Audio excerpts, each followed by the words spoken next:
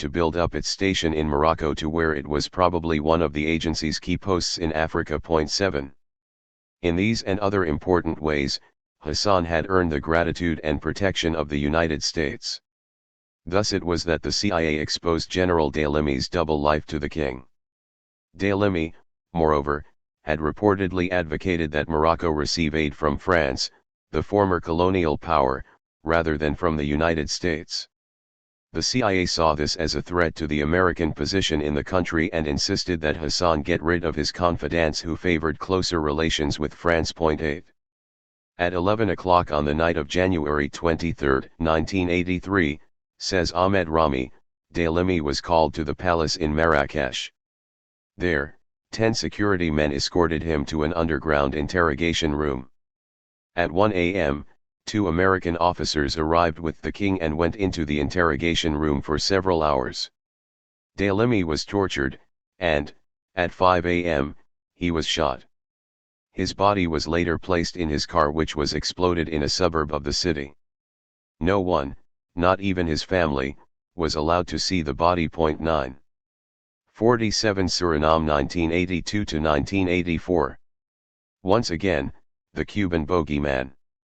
It was unusual, to be sure, that the director of the CIA would inform Congress in advance of an agency plan to overthrow a foreign government. President Reagan, said William Casey to the House and Senate Intelligence Committees in December 1982, had authorized the CIA to try to topple Suriname ruler Col. Desi Bouterse. The agency's plan reportedly called for the formation of an exile paramilitary force to invade Suriname because Bouterse, who had taken power in a 1980 military coup, was leading the small South American country into the proverbial and dreaded Cuban orbit. 1. The congressional committee members, while not opposed in principle to the idea of attempting to overthrow a foreign government, too did object to the proposal on the grounds that there was no evidence that Cuba was manipulating the government in Suriname, or gaining a military foothold in the country. 3. Inasmuch as rational argument of this sort had never made too deep an impression upon the mind of Ronald Reagan or excessively inhibited the CIA, there was no reason to believe that this was the end of the story. Or even the beginning. 2 months earlier, in October, the Bouterse regime had threatened to expel 2 U.S. diplomats it accused of encouraging the country's conservative trade unions and of playing a key role in organizing anti-government demonstrations and strikes aimed at bringing the government down. 4 Then, on December 8, Suriname announced that a coup attempt had been made against the government. A number of alleged plotters were arrested, some of them winding up shot while trying to escape, evidently a euphemism for their execution. Bouterse claimed that the arrested men had been conspiring with the CIA. 5 One of those who lost his life was conservative union leader Cyril Dahl, who had helped organize anti-government demonstrations earlier in the year and who was said to have connections with the CIA through his Motor Bond Union's association with the CIA's ubiquitous American Institute for Free Labor Development, IFLD. 6. The following month, the 2 U.S. diplomats were actually asked to leave because of their destabilizing activities. 7. In July 1983 the plot thickened. The New York Times reported that an invasion of Suriname scheduled for the first of the month by Florida-based mercenaries was called off after the plans for it were discovered by the Internal Security Agency of the Netherlands, the former colonial power in Suriname when it was known as Dutch Guyana. The invasion force reportedly would have been composed of some 300 men, half of them U.S. and South American nationals, the others Surinamese, who were to be flown from Florida to the Suriname capital of Paramaribo on the northern tip of South America. The invaders were then to be augmented by Surinamese exiles from the Netherlands. It was this latter group which the Dutch had infiltrated to learn of the plans. 8. As had become customary concerning American targets in Latin America, stories about the presence of large numbers of Cuban soldiers in Suriname found their way into international circulation. Like their counterparts in Jamaica and Grenada, these warriors remained mythical figures. In spring 1983, Suriname entered into agreements with the neighboring right-wing government of Brazil, which provided for economic and military aid and military training. By the reasoning of the Reagan administration, Suriname should then have been in the Brazilian orbit. The simple truth was that Suriname, like other developing nations, was willing to accept help from wherever it could get it. And in fact, Brazil, which openly admitted that its purpose was saving Suriname from Cuba, had made the move at Washington's prodding point 9. As matters turned out, in October Bouterse expelled almost all Cuban advisors and embassy personnel, including the ambassador, and suspended all agreements with Havana.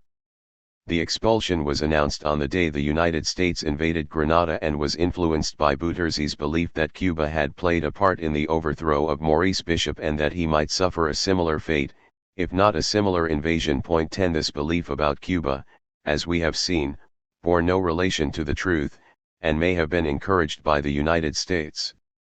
Newsweek magazine later reported that U.S. diplomats in the capital of Paramaribo made sure to keep Bouterse current on evidence that Cuba had aided the Grenadian coup, and the rest was left to his well-prepped paranoia. 11.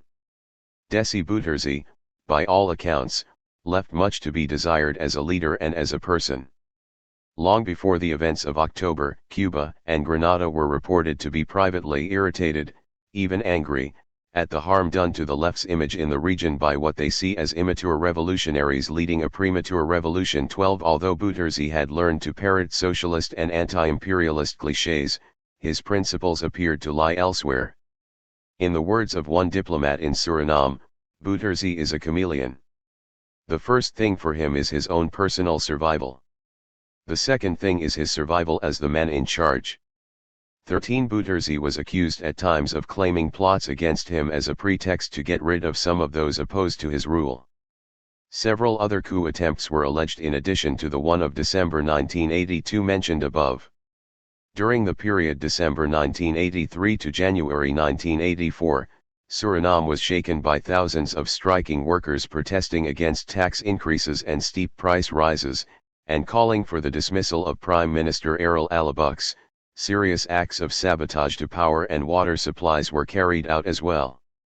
Bouterse gave in, removing Alabux and cancelling the price rises, but he did not accede to the demand that the military hand power back to civilians. 14. Although the scenario was reminiscent of CIA activities in British Guyana, Jamaica, and elsewhere, as well as what the Suriname government had accused the United States of in October 1982, there is no report of the agency's hand in the disturbances of this period.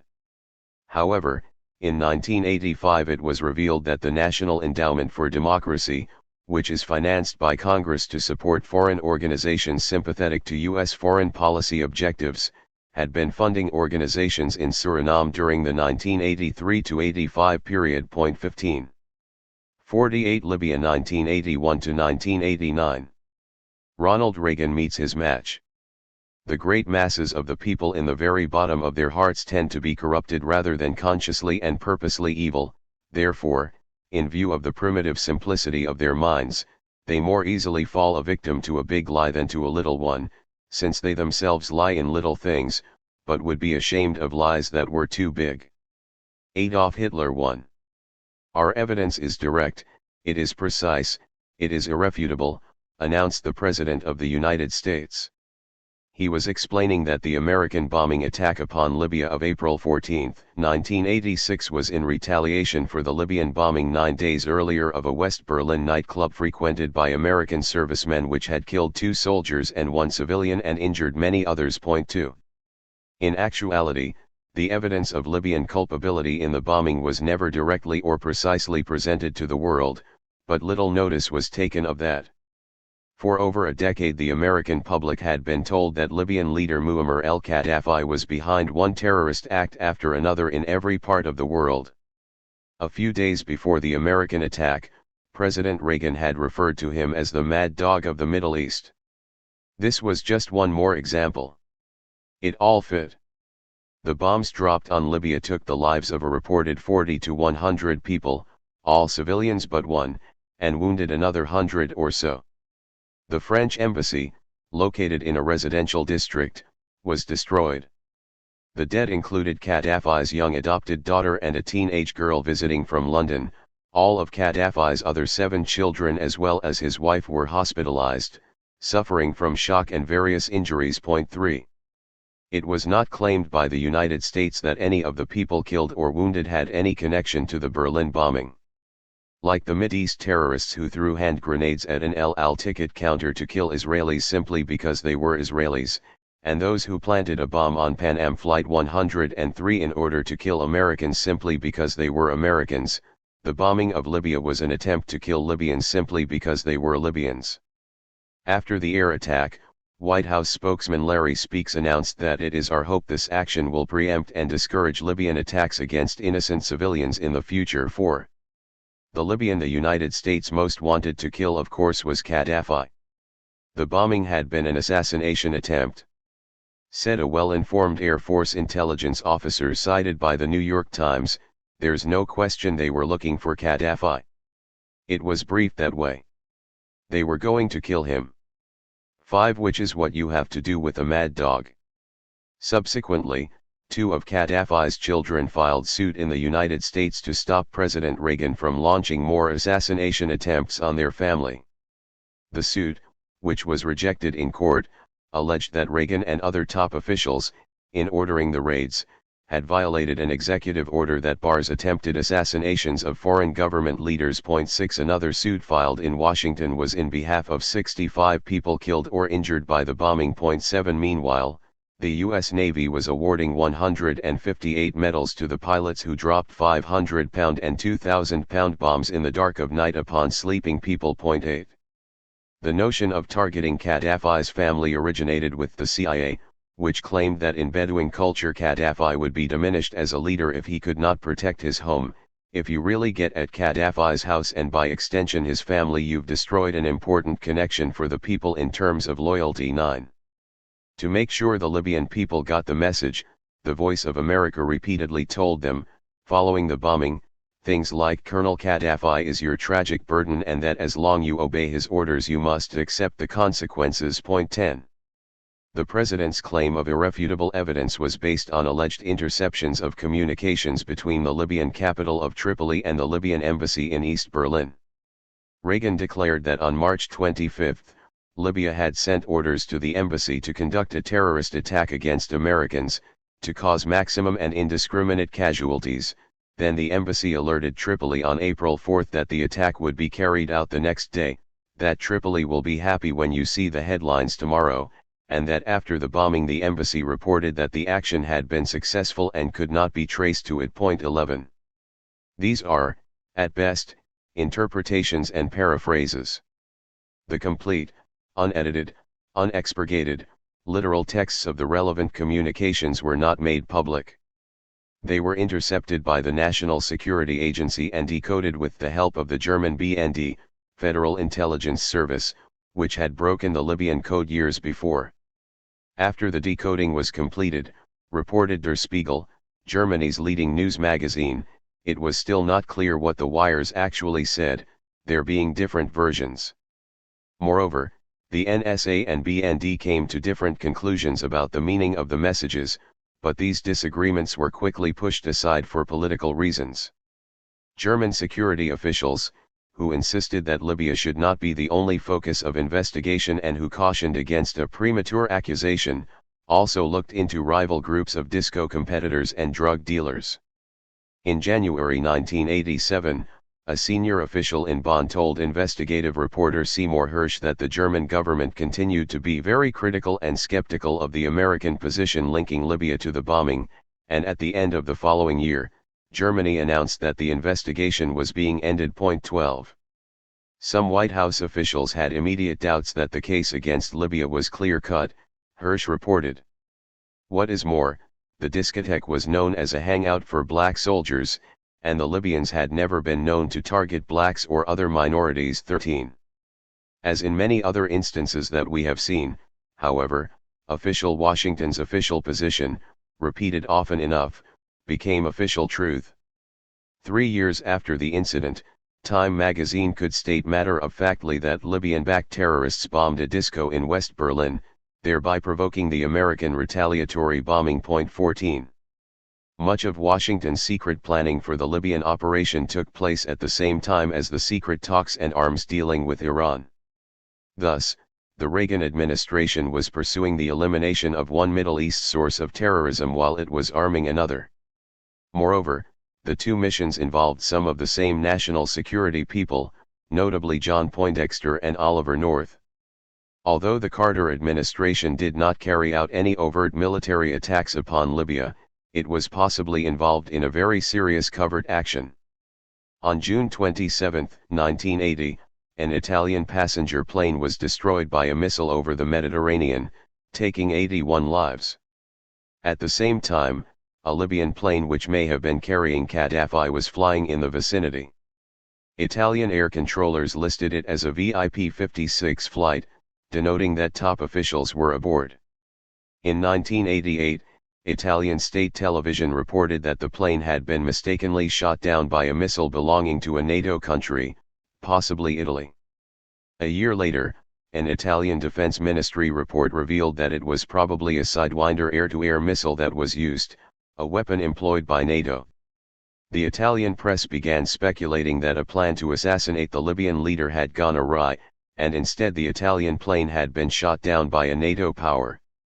At the time of the disaster, Gaddafi had hinted that the United States was responsible. The US and France, Libya's chief foes, issued denials, as well as NATO itself, but the Italian military was taking great pains to conceal information about the case. Nevertheless, an Air Force officer admitted to destroying the radar tape for that evening, and a civilian investigation suggested that many Air Force personnel were persuaded to lie or forget about the incident. 15.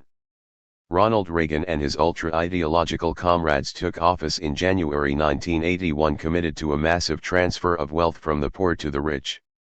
One of the pivotal ways in which they so artfully reached this end was through huge increases in the military budget, i.e., welfare for the rich, for defense industry friends and business associates, past, present, and future. But in order for the military-industrial intelligence complex to sell this to the American public and Congress, there had to be a fresh supply of wars, armed conflict, insurgencies, counterinsurgencies, or rumors and threats of same, and enemies, ideally of the monster type, to be defended against. Gaddafi was a designer monster, a quirky, unpredictable, super-uppity third-world leader, sitting on the world's 9th largest oil reserve, a man with deep-seated pan-Islamic, pan-Arabic, anti-Zionist, and anti-imperialist convictions, who had closed a strategic U.S. air base in Libya in 1970, an artless braggart mouthing revolutionary rhetoric so juvenile he could serve equally well as bogeyman or buffoon, a man carrying out or supporting enough real terrorist acts so that any exaggeration would be believed. There were elements of a bitter personal feud between the two men. Ronald Reagan, a man who played with airstrikes as if he were directing movie scenes, had chosen to take on a man who, like himself, was a prisoner of ideology and had left his mark on the world media with a trail of dogmatic observations and actions, as well as plain stupid remarks. All of the great prophets of modern times, Gaddafi said, have come from the desert and were uneducated. Mohammed, Jesus and myself, 16. The Libyan leader, however, did have a social conscience, not a quality known to be part of Ronald Reagan's DNA. You don't see poverty or hunger here. Basic needs are met to a greater degree than in any other Arab country, reported Newsweek in 1981 about Libya. 17. Gaddafi's principal crime in Reagan's eyes was not that he supported terrorist groups, but that he supported the wrong terrorist groups, i.e., Gaddafi was not supporting the same terrorists that Washington was, such as the Nicaraguan Contras, UNITA in Angola, Cuban exiles in Miami, the governments of El Salvador and Guatemala, and the U.S. military in Grenada. The one band of terrorists the two men supported in common was the Mujahideen in Afghanistan. Some of the belligerent American operations against Gaddafi, actual and threatened, and charges of Libyan terrorism, actual and fabricated, were timed to stir up American jingoist juices when Congress was debating the military budget or aid to Reagan's favorite terrorists, whom he called freedom fighters. The April 14, 1986 bombing of Libya, for example, came one day before the House opened a new round of debate on aid to the Contras.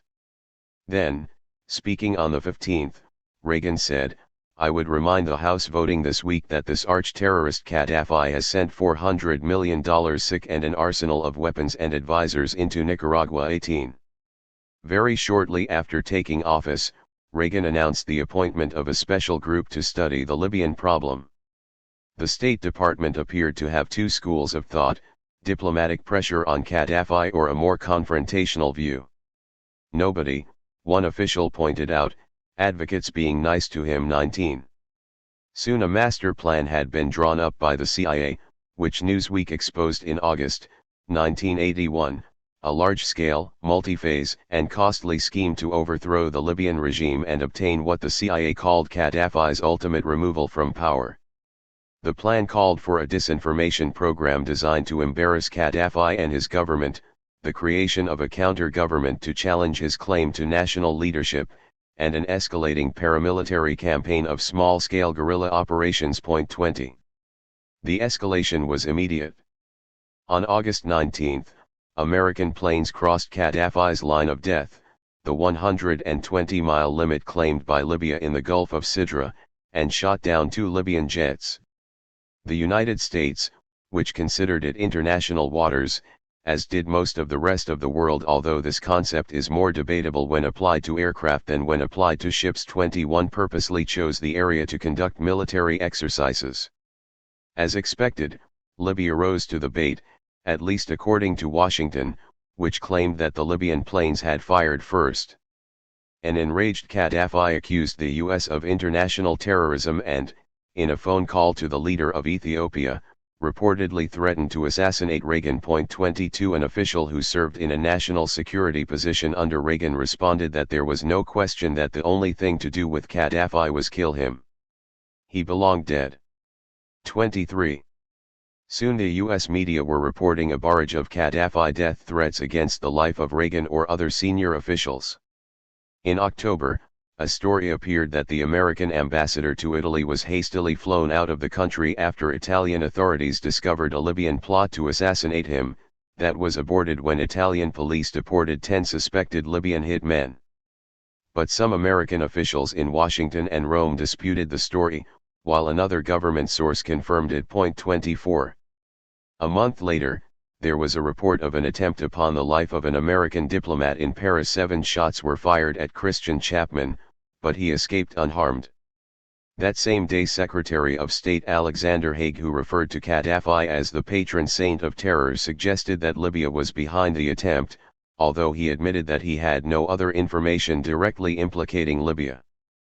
But Chapman had recently received some threats, said the French government, some of which had been traced to Tripoli. 25 A New York Times analysis of the incident, however, concluded that something less than an organized assassination attempt might have been involved. 26. In late November, the administration announced that a number of terrorists trained in Libya had entered the United States with plans to assassinate President Reagan or other officials. This prompted a huge nationwide search for the Libyan hit squad and for Americans to whom they might turn for assistance, including the Weather Underground.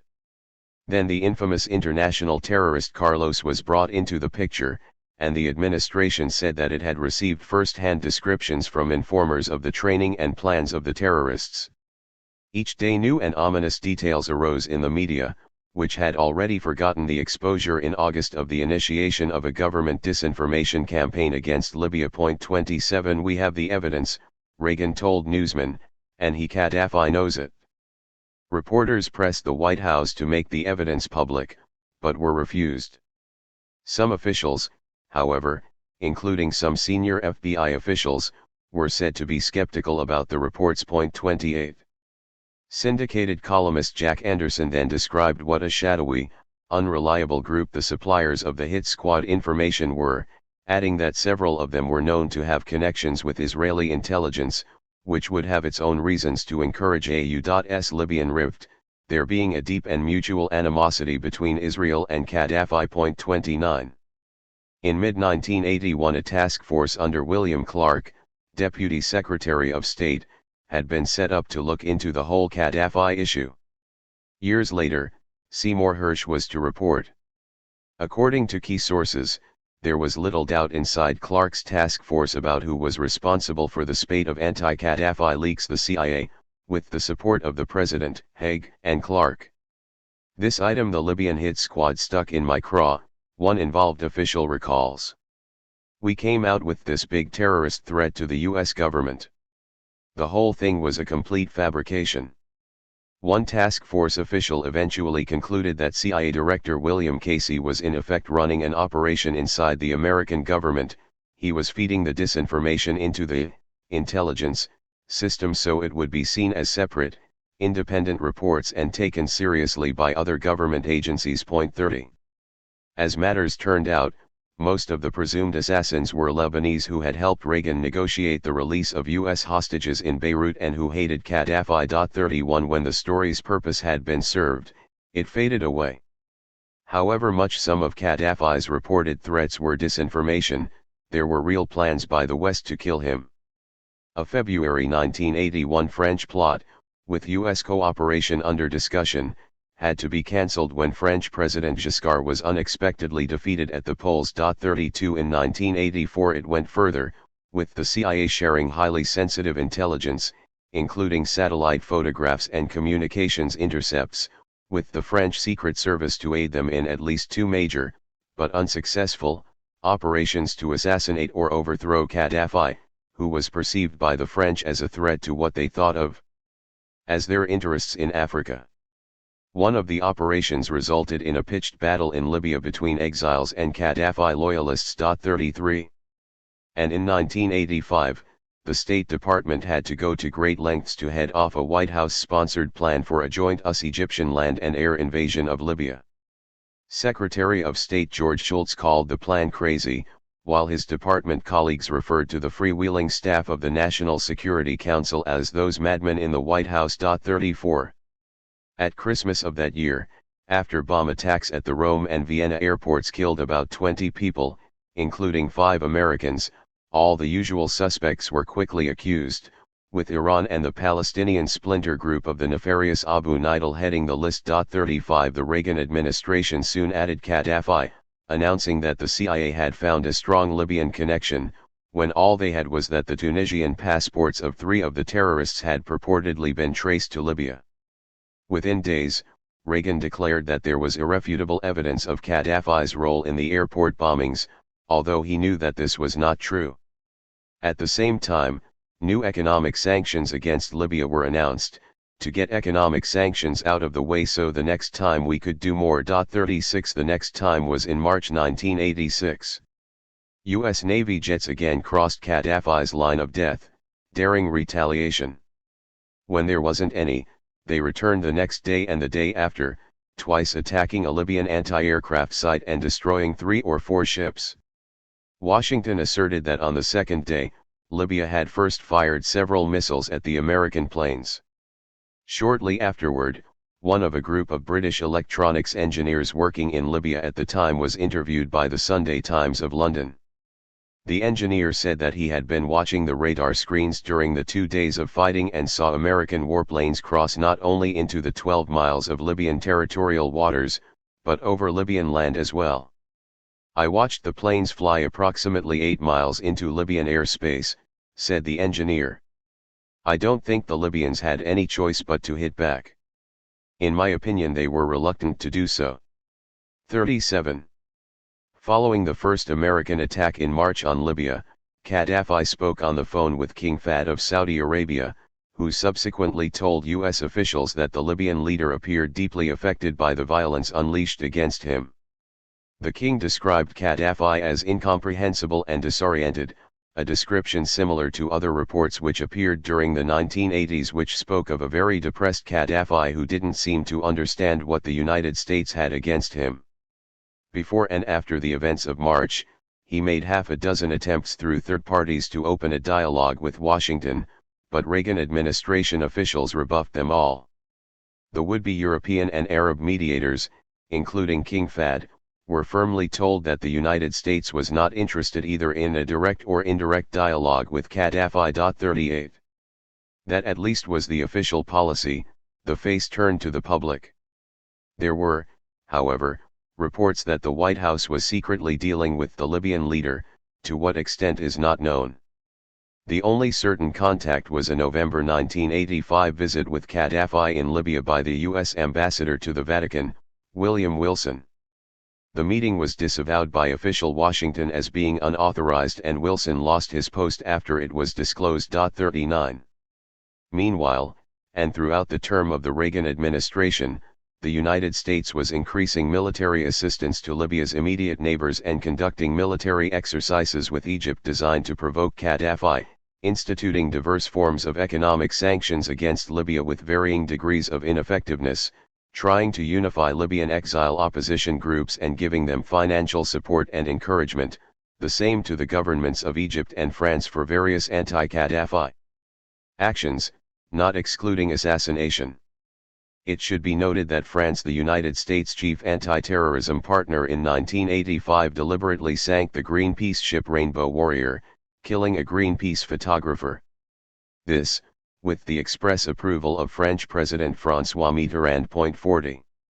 Disinformation was a regular part of the process, using the foreign and American press to publicize fictitious new Libyan terrorist plans, and to announce with each new terrorist act that occurred in the Western world that Libya may be responsible, to make Gaddafi believe that key trusted aides were disloyal, that the Libyan military was plotting against him, that his Russian military advisors were plotting against him, that his troops were deserting en masse, or that a new U.S. military attack was on the horizon, a process they hoped would push the man into irrational acts. His imminent downfall was predicted as regularly as that of Castro. 41. One operation involved Navy SEAL commandos landing on Libyan beaches and leaving telltale signs of the incursions such as matchboxes and Israeli cigarette butts to make the Libyans nervous, ever more paranoid. 42. An August 1986 memo from John Poindexter, the President's National Security Advisor, which spelled out some of the disinformation program, mentions itself that at the time Gaddafi was quiescent on the terrorist front. 43. Shortly afterward, a key Reagan administration official admitted to American reporters that if pressed for hard evidence of the charges against Libya they wouldn't have any. It will look like we're crying wolf once again. 44. In response to the Poindexter memo, the exposure of which had caused a mini scandal, the senior spokesman for the State Department, Bernard Kalb, resigned in protest, because he was worried about faith in America, American credibility, and anything which hurts America. 45.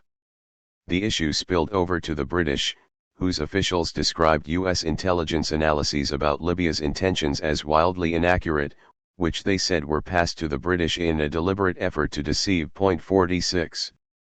In this same period, in light of new U.S. news reports, engendered by the Poindexter memo, of possible further strikes against Libya in retaliation for terrorist actions allegedly being planned by Gaddafi's regime, Libya's effective prime minister called upon the United States to furnish details on the alleged actions so that Libya could cooperate fully to avert and abort such attacks and apprehend the individuals and put them on trial. He said that his request, sent to Washington through diplomatic channels, had gone unanswered. 47. The next day, Gaddafi, in a speech in Libya, challenged the United States to produce bank statements showing that Libya financed terrorism. 48. Half the lies they tell about the Irish aren't true, a son of Aaron once observed. The regular employment of disinformation about Gaddafi and Libya by the United States so clouded the historical picture that it is extremely difficult in most cases to separate fact from fiction, to distinguish Libyan moral or token backing or simply promises to a revolutionary movement from major, vital support. The fact that the Reagan administration felt the need to undertake disinformation campaigns against Libya indicates a paucity of smoking guns. On September 1, 1969, Captain Muammar el-Gaddafi had led a group of fellow officers in a bloodless overthrow of the monarchy and established the Libyan Arab Republic. Despite his trouble-making abroad, he initially kept in the good graces of the West, the U.S. thwarting several serious plots against his rule during his first 2 years. 49. Because of his fierce anti-communism, which stemmed basically from his taking Marxism's implicit atheism at face value and viewing it as irreconcilably at odds with his Islamic faith. but this did not keep him from trying to institute revolutionary social and economic changes in Libyan society which others called Marxist.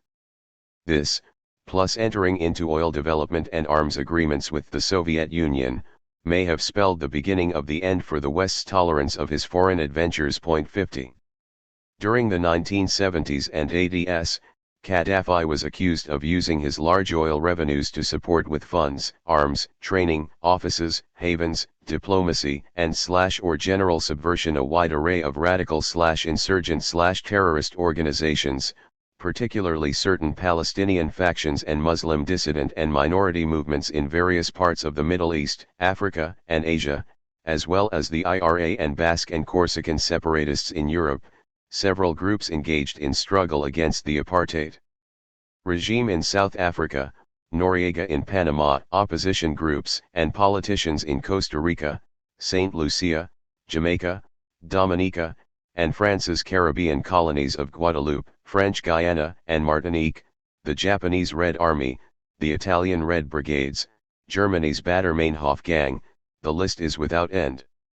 It was claimed as well that Libya was behind, or at least somehow linked to, the attempt on Pope John Paul's life, the assassination of Egyptian President Anwar Sadat, mining the Suez Canal, attempting to blow up the U.S. Embassy in Cairo, various plane hijackings, a bomb explosion on an American airliner over Greece, blowing up a synagogue in Istanbul, and seeking to destabilize the governments of Chad, Liberia, the Sudan, and other African countries, and Gaddafi took drugs, was an extreme womanizer, was bisexual, dressed in women's clothing, wore makeup, carried a teddy bear, had epileptic fits. 51. More established is the fact that for several years Gaddafi made use of former CIA staffers, notably Edwin Wilson and Frank Turpil, to supply him with aircraft and pilots, mechanics and Green Beret instructors, all manner of sophisticated weaponry, equipment, and explosives, and to help set up paramilitary training camps in Libya. 52. And Amnesty International, in 1987, concluded that Libya had carried out attacks on at least 37 anti-Gaddafi dissidents abroad since 1980, with 25 being killed. 53.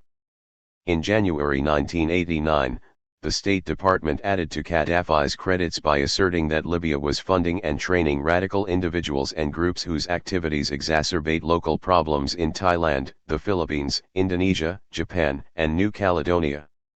A few months earlier, the CIA had accused Libya of building the largest poison gas plant in the world. 54. In March 1990, a fire broke out at the plant in question and burned it to the ground. President Bush immediately and personally assured the world that the United States absolutely had nothing to do with the fire. A week earlier, the White House spokesman had been asked if the U.S. might take military action to destroy the plant. "We don't rule out anything," was the reply. 55. And in Chicago, members of a street gang were convicted in late 1987 of planning terrorist activities. U.S. prosecutors charged that the gang expected to receive $2.5 million from Libya for assassination attempts on American politicians and for attacks on U.S. aircraft and government facilities. 56.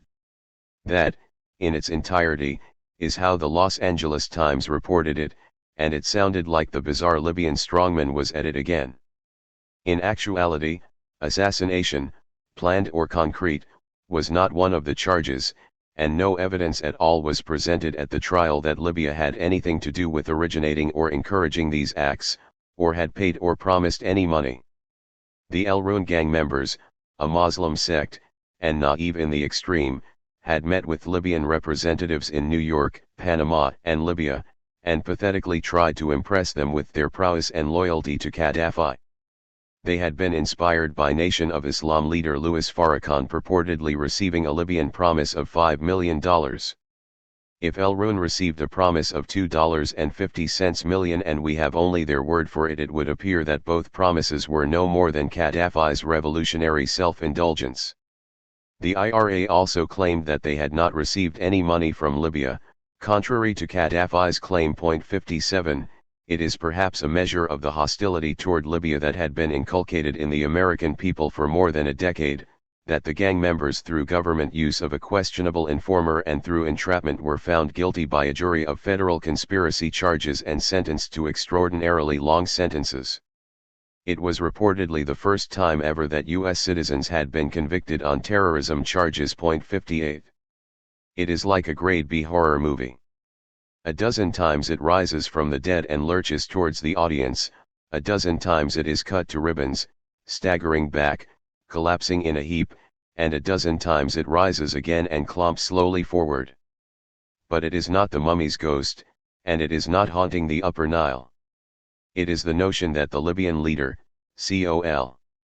Muammar Gaddafi, is responsible for every act of terrorism in the entire world, and it haunts the pages of the Western press and the screens of Western television sets. 59. Pan Am Flight 103. On December 21, 1988, Pan Am Flight 103 exploded over Lockerbie, Scotland, killing 270 people, more than half of them Americans. 5 months later, the State Department announced that the CIA was confident that the villains who planted the bomb were members of the Popular Front for the Liberation of Palestine General Command, PFLPGC, led by Ahmet Jibril, based in Syria, and hired by Iran to avenge the American shooting down of an Iranian airliner. 60 Though little could be done to apprehend Jibril and his cohorts, this remained the U.S. government's official, certain, and oft-repeated judgment, even though Syria and Iran were viewed as the keys to the release of Western hostages held in Lebanon. Then, in 1990, something strange happened. The United States was preparing to go to war against Iraq, when who should pop up as one of its allies, sending troops to Saudi Arabia in the jihad against Saddam Hussein? None other than the terrorist haven land of Syria. And whose cooperation in the war was Washington angling for? The wicked Iran. This would not do. In early October, American officials declared that newly uncovered evidence indicated that Libyan intelligence agents may have assembled and planted the bomb. But this, they were quick to point out, did not clear Iran, Syria, or the PFLPGC of complicity. 61. After the war, little by little, a putative case against Libya was leaked, until November 14, 1991, when 2 Libyan intelligence operatives were indicted in absentia as the perpetrators. The head of the Justice Department's Criminal Division asserted the same day that there was no evidence to link either Syria or Iran to the bombing, and he brushed aside suggestions that the conclusion had been influenced by the United States' desire for improved relations with Syria. 62 Within the next 20 days, the remaining 4 American hostages held in Lebanon were released along with the most prominent hostage, Britisher Terry Waite. And the evidence against the 2 Libyans. 2 pieces of metal the size of fingernails, allegedly from electronic timing devices. One has to read the detailed account of what the case against Libya rests upon to appreciate its full shakiness. 63 Moreover, in December 1993, a BBC program, Silence Over Lockerbie, presented new findings which cast significant doubt about the case against Libya and indicated that Britain and the United States may have fingered Libya to divert suspicion from Syria and Iran. The key new information was that the Swiss manufacturer of the electronic timers changed his previous story, which had named Libya as the only purchaser of such devices. He now remembered that he had sold some of the timers to East Germany as well. There were close links between the East German secret police and the PFLPGC and other Arab terrorist groups. Even more significant, an engineer with the Swiss company declared that he had told the Lockerbie investigators about the East German connection in late 1990, which means that the international investigators knew that their accusation against Libya had a large, if not fatal, hole in it either before the accusation was made public in October, or shortly thereafter. 64 No German judge could, with the present evidence, put the 2 suspects into jail, declared Volker Rath, German government prosecutor and specialist in Lockerbie, in 1994.65. Postscript, in 2003, the Libyan government accepted responsibility for the 1988 bombing without admitting to an actual role in the event in the hope of ending US and UN sanctions. Libya agreed to this because in 2001 a Libyan had been found guilty in a trial in The Hague of having planted the bomb. This trial, however, was widely regarded as a farce. 66. The new Gaddafi. It may be that the oft-depressed Muammar el-Gaddafi finally began to understand, finding his way past the verbiage and the disinformation what the United States and other governments had against him. In the latter half of 1988 he seemed to grow up, instituting a host of progressive changes into Libyan society, freeing up civil liberties, releasing hundreds of political prisoners, removing restrictions on travel abroad, loosening up the economy. All Libyans are called upon to become bourgeois, at the same time making peace or improving relations with a number of African neighbors. 67. But as the year 1989 opened and Washington prepared to shift from Ronald Reagan to George Bush, the United States marked the occasion by conducting some more military exercises in Libya's backyard and shooting down 2 more Libyan planes. The State Department then saw fit at this particular time to issue its most detailed account to date of Libyan involvement in international terrorism, an attempt to maintain international pressure on Libya, wrote the Los Angeles Times. 68. Nonetheless, Gaddafi continued to display his new persona. He announced that he had decided to cut off or trim the flow of funds to various foreign groups, and he told several Palestinian groups that they would no longer receive direct funding from his government and would have to close their offices in Libya. He also admitted that Libya had bankrolled terrorist groups, but said that it no longer did so. When we discovered that these groups were causing more harm than benefit to the Arab cause, we halted our aid to them completely and withdrew our support, adding that he did not wish for any confrontation with Washington. 69. The United States was not impressed with any of this. It may have felt that it had nothing to gain by relaxing its crusade against Gaddafi, but it did have an enemy to lose. 49. Nicaragua 1978 to 1990. Destabilization in slow motion. I have the most conclusive evidence that arms and munitions in large quantities have been on several occasions shipped to the revolutionists in Nicaragua. I am sure it is not the desire of the United States to intervene in the internal affairs of Nicaragua or of any other Central American republic. Nevertheless, it must be said, that we have a very definite and special interest in the maintenance of order and good government in Nicaragua at the present time. The United States cannot, therefore, fail to view with deep concern any serious threat to stability and constitutional government in Nicaragua tending toward anarchy and jeopardizing American interests, especially if such state of affairs is contributed to or brought about by outside influence or by any foreign power. 1. In this manner did President Calvin Coolidge address the Congress of the United States in 1927. The revolutionaries he was voicing alarm about were those supporters of the Liberal Party, one of whom was Augusto Cesar Sandino, who had taken up arms against the Conservative Party government which they claimed was illegally in office. The foreign power accused of arming the liberals was the Mexican government, which the Coolidge administration viewed as being impregnated with Bolshevist ideas. The American interests thought to be in jeopardy were the usual business investments, flaunted more openly in those days than later. Thus it came to pass that the Marines landed in Nicaragua for the 12th time in less than 3/4 of a century. See Appendix 2. In the 1980s, it was the revolutionary Nicaraguan government of the Sandinistas which alarmed the administration of Ronald Reagan, who described Coolidge as his political patron saint.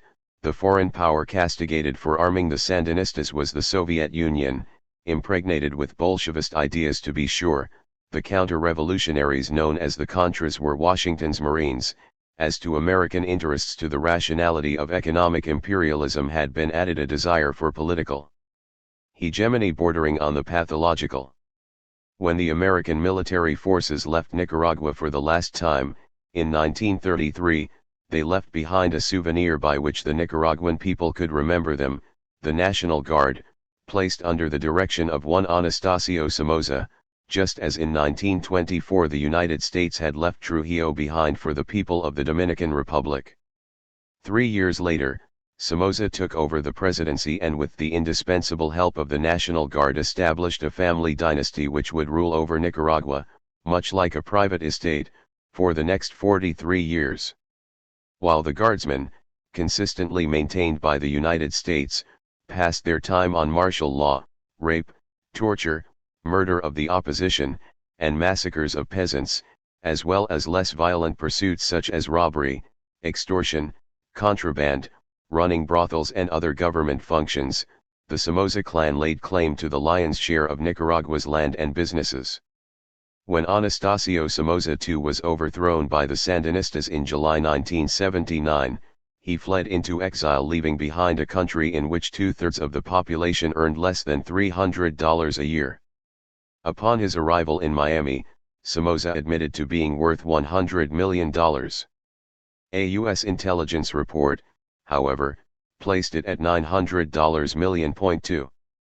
It was fortunate for the new Nicaraguan leaders that they came to power while Jimmy Carter sat in the White House. It gave them a year and a half of relative breathing space to take the first steps in their planned reconstruction of an impoverished society before the relentless hostility of the Reagan administration descended upon them, which is not to say that Carter welcomed the Sandinista victory. In 1978, with Somoza nearing collapse, Carter authorized covert CIA support for the press and labor unions in Nicaragua in an attempt to create a moderate alternative to the Sandinistas. 3 Towards the same end, American diplomats were conferring with non-leftist Nicaraguan opponents of Somoza. Washington's idea of moderate, according to a group of prominent Nicaraguans who walked out on the discussions, was the inclusion of Somoza's political party in the future government and leaving practically intact the corrupt structure of the Somocista apparatus, including the National Guard, albeit in some reorganized form. 4 Indeed, at this same time, the head of the U.S. Southern Command, Latin America, Lt. General Dennis McAuliffe, was telling Somoza that, although he had to abdicate, the United States had no intention of permitting a settlement which would lead to the destruction of the National Guard. 5 This was a notion remarkably insensitive to the deep loathing for the Guard felt by the great majority of the Nicaraguan people. The United States, moreover, tried, unsuccessfully, to convince the Organization of American States to send in a peacekeeping force 6, a body which could only have stood in the way of the insurgents' military progress, and in neighboring Costa Rica the American ambassador saw fit to complain to the government that Cuba had set up a center to oversee its military support of the Sandinistas, resulting in the Cubans being forced to move their headquarters to their consulate. 7 After the Sandinistas took power, Carter authorized the CIA to provide financial and other support to their opponents. 8 At the same time, Washington pressured the Sandinistas to include certain men in the new government. 9 Although these tactics failed, the Carter administration did not refuse to give aid to Nicaragua. Ronald Reagan was later to point to this and ask, "Can anybody doubt the generosity and good faith of the American people?" What the president failed to explain was a. Almost all of the aid had gone to non-governmental agencies and to the private sector, including the American Institute for Free Labor Development, the longtime CIA front. In 1981, the U.S. Solicitor General, while arguing before the Supreme Court, inadvertently touched upon the link between the IFLD and the CIA. When this was picked up by the press, he lamely said that he had been speaking hypothetically. 10. B. The primary and expressed motivation for the aid was to strengthen the hands of the so-called moderate opposition and undercut the influence of socialist countries in Nicaragua. C. All military aid was withheld despite repeated pleas from the Nicaraguan government about its need and right to such help. 11 The defeated National Guardsmen and other supporters of Somoza had not, after all, disappeared.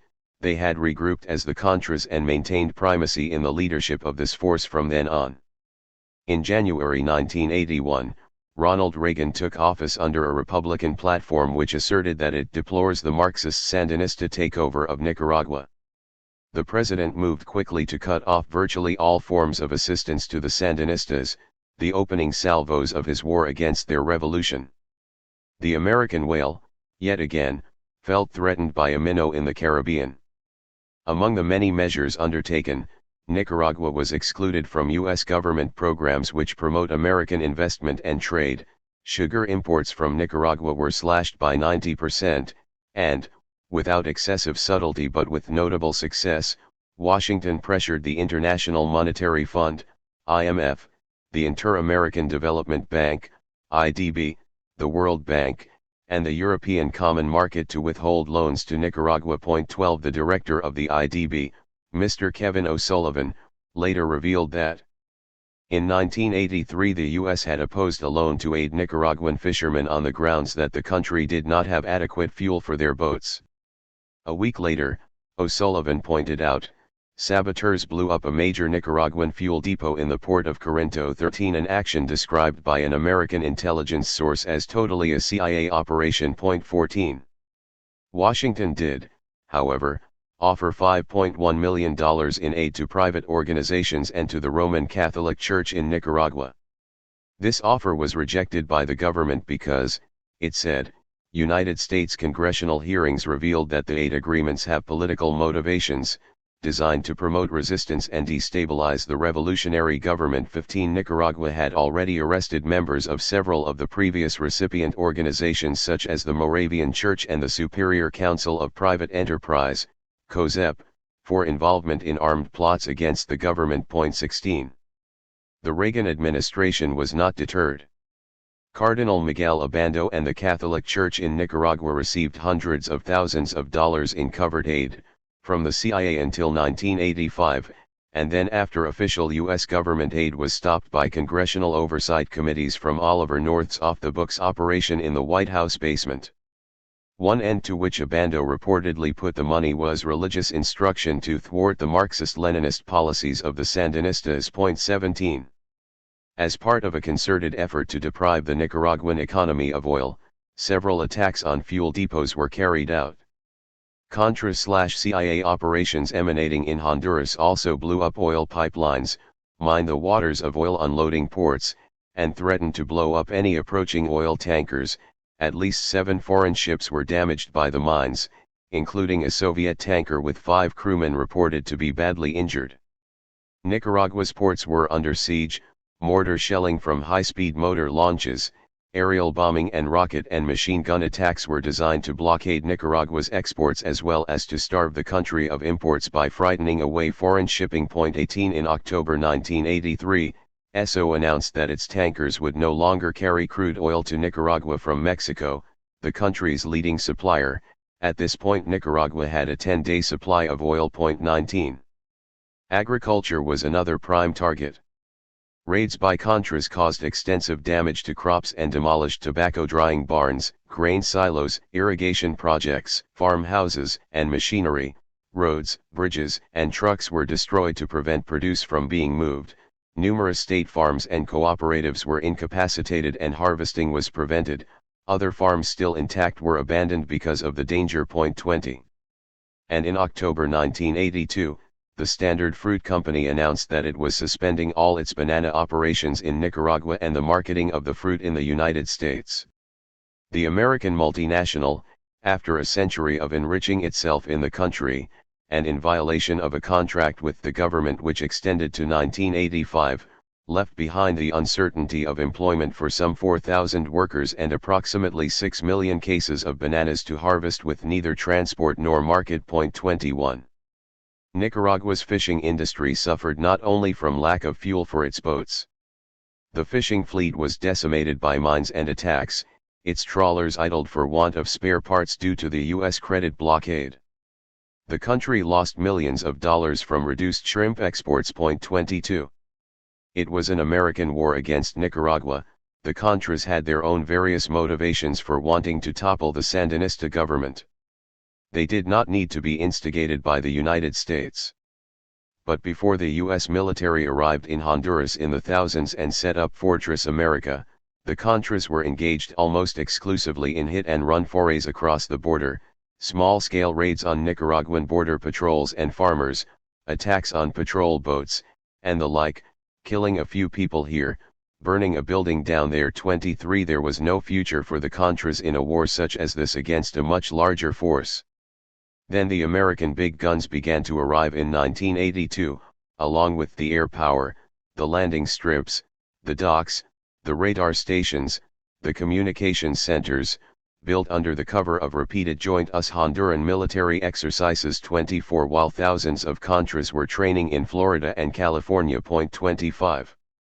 U.S. and Honduran reconnaissance planes, usually piloted by Americans, began regular overflights into Nicaragua to photograph bombing and sabotage targets, track Sandinista military maneuvers and equipment, spot the planting of mines, eavesdrop on military communications and map the terrain. Electronic surveillance ships off the coast of Nicaragua partook in the bugging of a nation. 26 said a former CIA analyst, "Our intelligence from Nicaragua is so good, we can hear the toilets flush in Managua." 27. Meanwhile, American pilots were flying diverse kinds of combat missions against Nicaraguan troops and carrying supplies to Contras inside Nicaraguan territory. Several were shot down and killed. 28 Some flew in civilian clothes, after having been told that they would be disavowed by the Pentagon if captured. 29 Some Contras told American congressmen that they were ordered to claim responsibility for a bombing raid organized by the CIA and flown by agency mercenaries. 30 Honduran troops as well were trained by the U.S. for bloody hit-and-run operations into Nicaragua. 31, and so it went, as in El Salvador, the full extent of American involvement in the fighting will never be known. The Contras' brutality earned them a wide notoriety. They regularly destroyed health centers, schools, agricultural cooperatives, and community centers, symbols of the Sandinista social programs in rural areas. People caught in these assaults were often tortured and killed in the most gruesome ways. One example, reported by The Guardian of London, suffices. In the words of a survivor of a raid in Jinotega province, which borders on Honduras, Rosa had her breasts cut off. Then they cut into her chest and took out her heart. The men had their arms broken, their testicles cut off, and their eyes poked out.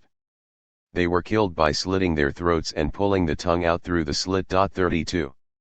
America's Watch, the human rights organization, concluded that the Contras systematically engage in violent abuses, so prevalent that these may be said to be their principal means of waging war.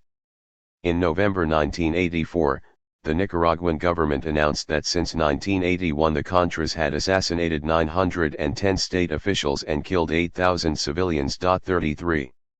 The analogy is inescapable: if Nicaragua had been Israel, and the Contras the PLO, the Sandinistas would have long before made a lightning bombing raid on the bases in Honduras and wiped them out completely. The United States would have tacitly approved the action, the Soviet Union would have condemned it but done nothing, the rest of the world would have raised their eyebrows, and that would have been the end of it. After many Contra atrocity stories had been reported in the world press, it was disclosed in October 1984 that the CIA had prepared a manual of instruction for its clients which, amongst other things, encouraged the use of violence against civilians. In the wake of the furor in Congress caused by the exposé, the State Department was obliged to publicly condemn the Contras' terrorist activities.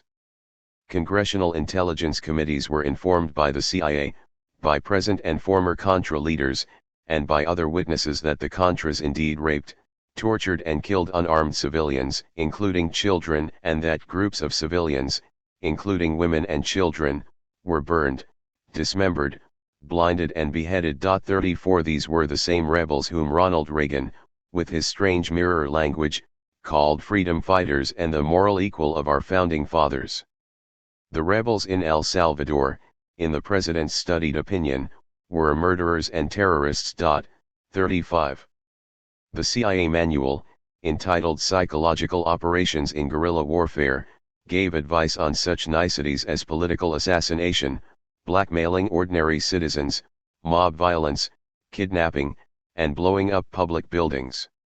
Upon entering a town, it said, establish a public tribunal where the guerrillas can shame, ridicule, and humiliate Sandinistas and their sympathizers by shouting slogans and jeers.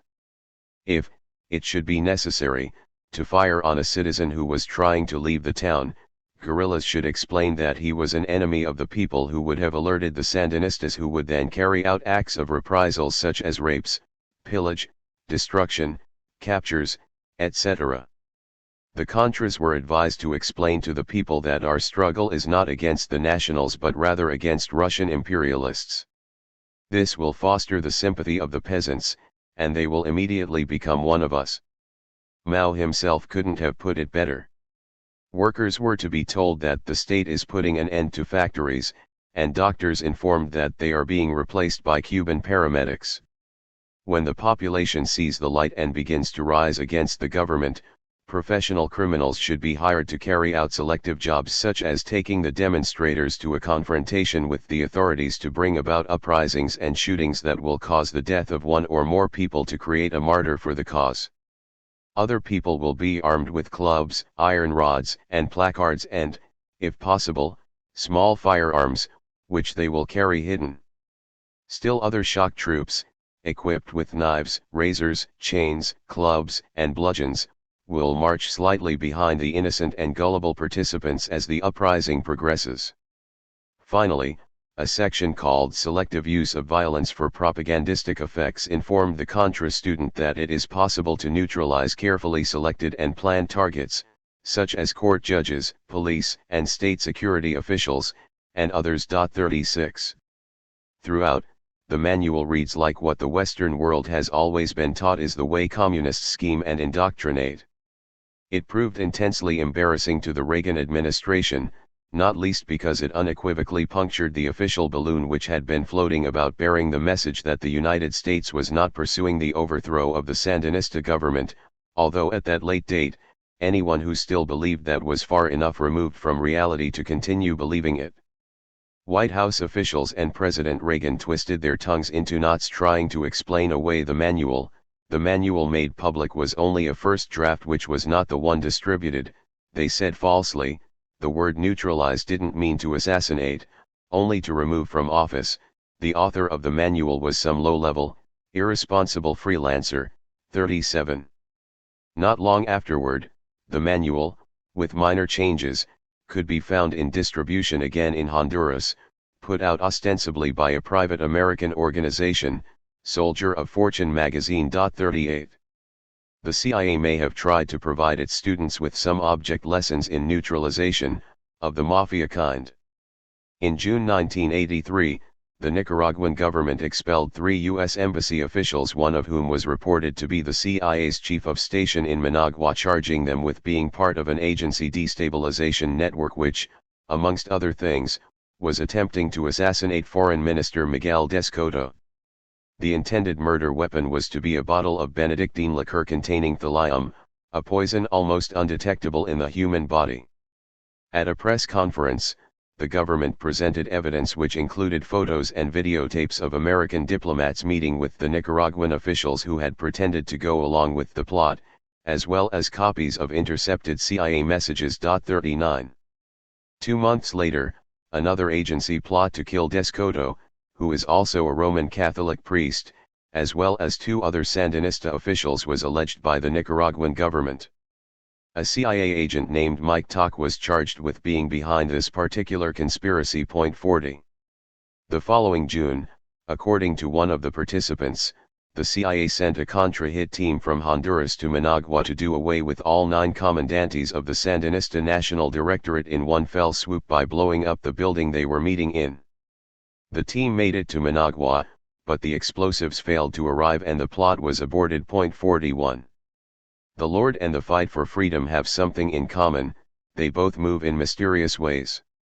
If the CIA's guerrilla manual was not an odd enough tool of liberty, the agency's comic book surely was.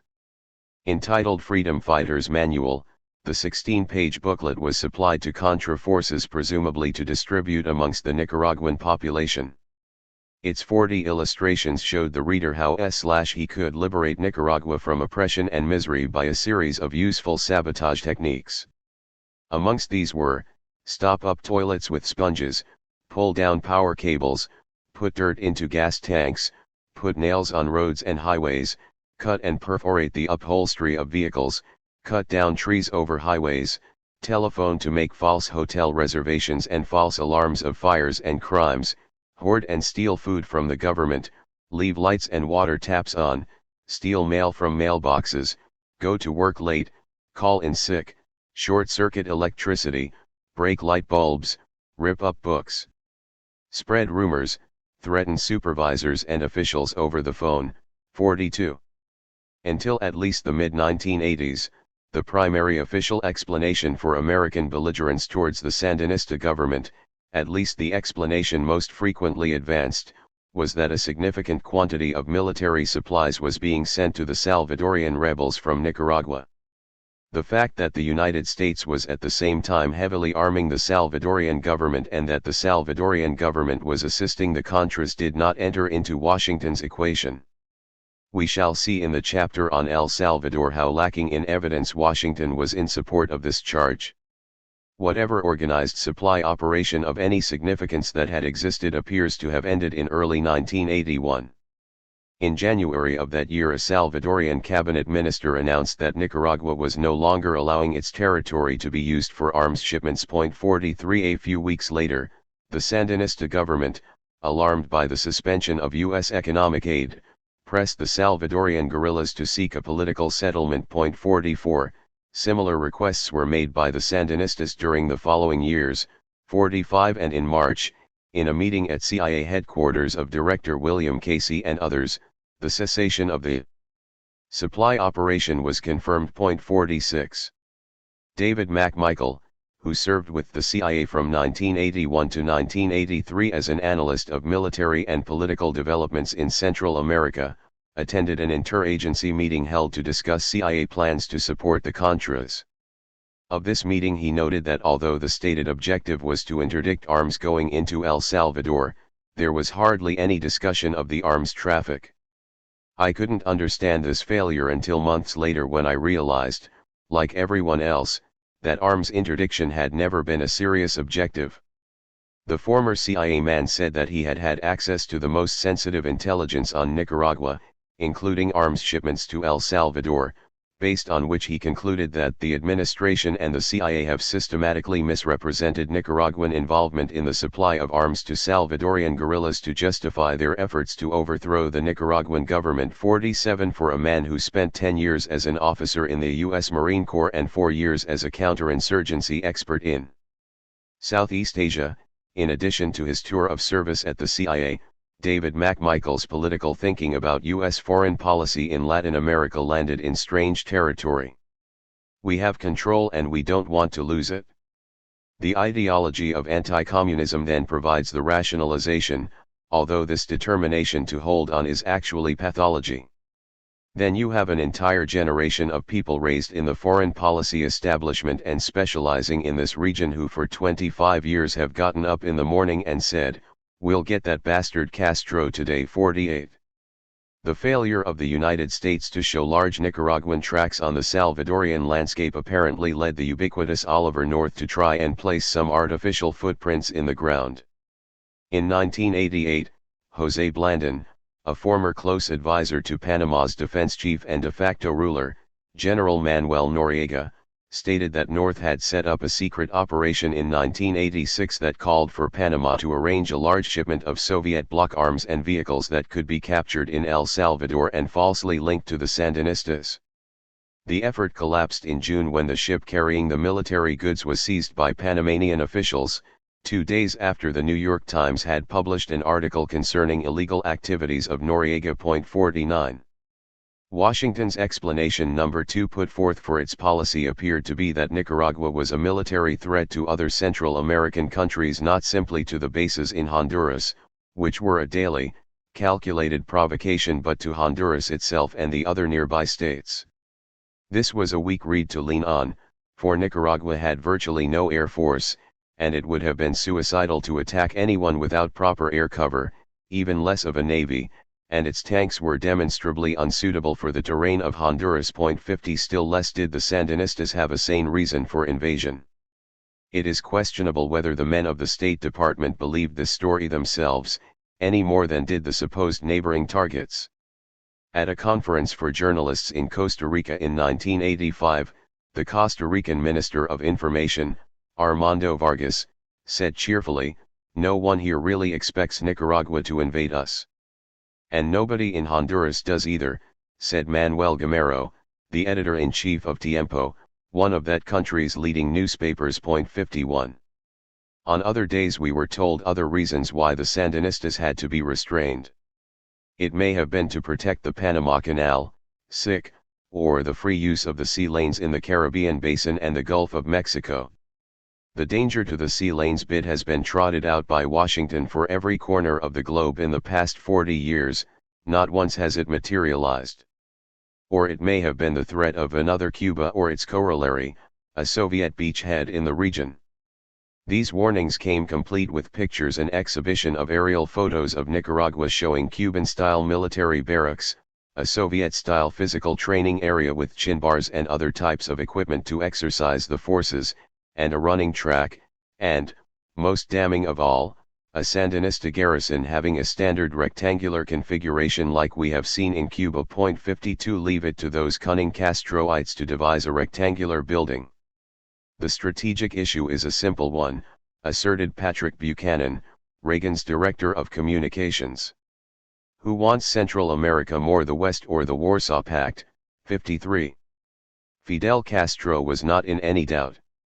On at least 2 occasions he expressed in no uncertain terms his frustration and annoyance with the Soviet Union for not sufficiently aiding Nicaragua and for what he saw as the Russians' weak and indecisive response to American pressure against the Sandinista government, even in the face of a Russian ship being damaged by CIA mines. The Cuban leader failed to attend the funeral of Soviet leader Chernenko in March 1985 and did not sign the Book of Condolences at the Soviet embassy in Havana, apparently to register his displeasure with Soviet policy. Responded a Soviet diplomat, "We obviously place a priority on improving relations with our adversary. We have to seek a balance with the US, so naturally we will say to the Cubans, calm down, we are not interested in sharpening the situation in Angola and Nicaragua." 54. In the think tanks and the academic institutes in Moscow where Soviet policy towards Central America is discussed and debated, reported The Guardian of London, the emphasis is on dialogue and negotiation, and if the Soviet Union agrees on one thing with the United States, it is that there should be no more Cubas, a reference to the heavy economic and political burden Cuba had placed upon Moscow over the years. 55. Oliver North was not in any doubt either as to who wanted Central America more. Said the lieutenant colonel to one of the private American contributors to the Contras, "Russia would never go up against us to save Nicaragua." of 56. Neither was Poland in doubt. The Warsaw Pact member sold arms to the Contras, as did the Communist Chinese. 57. In 1987, Soviet leader Mikhail Gorbachev offered to end Soviet military aid to Nicaragua if the United States ended its military support of the Contras. Reagan confirmed that Gorbachev had raised this matter with him, but there is no indication that the president followed up in any way. 58. In January 1983, the so-called Contadora Group, composed of Mexico, Panama, Colombia, and Venezuela, began to meet periodically in an attempt to still the troubled waters of Central America. Rejecting at the outset the idea that the conflicts of the region could or should be seen as part of an East-West confrontation, they conferred with all the nations involved, including the United States. The complex and lengthy discussions eventually gave birth to a 21-point treaty which dealt with the most contentious issues: civil war, foreign intervention, elections, and human rights. Washington, which was not itself to be a signatory to the treaty, though obviously indispensable to its implementation, pressed Managua to sign, partly for domestic consumption, congressional support of the administration's Nicaragua policy and the 1984 presidential elections, and partly to be able to take jabs at Nicaragua, saying that it would make the country a democracy and halt their export of revolution. Then, much to Washington's surprise, on September 7, 1984, Nicaragua announced its intention to sign the treaty. Until this moment, the United States had not publicly criticized the treaty's provisions, but immediately Washington began to find things wrong with it and called for changes. The State Department declared that the Contadora Group didn't intend that this treaty document be the end of the process, but a high-ranking diplomat from one of the Contadora countries insisted that everyone had treated it as a final document from the beginning, as had the U.S. representatives. 59. What alarmed Washington about the treaty was its provisions for the removal from each country of all foreign military bases, restrictions on foreign military personnel, armaments, and military exercises, and a prohibition on aid to insurgent forces seeking to overthrow a government. It was enough to put an interventionist power out of business. The United States refused to give its blessings to the agreement. Commented Rep. Michael Barnes, chairman of the House Foreign Affairs Subcommittee on the Western Hemisphere, the administration's objections to the treaty reinforce my belief that it's never had any real interest in a negotiated settlement. 60. After the Managua announcement, State Department officials admitted that they were concerned that it might undermine the administration's efforts to portray the Sandinistas as the primary source of tension in Central America. Some officials argued that a trip scheduled by Sandinista leader Daniel Ortega to Los Angeles should not be approved, in part, to punish Mr. Ortega and the Sandinistas for accepting the Contadora peace proposal. 61. Nicaragua's willingness to sign the treaty was labeled a propaganda ploy. 62. 1 month later, an internal National Security Council paper was able to note that the United States, through intensive lobbying efforts, had effectively blocked adoption of the treaty as it was written. 63.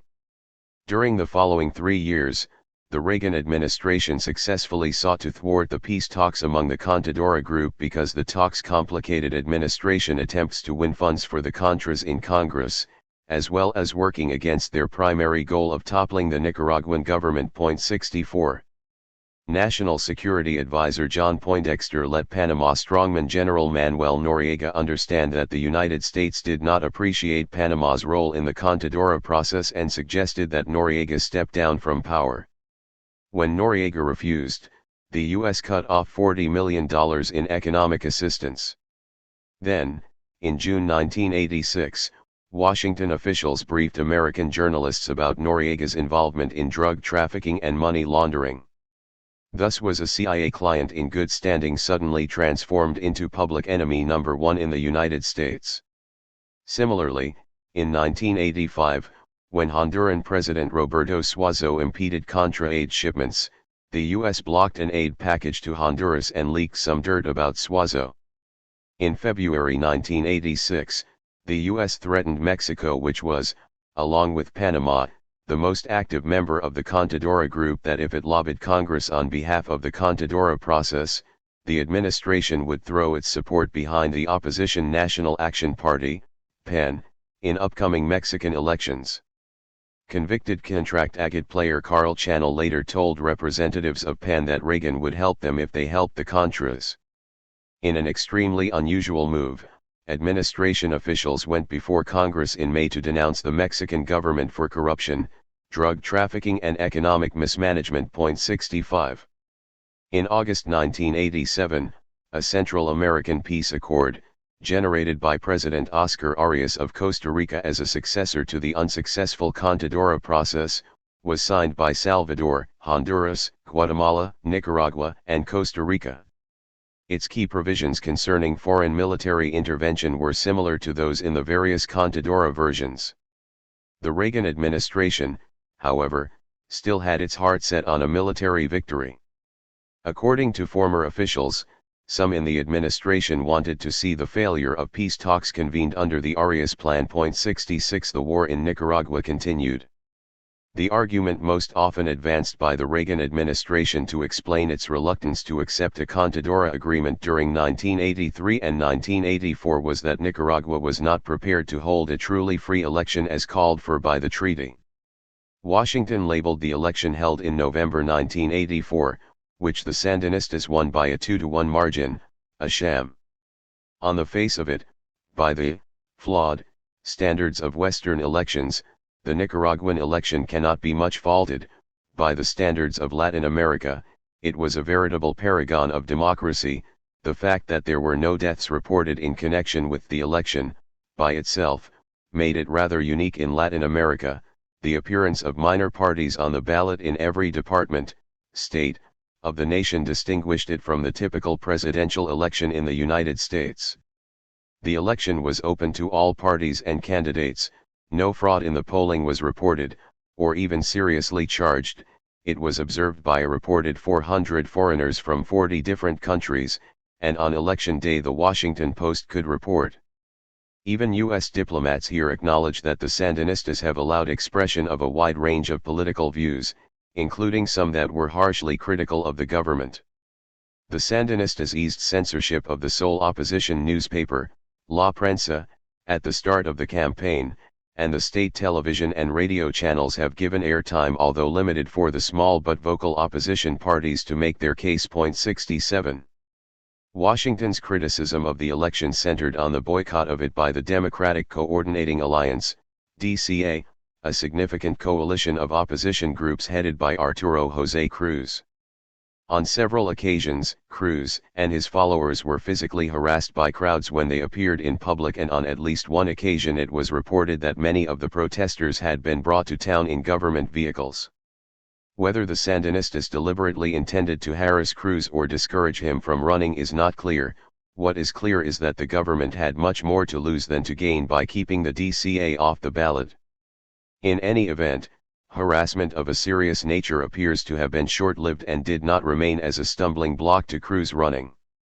The DCA's most persistent stated objection was that not enough time had been allowed for campaigning.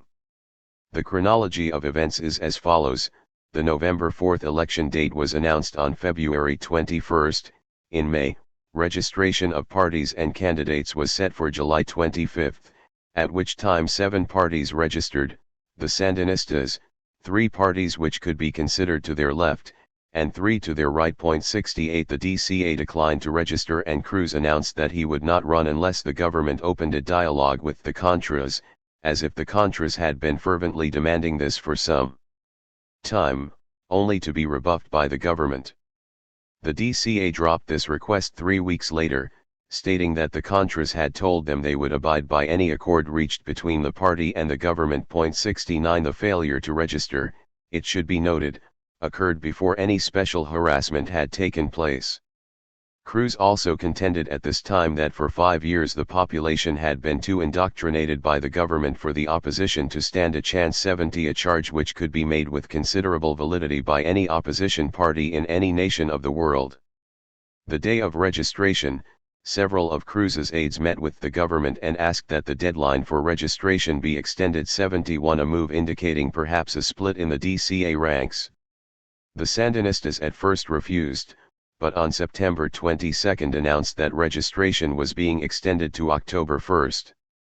The DCA again failed to register, stating that the election date had to be moved from November to January. 72 The Sandinistas suspected, and said so openly, that the DCA knew it would lose anyway and was abstaining from the election at the behest of the United States in order to throw a question mark over the whole process.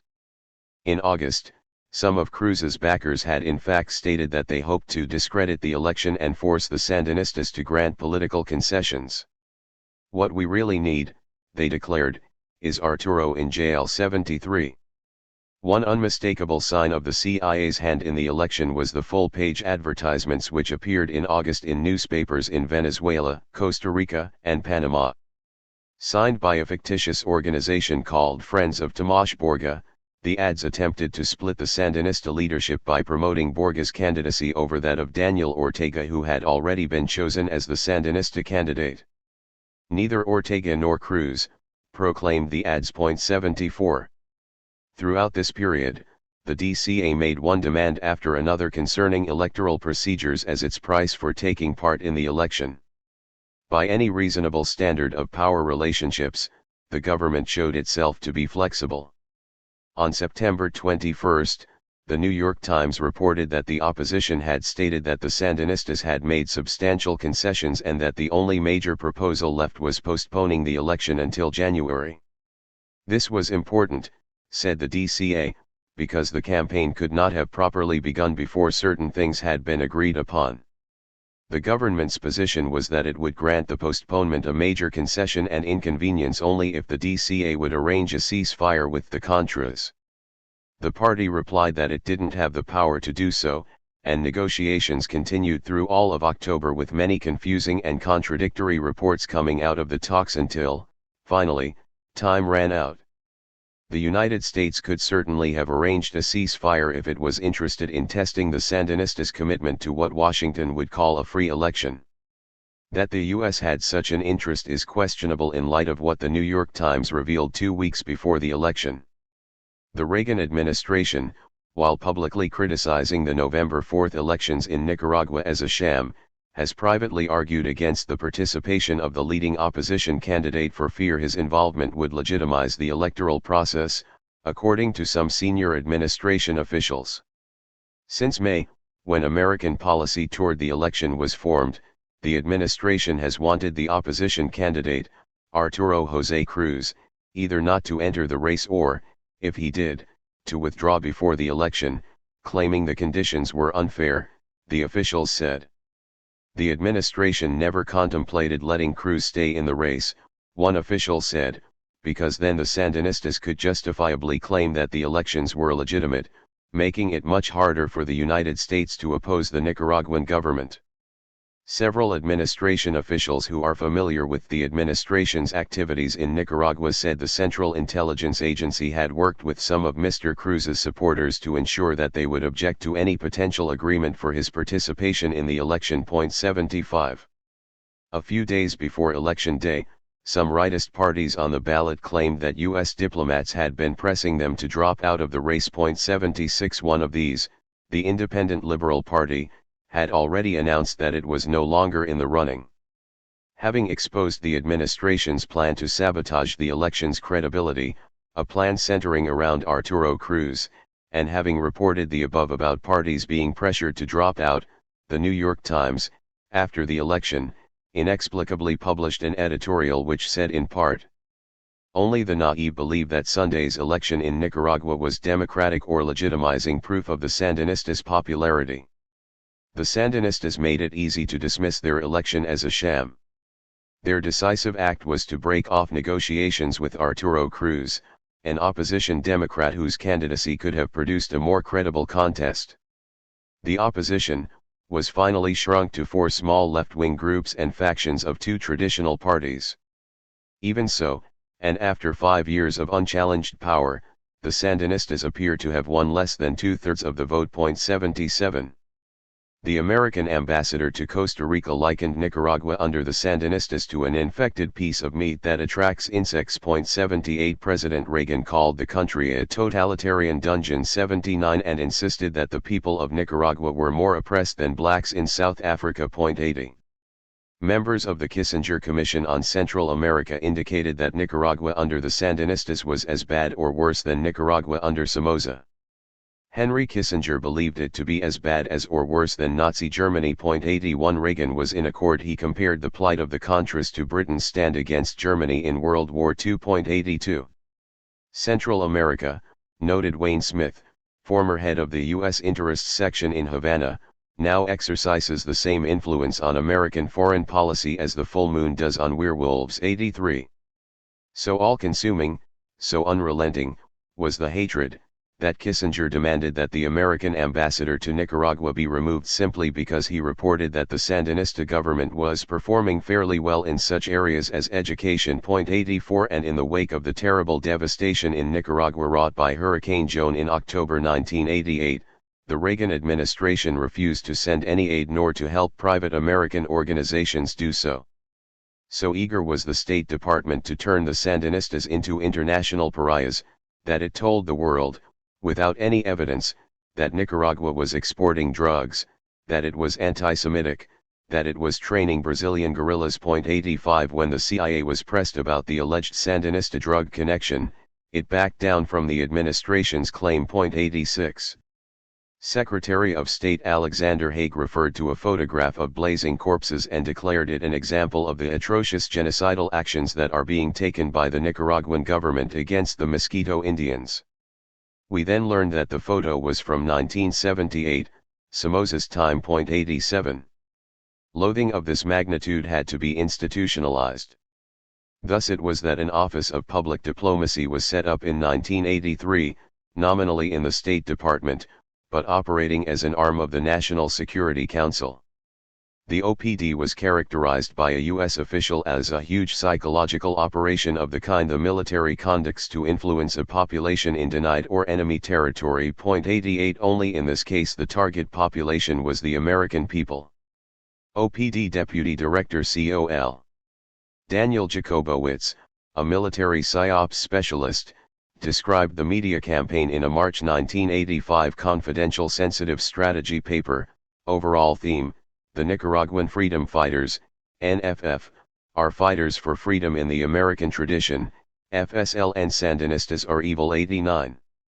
Rolling off the OPD disinformation assembly line, with the imagination of Oliver North ever active, were stories about Nicaragua acquiring chemical weapons, an Iran-Nicaragua link, not to be confused with the real US/Oliver North Iran link we later learned of, a Soviet MiGs in Nicaragua hoax, the Sandinista massacre of 50 political prisoners, as well as a number of other claims, misleading at best. 90.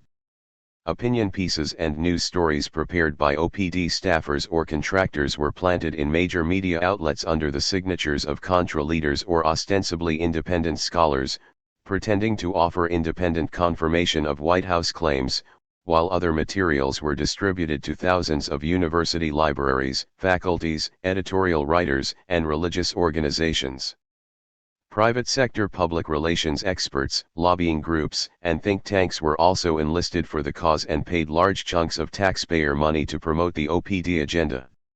By OPD's own assessment, its work significantly changed public and congressional opinion, including winning approval in the House of $100 million in Contra aid in June 1986.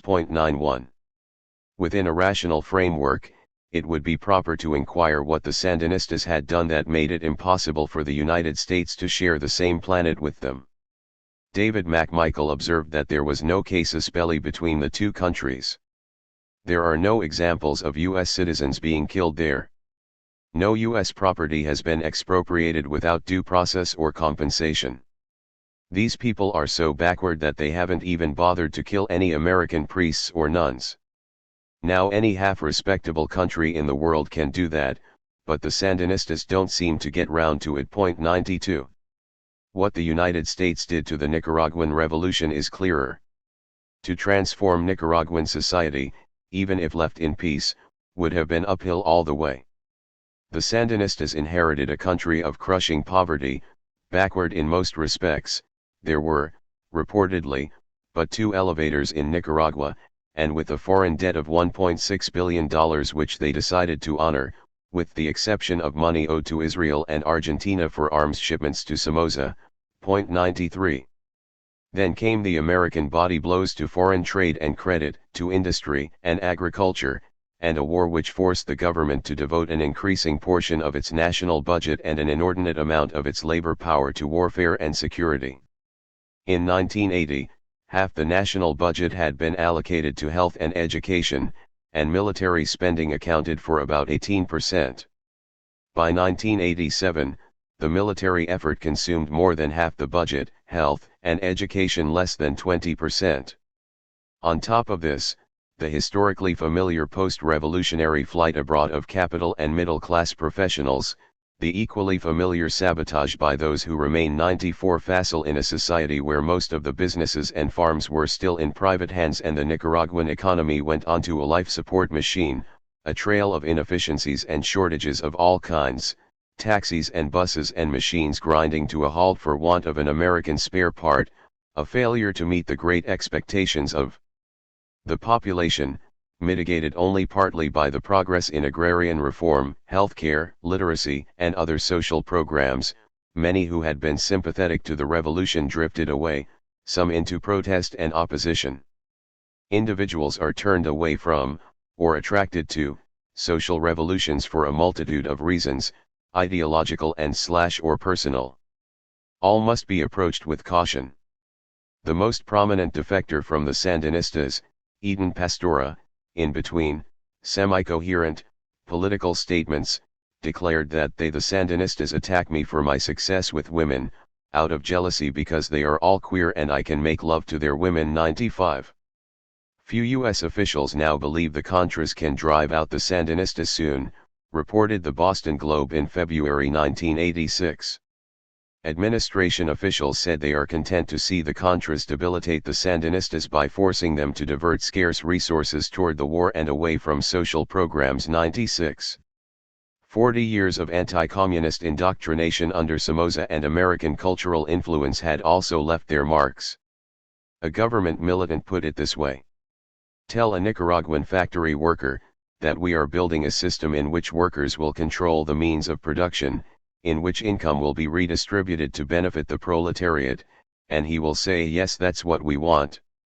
Call it socialism and he will tell you he doesn't want any part of it. Tell a peasant in whom the problem of political education is even more acute that the revolution is all about destroying the power of the big latifundistas, that the agrarian reform and the literacy campaign will incorporate the peasantry into political decisions, and he will be enthusiastic, he will recognize that this is right and just. Mention the word communism and he will run a mile. 97. In the face of dissension, the Sandinistas often showed themselves unable to distinguish sincere and valid criticism from intentions to destabilize. Some opponents were harassed and jailed, civil liberties were curtailed, although never in a draconian manner. And credentials of loyalty to the revolution increasingly became a priority in filling positions high and low.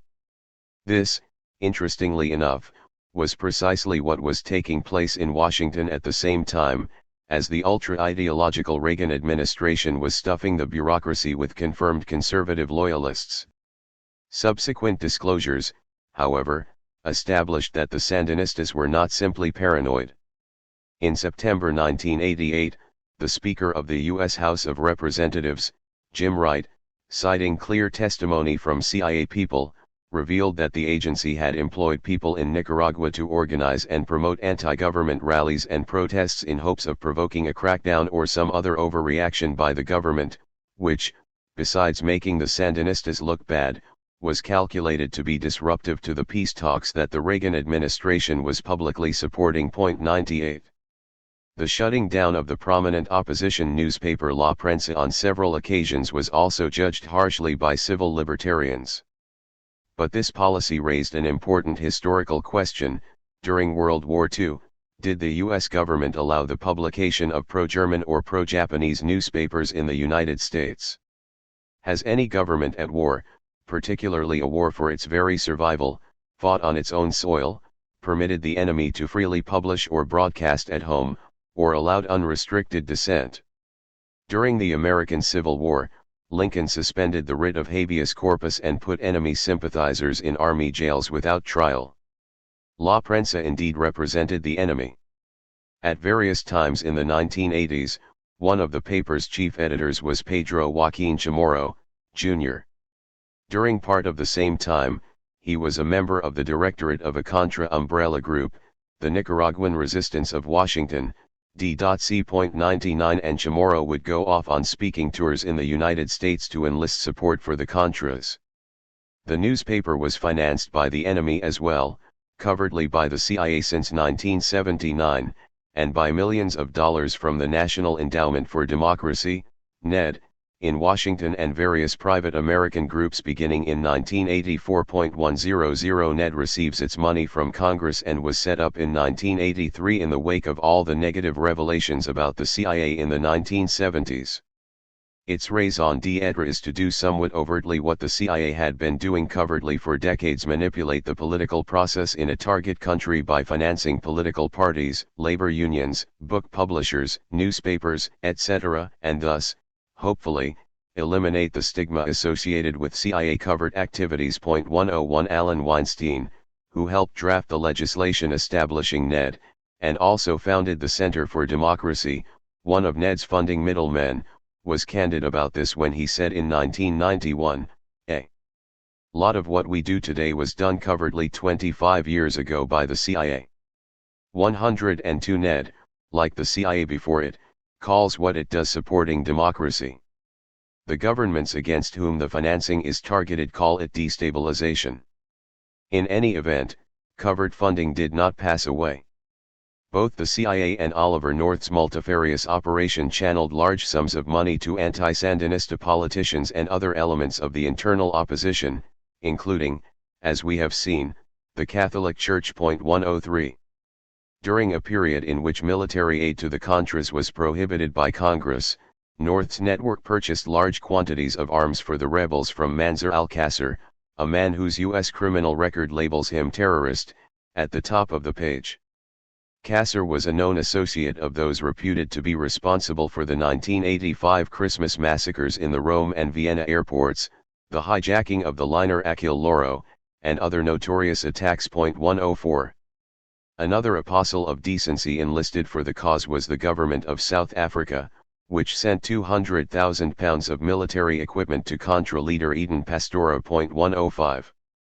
By the time the war in Nicaragua began to slowly atrophy to a tentative conclusion during 1988–89, the Reagan administration's obsession with the Sandinistas had inspired both the official and unofficial squads to embrace tactics such as the following in order to maintain a steady flow of financing, weaponry and other aid to the Contras, dealings with other Middle Eastern and Latin American terrorists, frequent drug smuggling in a variety of imaginative ways, money laundering, embezzlement of U.S. government funds, perjury, obstruction of justice, burglary of the offices of American dissidents, covert propaganda to defeat domestic political foes, violation of the Neutrality Act, illegal shredding of government documents, plans to suspend the Constitution in the event of widespread internal dissent against government policy, and much more, as revealed in the phenomenon known as Iran/Contra, all of it to support the band of rapists, torturers, and killers known as the Contras. 106.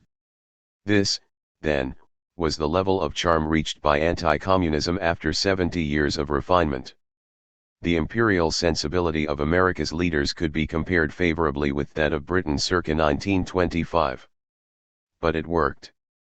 On February 25, 1990, the Sandinistas were defeated in national elections by a coalition of political parties running under the name National Opposition Union, UNO. President George Bush called it a victory for democracy. Senator Robert Dole declared that the final outcome is a vindication of the Reagan policies. 107. Elliot Abrams, former State Department official and Iran/Contra leading light, said when history is written, the Contras will be folk heroes. 108.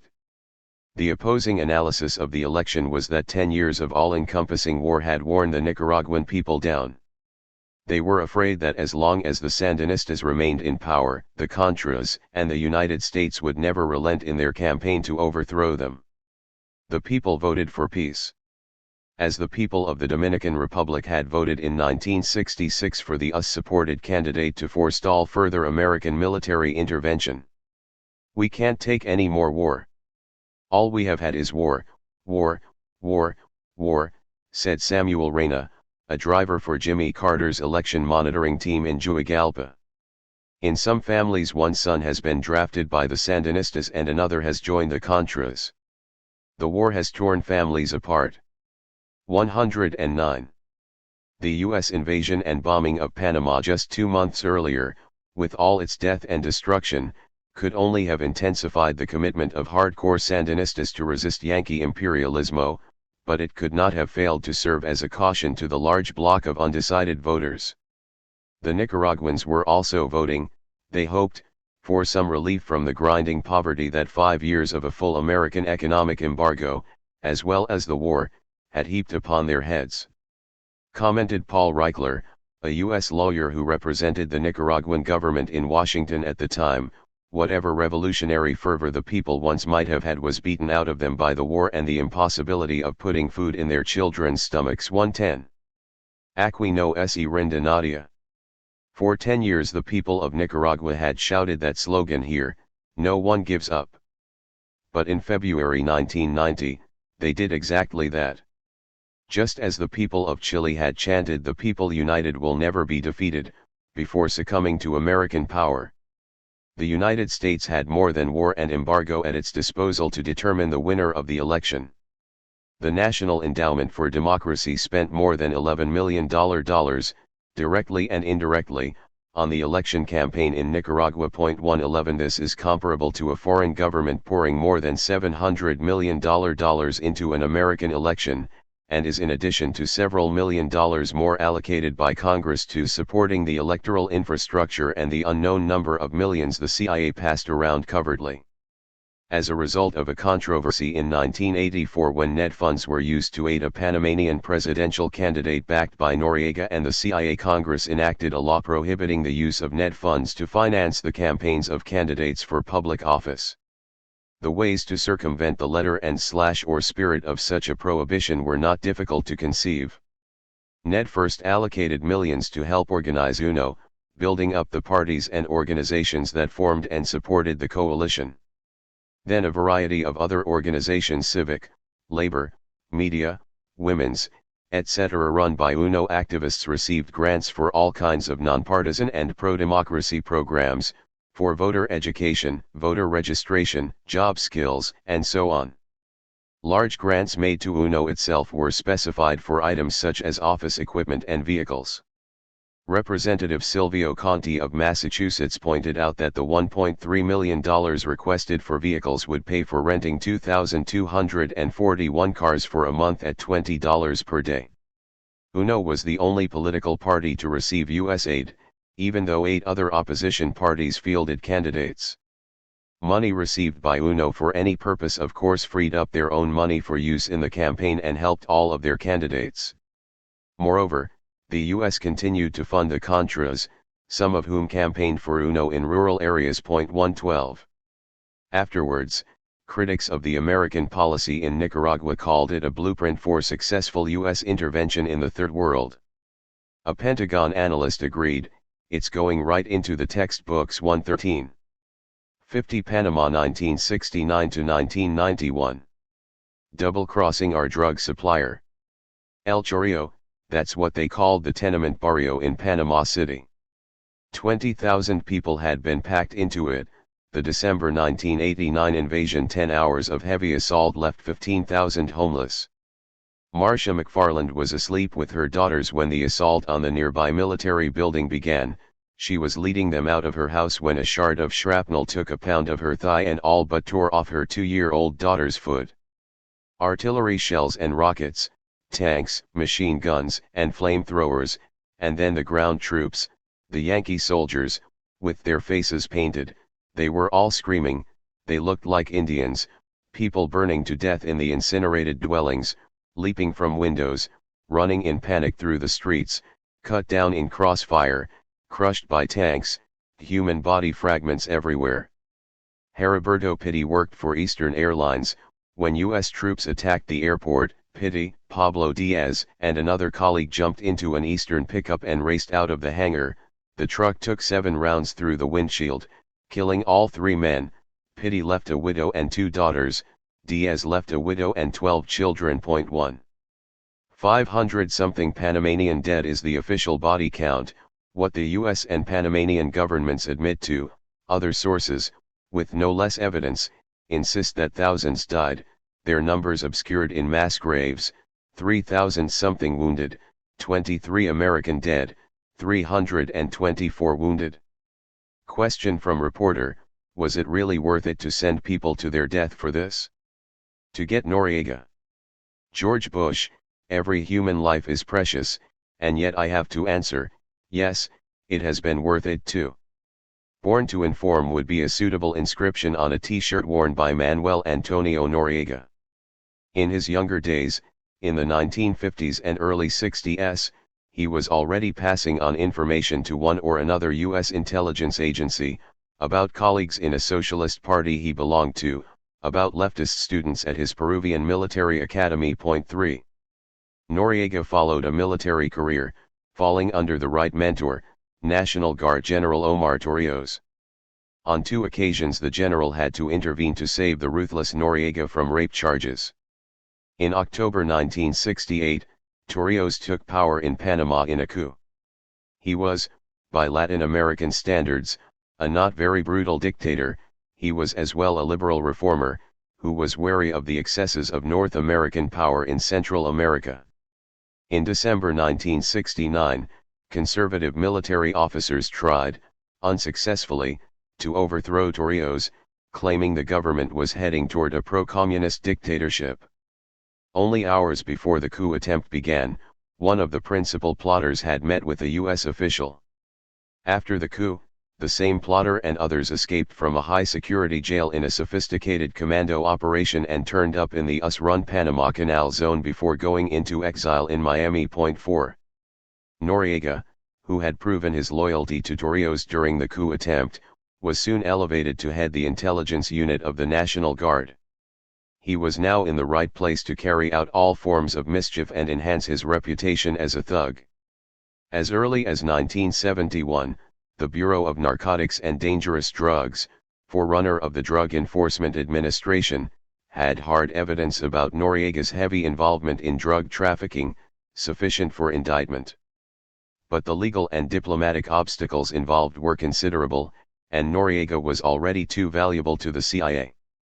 President Nixon, however, wanted him removed. Among the options discussed to achieve this end was assassination. It went as far as sending a member of the infamous Plumbers Unit to Mexico to await further orders to go to Panama and carry out the execution. But the would-be assassin got no further. 5. During the Watergate hearings in 1973, former White House counsel John Dean testified that the White House had contracted E. Howard Hunt, former CIA officer and Watergate burglar, to assassinate Omar Torrijos because of his uncooperative stance on the Panama Canal Treaty negotiations and his government's role in drug trafficking. 6. Inasmuch as Hunt may have been the plumber referred to above, and since Dean stated that Hunt had his team in Mexico before the mission was aborted, there is possibly some confusion here. Meanwhile, U.S. government cash, primarily that of the CIA and the Pentagon, was making its way into Manuel Noriega's bank accounts. With the exception of President Carter's term, 1977-81,7, the payments to Noriega continued until 1986.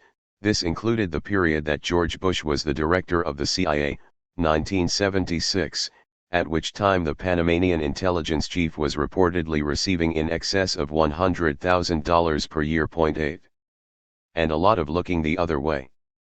During the Panama Canal negotiations in October 1976, 3 bombs went off under cars parked in the canal zone. American officials believed that the bombings were an expression of nationalism carried out by Noriega's National Guard. 9. Yet, in December, Bush met with the Panamanian in Washington and gave him a VIP tour of the CIA. Noriega spent his time in Washington as the house guest of Bush's deputy director, the infamous Vernon Walters. 10.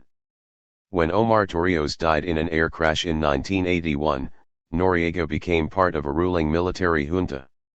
In 1987, Colonel Robert Diaz Herrera, who was a cousin of Torrijos and had been one of the members of the junta, declared that Torrijos had died because of a bomb placed aboard his plane. Diaz named Noriega, the CIA, U.S. General Wallace Nutting, head of the U.S. Southern Command in Panama at the time of the air crash, and others as being part of the conspiracy. 11. By August 1983, Noriega had maneuvered himself into the position of commander of the National Guard, whose name he soon changed to Panama Defense Forces. He was the effective chief of state, and his value to his American paymasters increased accordingly. 6 months earlier, the Senate Permanent Subcommittee on Investigations had reported that witnesses in Panama consider it common knowledge that the National Guard has links and receives payments from various traffickers in drugs, arms, and other kinds of contraband. 12. In November, however, Noriega received the red carpet treatment in Washington, marked by luxury and meetings with officials of the White House, State Department, and Pentagon, and enjoyed a 4-hour lunch with CIA Director William Casey. Casey, probably Noriega's biggest supporter in Washington, met with the Panama strongman at least 6 times in Washington and Panama during the 1980s. 13. Noriega earned Washington's money and tolerance over the years by providing numerous services, such as information about a host of regional matters, including his meetings with Fidel Castro and Daniel Ortega, giving haven to the Shah of Iran in December 1979, allowing the United States to set up listening posts in Panama, with which they monitored sensitive communications in all of Central America and beyond, and aiding the American warfare against the rebels in El Salvador and the government of Nicaragua. In the latter conflict, Noriega facilitated the flow of money and arms to the Contras, allowed the U.S. to base spy planes in Panama in clear violation of the Canal Treaties, gave the U.S. permission to train Contras in Panama. It is not certain that this actually took place, and provided information and direct action for the American campaign of sabotage inside of Nicaragua. 14.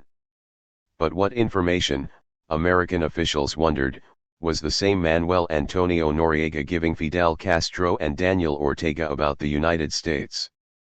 Washington already knew that he was helping Cuba circumvent the American economic embargo and that at various times in his career he'd helped to get weapons for the Sandinistas and for the guerrillas in El Salvador and Colombia, as well as transferring high technology to Eastern Europe. On June 12, 1986, the New York Times carried a front-page story recounting many of Noriega's questionable activities, including his drug trafficking and money laundering operations, and the murder of a political opponent. It was the most detailed and damning report on Noriega to appear in the U.S. media. Noriega assumed, probably incorrectly, that the article had the blessings of the White House. And though the Reagan administration reassured him that he need not be overly concerned about the story, the Panamanian felt threatened. 15.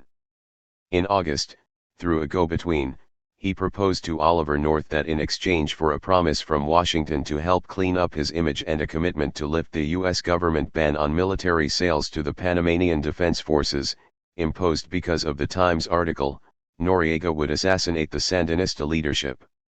North evidently declined the offer, noting in a written memo that an executive order barred American participation in assassinations. 16. However, as we have seen, the CIA in Nicaragua, not long before, had been engaged in precisely the same undertaking. The following month North and Noriega met in London to discuss the latter's contribution to the Nicaraguan sabotage campaign. In return, North arranged for an American public relations firm to work on improving Panama's and Noriega's image. 17. Noriega's principal periods of drug trafficking and money laundering appear to have been the early 1970s and the early 1980s, the latter period involving the Medellin, Colombia cartel. At other times, for reasons best known to his opportunistic self, he generally enforced the law against such activities. On his orders, Panamanian-flagged ships were searched in international waters, fugitive drug traffickers were sent to the United States for trial, and Panamanian banking laws were breached, all at the behest of American authorities. 18. Noriega's American patrons were pleased. At various times, he received warm letters of praise from the State Department, the U.S. Southern Command in Panama, U.S. Attorney General William French Smith, CIA Director William Webster, and more than one DIA official. In 1987, more than a year after the New York Times had revealed his drug involvements in a front-page story, the head of the DIA, John Long, praised Noriega's personal commitment in helping to solve a major money laundering case. 19. The same year found high U.S. law enforcement officials, including Long, working alongside Noriega at a meeting of Interpol, even advising him on how to achieve a better public image. 20. Eventually, his luck ran out. A few enthusiastic DIA agents and U.S. attorneys, keeping a low profile, set the ball rolling in 1985 that eventually led to an indictment of Noriega in Florida on federal drug charges in February 1988. In the interim, the Iran-Contra scandal broke out, followed by congressional hearings, making it much more awkward for Noriega's prominent administration defenders, such as Oliver North and William Casey, to pull the strings of the law. Then, in November 1986, North was relieved of his duties. The following May, Casey died. In June, the Senate passed a resolution calling for Noriega's immediate removal. It passed over the objections of the administration. Ironically, it appears that Noriega had really gone straight. With one exception, a drugs for arms deal in March 1986, all the crimes he was indicted for in 1988 occurred in June 1984 or earlier. The DIA was deeply divided between those who investigated him as a criminal and those who swore by the authenticity of his cooperation with their agency. 21. The Yankees, Noriega said shortly before they invaded, seemed to adore the product drugs and then become upset with Latin Americans, as if we somehow were seducing them. 22.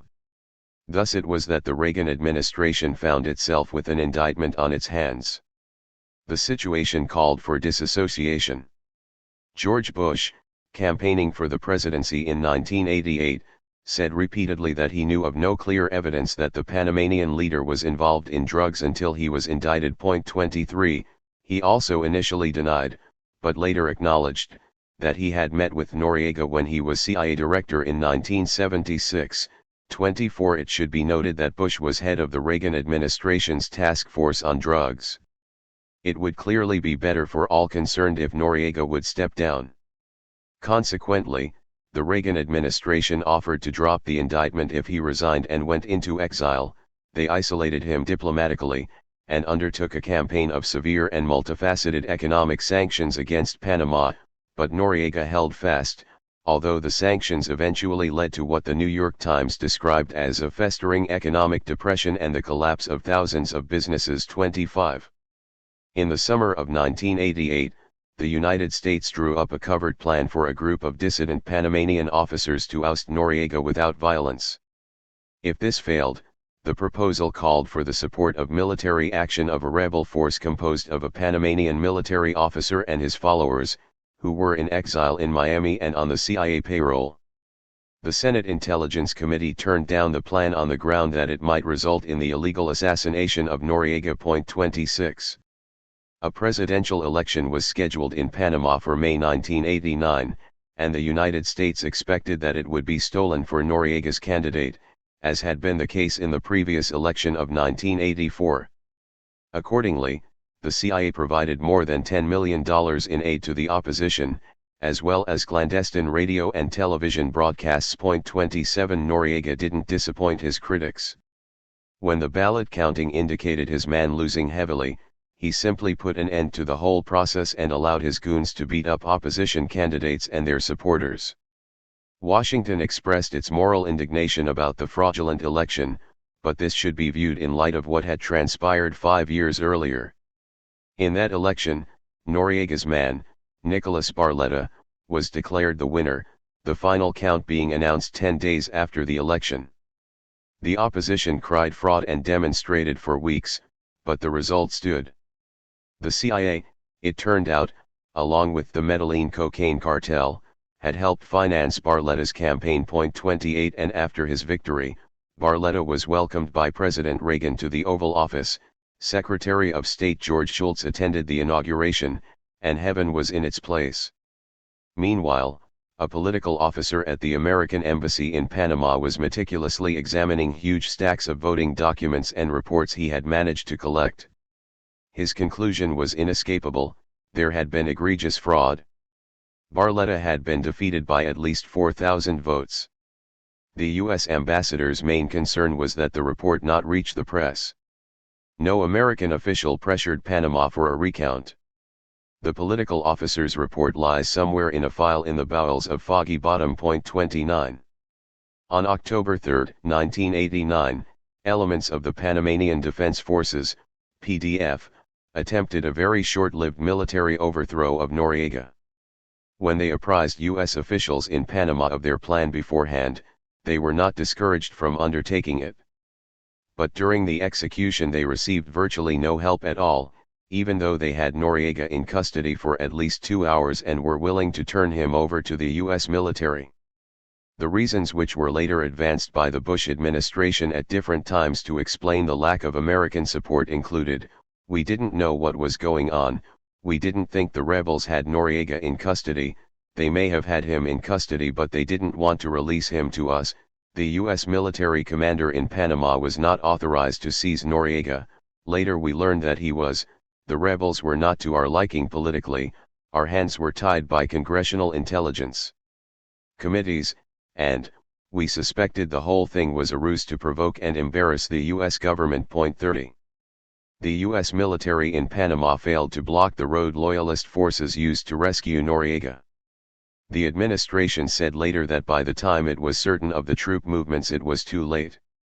However, a convoy of loyalist trucks rumbled by the American embassy itself. Moreover, the United States had a number of helicopters in the air, reportedly as many as a dozen, observing developments. 31. Some reports have it that the rebels were willing to turn Noriega over to the US military only if the Americans would come and grab him to make it appear that he was being seized against the will of his Panamanian captors. But the administration has denied this as well. 32.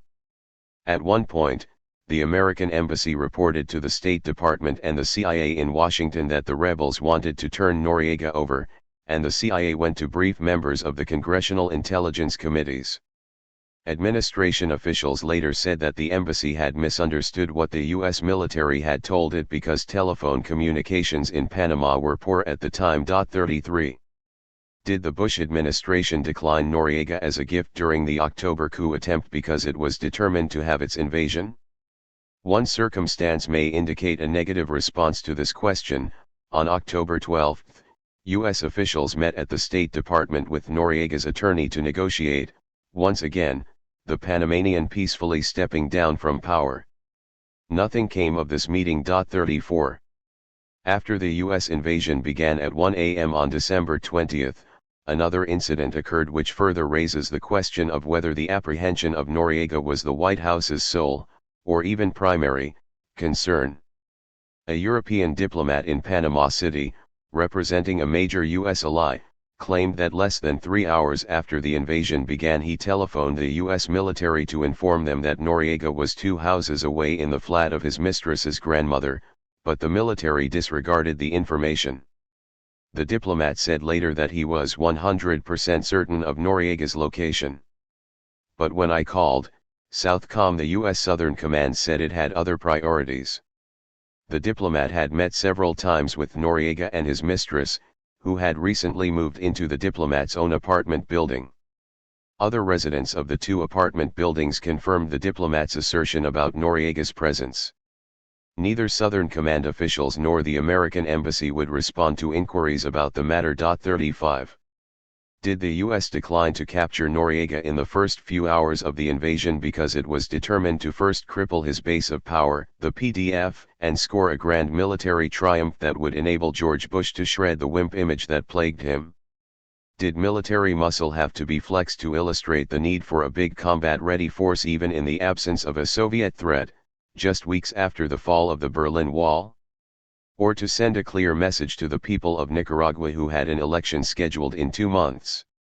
When George Bush and Secretary of Defense Dick Cheney were asked why they had made 180-degree turns on previous explicit rejections of a war against Panama, they each referred to the same incident of the night of 16 to 17 December. 36. According to the Defense Department, 4 American servicemen, unarmed and in civilian clothes, got lost and inadvertently drove up to a PDF roadblock, where they were manhandled. As they drove away, they were shot at, killing one and wounding another. At the same time, an American Navy officer and his wife who witnessed the scene were roughed up considerably by the PDF. 37. 1 year later, the Los Angeles Times reported that the incident was not the unprovoked act of aggression by the PDF portrayed by Washington. Instead, it was a step in a pattern of aggressive behavior by a small group of U.S. troops who frequently tested the patience and reaction of Panamanian forces, particularly at roadblocks, which they would dare by driving up and then refusing to stop or suddenly pulling away. The Americans in this case were not lost, and they were armed. They drove up to a very sensitive roadblock, and when told to leave the car by the PDF, the Americans all gave them the finger, shouted an obscenity, and drove off. The Panamanians then opened fire. 38. Lending credence to this report is, oddly enough, a recorded phone conversation of a young Marine guard at the American embassy speaking to his mother in the United States the next morning. The 4 Americans, he said, were out of bounds, owing to the fact that they had no reason to be there. The whole world knows that they shouldn't have gone there. They messed up. If the United States set up a barricade anywhere and someone acted in the same way, we would also start firing. 39. There had been other provocation as well. 4 months prior to the incident, the United States had been engaging in military posturing in Panama. U.S. troops, bristling with assault weapons, would travel in fast-moving convoys, escorted by armored vehicles, looking for all the world as if they planned to attack someone. U.S. Marines descended from helicopters by rope to practice emergency evacuation of the embassy. Panamanian military camps were surrounded and their gates rattled amid insults by U.S. servicemen. In one episode, more than 1,000 U.S. military personnel conducted an exercise that appeared to be a rehearsal of a kidnap raid, as helicopters and jet aircraft flew low over Noriega's house and American raiders splashed ashore nearby Point 40. In late September, Gen. Max Thurman had been appointed the new commander-in-chief of the Southern Command. He was briefed by ADM William Crowe, chairman of the Joint Chiefs of Staff, who apprised him that there was a very high probability that Bush would call for large-scale military action in Panama in the near future. "We're going to go, but I can't tell you when." 41. After the invasion, the mother of one of the American soldiers killed said that her son had called her on December 14 to say he was going on a dangerous mission. He called to say goodbye, and that he might not be home again. This was before the roadblock incident. Another serviceman, speaking to reporters after the invasion, said that the soldiers had found out about it maybe 4 or 5 days before you did. When a reporter asked when that was, an army officer prevented the soldier from answering. Point 42. It would appear from this evidence that the war had been planned before the American serviceman was shot. All that was needed was a pretext, an incident. 2 days after the incident, an off-duty American lieutenant was leaving a laundry when he was approached by a Panamanian police, or army, officer. The American shot and wounded the Panamanian twice. The U.S. serviceman felt threatened, the Bush administration claimed, admitting that its earlier story that the Panamanian had pulled a gun was false. Point 43. It was not reported that Panama invaded the United States as a result of this incident. Thus it came to be that a superpower crushed one of the smallest armies in the hemisphere. It was the 7th time the United States had invaded Panama since it had kidnapped the province from Colombia in 1903 to build the Canal C Appendix II. The new chairman of the Joint Chiefs of Staff, Gen. Colin Powell, declared at the time of the invasion, "We have to put a shingle outside our door saying, 'Superpower lives here.' 44. But the superpower still had to show a decent respect to the opinions of mankind. Accordingly, the leading legal minds of the Justice Department, the State Department, and the Defense Department put their heads together and came to the unanimous conclusion that the invasion of the sovereign nation of Panama, the abduction of its leader, and his criminal trial in the United States were all legal and proper. The invasion was called Operation Just Cause, perhaps for acts like the following carried out by the American military. Searched out and arrested hundreds of civilian supporters of Noriega even though they did not face American or Panamanian criminal charges. Houses were broken into to apprehend some of the individuals. Forced ambulances with emergency lights flashing and sirens sounding as they rushed patients to hospitals to halt, to be searched for Noriega loyalists disguised as patients. Fired into the air without warning while walking through busy streets. Imposed and enforced curfews. Organized tours of Noriega's home and office for reporters to gawk at and pry into all of the man's personal belongings, from his photos to his underwear, publicized and ridiculed everything from his sexual practices to his religious beliefs. Invaded prisons and released prisoners, the commander of the new Panamanian public force, appointed by the U.S. blamed the extraordinary wave of crime and violence that hit Panama after the invasion on what he said were hundreds of dangerous criminals freed by the U.S. He declared that the rate of assaults, murders, and other crimes was much worse than under the Noriega regime. Wearing painted faces and firing machine guns into the air, raided the Nicaraguan ambassador's home. The ambassador was wrestled to the ground. He and 7 other people were held at gunpoint while U.S. soldiers ransacked the house and confiscated weapons, $3,000 in cash, and personal items. The money was never returned, the ambassador said. Surrounded the Vatican embassy, where Noriega had taken sanctuary, and for several days blasted the ears of the entire neighborhood with ear-splitting rock and roll music over loudspeakers. U.S. soldiers near the Vatican embassy sang a parody of Woody Guthrie's old song, This land is my land, that land is my land, there's no land here that isn't my land. 45. Many Panamanians initially welcomed the U.S. intervention, reported the Los Angeles Times. But as fighting continued through a fourth day on Saturday, some reports from Panama suggested that resentment of the U.S. presence was also widespread. The Panamanian people feel more threatened since the Americans arrived than they did when Noriega still held power, an American administration official said. 46. On the first anniversary of the invasion, Panamanians couldn't agree whether to mark the day as a holiday or a day of mourning. So President Endara proclaimed a national day of reflection. 47. From Mexico to Argentina, Latin American governments today roundly condemned the use of force by the United States against Gen. Manuel Antonio Noriega of Panama. News report, December 20, 198,948. I appreciate the support that we've received, strong support from the United States Congress, and from our Latin American neighbors. George Bush, December 21, 198,949. The Organization of American States approved a resolution to deeply regret the military intervention in Panama by a vote of 20 to 1, the one being the United States. We are outraged, said State Department spokesman Richard Boucher. The OAS, he declared, missed an historic opportunity to get beyond its traditional narrow concern with non-intervention. 50. Afterward. During 1990, the United States was instrumental in setting up a highly secretive intelligence office, with the all-encompassing name of the Council of Public Security and National Defense. The new agency was headed by a man who twice served as a senior minister in Noriega's puppet governments. A government official said that the CIA was assisting in personnel training for the new agency and that further assistance was being received from a U.S. Justice Department police training mission in Panama. Reportedly, one of the agency's missions was to gather information on troublemakers, including opposition figures organizing mass demonstrations. Another target was the newly organized National Police, formed from remnants of Noriega's old army. "We'll watch the police," said an official. "We can't let the monster arise again."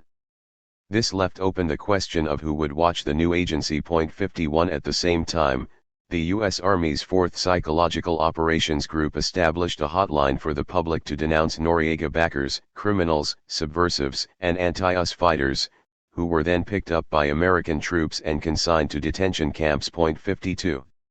In December 1990, when President Guillermo Endara was faced with a military rebellion he was unable to put down, he called upon U.S. troops to intervene and quell the uprising. 53. Endara had been sworn in as president on a U.S. military base in Panama during the invasion a year earlier. The official Pentagon study of the Panama occupation notes that the original post-invasion plans called for outright U.S. military government, with the head of the Southern Command as Panama's de facto ruler. At the last minute a decision was made to install Endara as president, but his government was, as the study put it, merely a facade. 54. The United States confiscated thousands of boxes of Noriega government documents and refused to hand over any of them to Panamanian investigators. "The United States is protecting robbers and thieves and obstructing justice," complained the government's chief prosecutor. "We are the owners of the documents. If I am to complete my work, I have to see the documents." 55. Panamanian businessmen reported that they'd lost as much as $700 million because of the looting and rioting that followed the invasion, very little of it covered by insurance. 1 year after the invasion, unemployment was running at more than 25%, and invasion damage, looting, and the U.S. sanctions of 1988–89 had shrunk Panama's economy by 30%. 56. The new president, one of the two vice presidents, and the Attorney General, it turned out, all had links to drug trafficking and money laundering. 57. By the spring of 1991 it could be reported that Colombian drug cartels and associates of Noriega had once again turned Panama into a narcotics transshipment center. There were as well far more cocaine production facilities than ever existed under Noriega, and drug use in Panama was reportedly at a far higher level. The new drug trafficking and money laundering activity centered on associates of cabinet officials, particularly in the president's and the attorney general's offices. When American officials told the Panamanians that Foreign Ministry legal advisor Julio Barrios was under U.S. investigation for money laundering, the Panamanians did nothing. Barrios was subsequently appointed to Panama's delegation for negotiations with the United States on the Treaty to End Money Laundering. 58. Washington insisted that Panama change its prized banking secrecy laws to facilitate U.S. efforts to pursue suspected lawbreakers, principally launderers of drug money. Panama's Comptroller General pointed out that the United States wanted Panama to pursue acts which were crimes in the U.S. but not in Panama. "We can't change the whole legal system because of one thing: drugs," he argued. Eventually, after many American threats to cut off aid, Panama signed a treaty in April 1991 giving U.S. authorities partial access to Panamanian banking records and the right to prosecute individuals depositing illegal drug profits. However, foreign banks, particularly Colombian ones, found ways to circumvent the new requirements and were soon back in the money laundering business. 59. An American helicopter gunship was strafing what it perceived to be enemies in the street. Ecobedo Cubilla was in his kitchen. A stray round went through his roof. His son rushed in to find him spread out in the corner. He lost a lung and a kidney and suffered liver damage. 60. Women and children naturally went to the window and looked out when they heard the fighting, said Roberto Troncoso, president of the Panamanian Committee for Human Rights, and the nervous American soldiers shot them. 61. A few hours before the invasion, while all the details were being finalized, George Bush, wearing a bright red and green Christmas tie, holding his granddaughter, sang Christmas carols at a White House Christmas party. 62. 2 days later he declared that his heart goes out to the families of those who have died in Panama. 63. One of Bush's advisors said that the president felt that Noriega was thumbing his nose at him. 64. 51. Bulgaria 1990/Albania 1991. Teaching communists what democracy is all about. For American anti-communist Cold Warriors, for Bulgarian anti-communist Cold Warriors, it couldn't have looked more promising. The Cold War was over. The forces of Western civilization, capitalism, and goodness had won. The Soviet Union was on the verge of falling apart. The Communist Party of Bulgaria was in disgrace. Its dictatorial leader of 35 years was being prosecuted for abuses of power. The party had changed its name, but that wouldn't fool anybody. And the country was holding its first multi-party election in 45 years. Then, the communists proceeded to win the election. For the anti-communists the pain was unbearable. Surely some monstrous cosmic mistake had been made, a mistake which should not be allowed to stand. It should not, and it would not. Washington had expressed its interest early. In February, Secretary of State James Baker became the most senior American official to visit Bulgaria since World War II. His official schedule said he was in Bulgaria to meet with opposition leaders as well as government officials. Usually, the New York Times noted, it is listed the other way around. Baker became deeply involved in his talks with the opposition about political strategies and how to organize for an election. He also addressed a street rally organized by opposition groups, praising and encouraging the crowd. On the State Department profile of Bulgaria handed to reporters traveling with Baker, under the heading Type of Government, was written in transition. 1. In May, 3 weeks before Election Day, a row broke out over assertions by the leader of the main opposition group. Petr Baran, secretary of the Union of Democratic Forces, a coalition of 16 parties and movements, said that during UDF's visits to Europe and the United States, many politicians pledged that they would not provide financial assistance to a socialist Bulgaria. This would apply even if the Bulgarian Socialist Party, the renamed Communist Party, won the elections fairly. Baran stated that Western leaders want lasting contacts with governments which are building Western-style democracy and economies. The British Foreign Secretary, Douglas Hurd, was particularly categorical.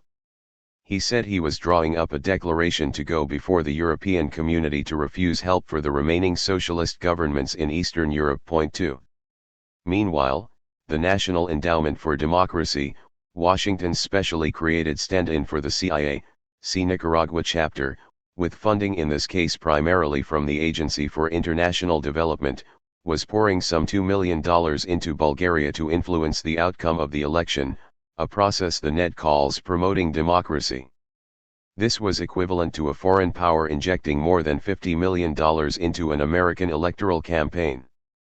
One major recipient of this largesse was the newspaper of the opposition Union of Democratic Forces, Demokracija, which received $233,000 worth of newsprint, to allow it to increase its size and circulation for the period leading up to the national elections.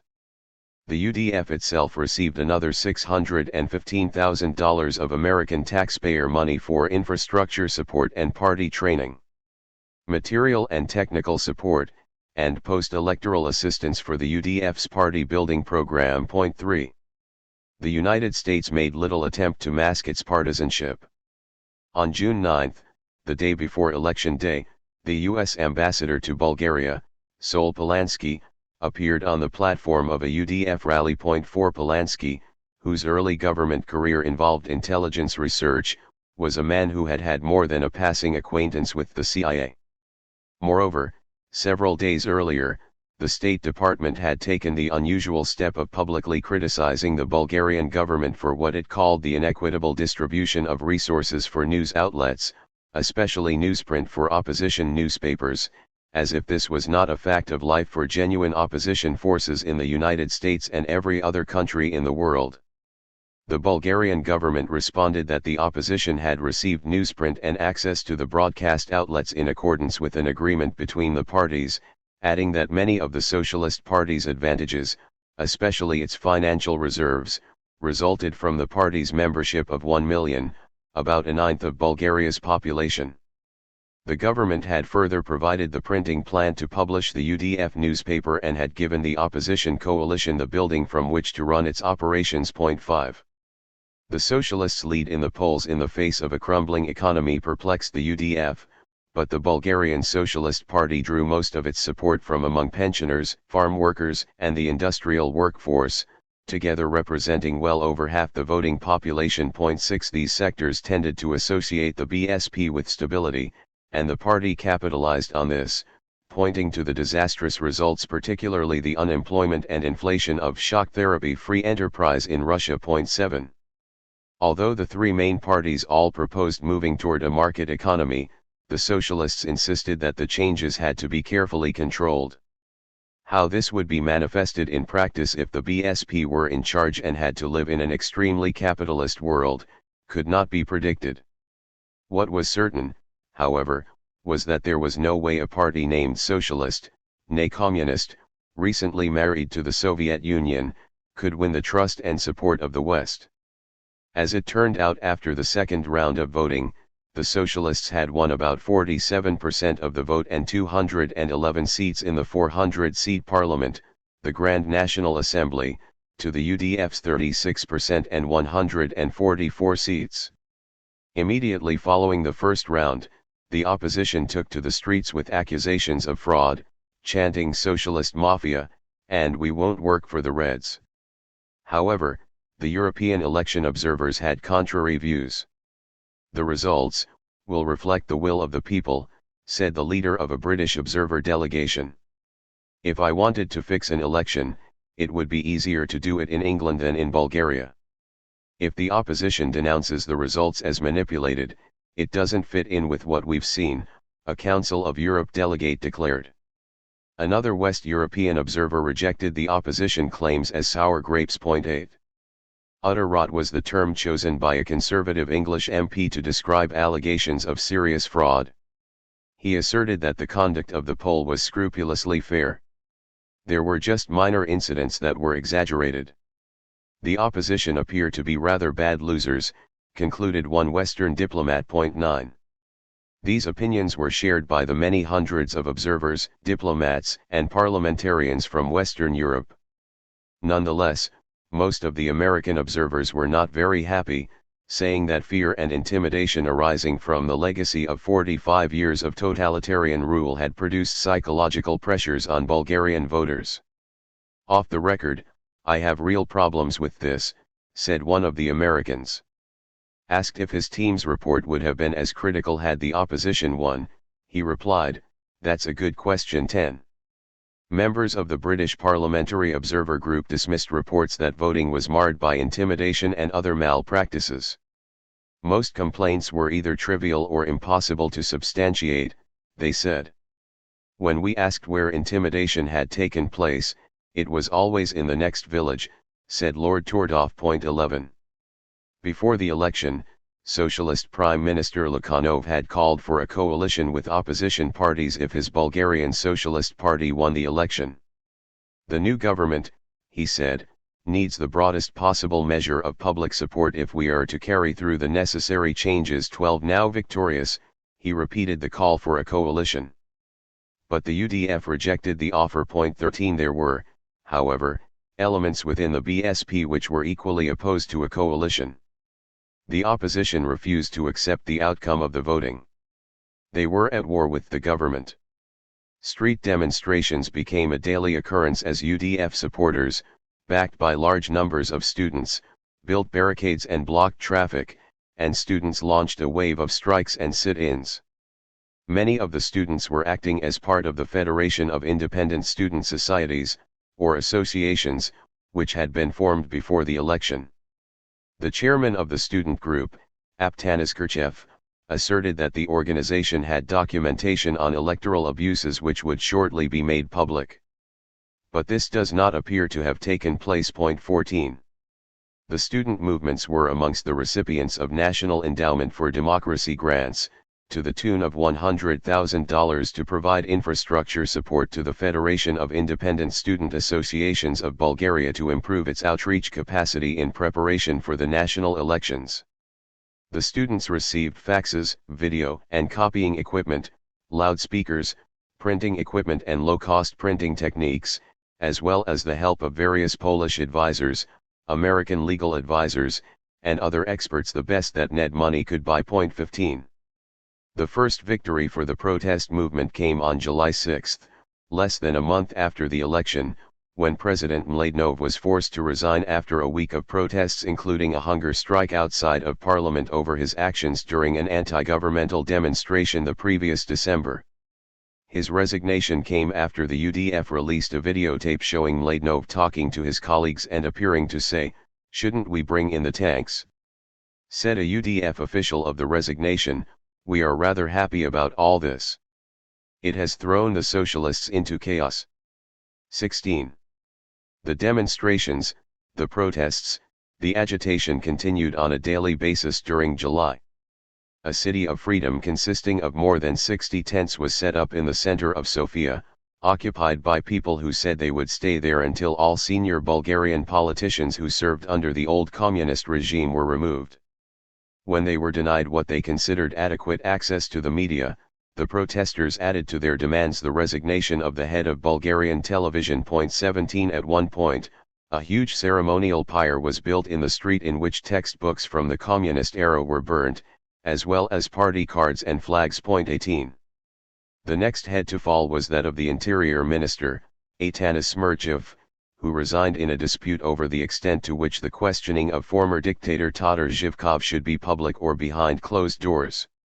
The Bulgarian people indeed had a lot to protest about, primarily a rapidly declining standard of living and a government without a president which seemed paralyzed and unable to enact desperately needed reforms.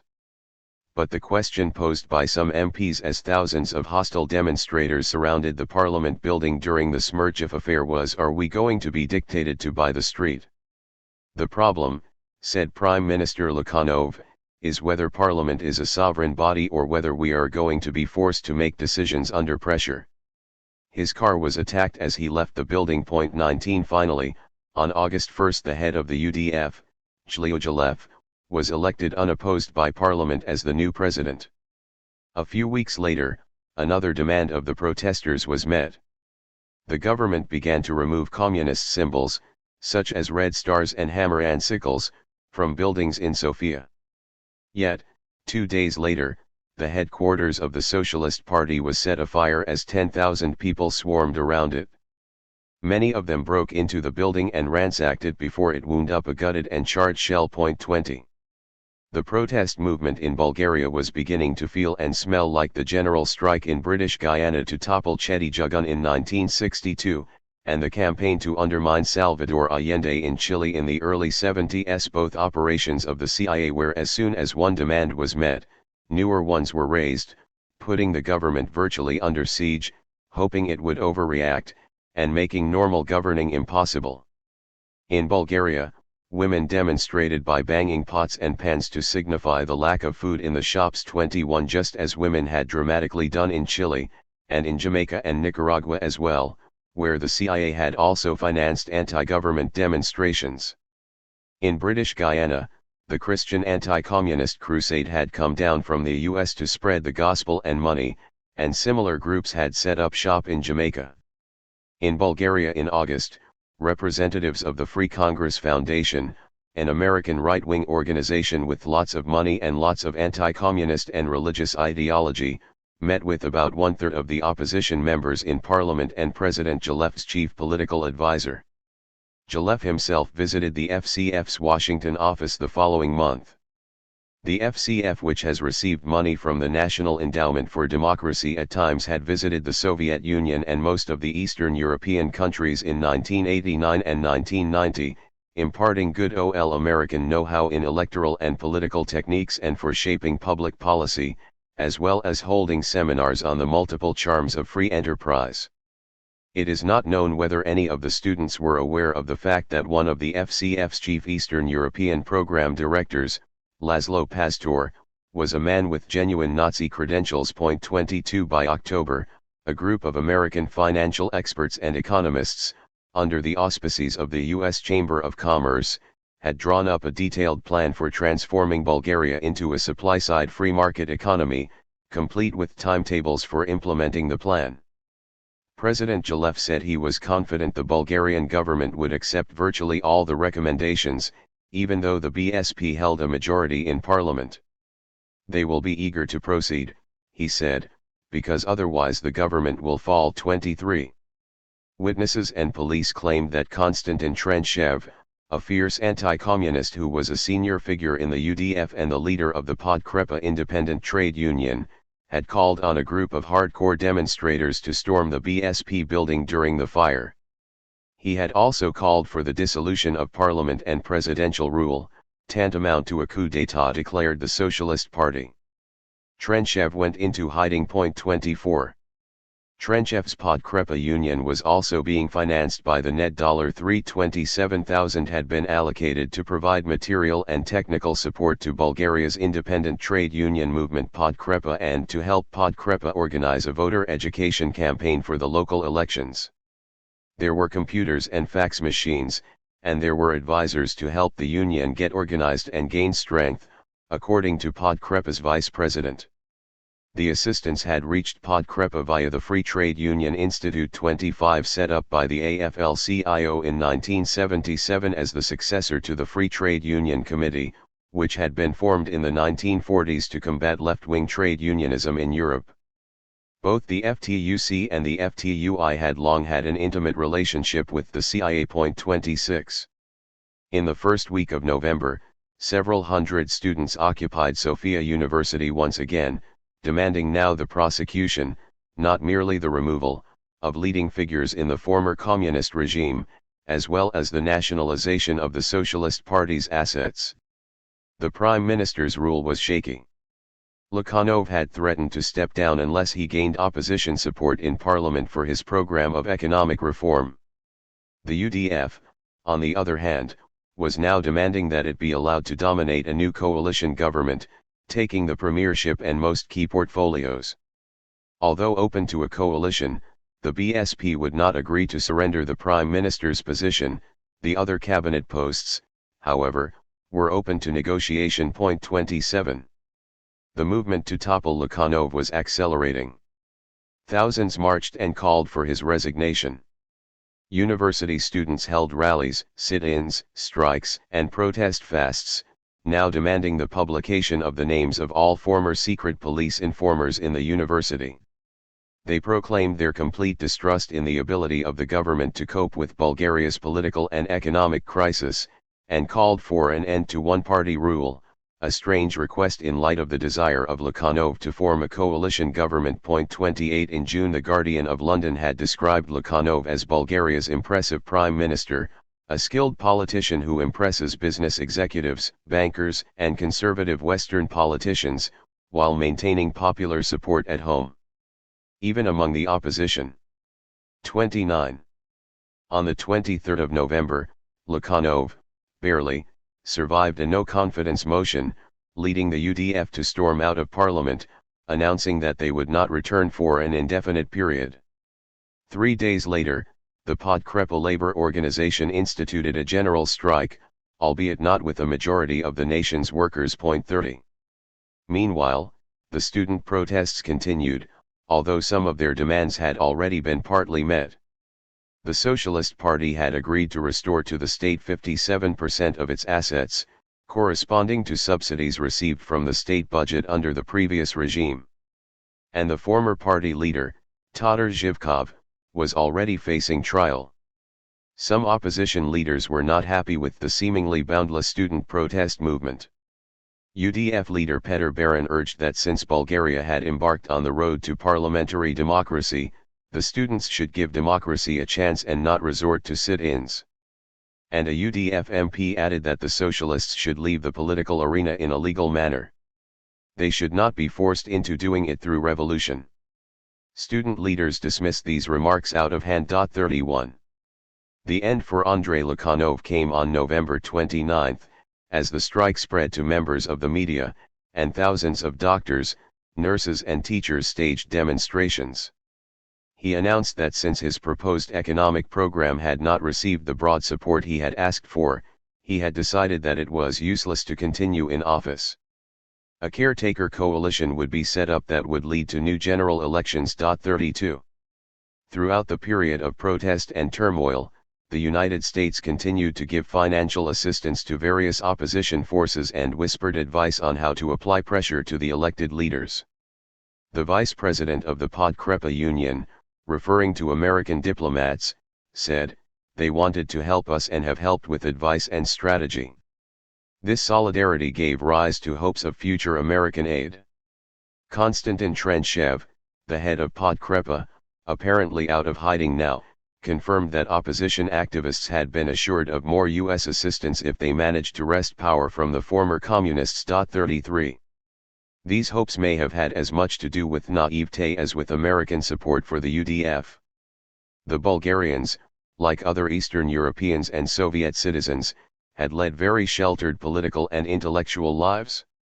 In 1990, their ideological sophistication was scarcely above the equation: if the communist government was bad, it must have been all bad; if it was all bad, its principal enemy must have been all good.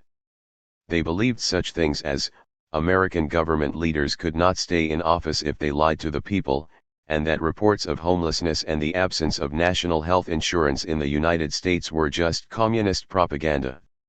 However, the new American ambassador, H. Kenneth Hill, said that Washington officials had made it clear to Bulgarian politicians that future aid depended on democratic reform and development of an economic recovery plan acceptable to Western lenders, the same terms laid down all over Eastern Europe. The Bulgarian socialists, while not doubting Washington's commitment to exporting capitalism, did complain that the United States had at times violated democratic principles in working against the leadership chosen by the Bulgarian people.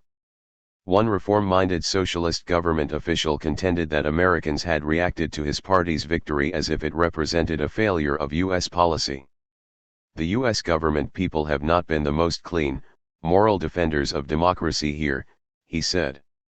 What cannot be done at home can be gotten away with in this dark, backward Balkan state. 34.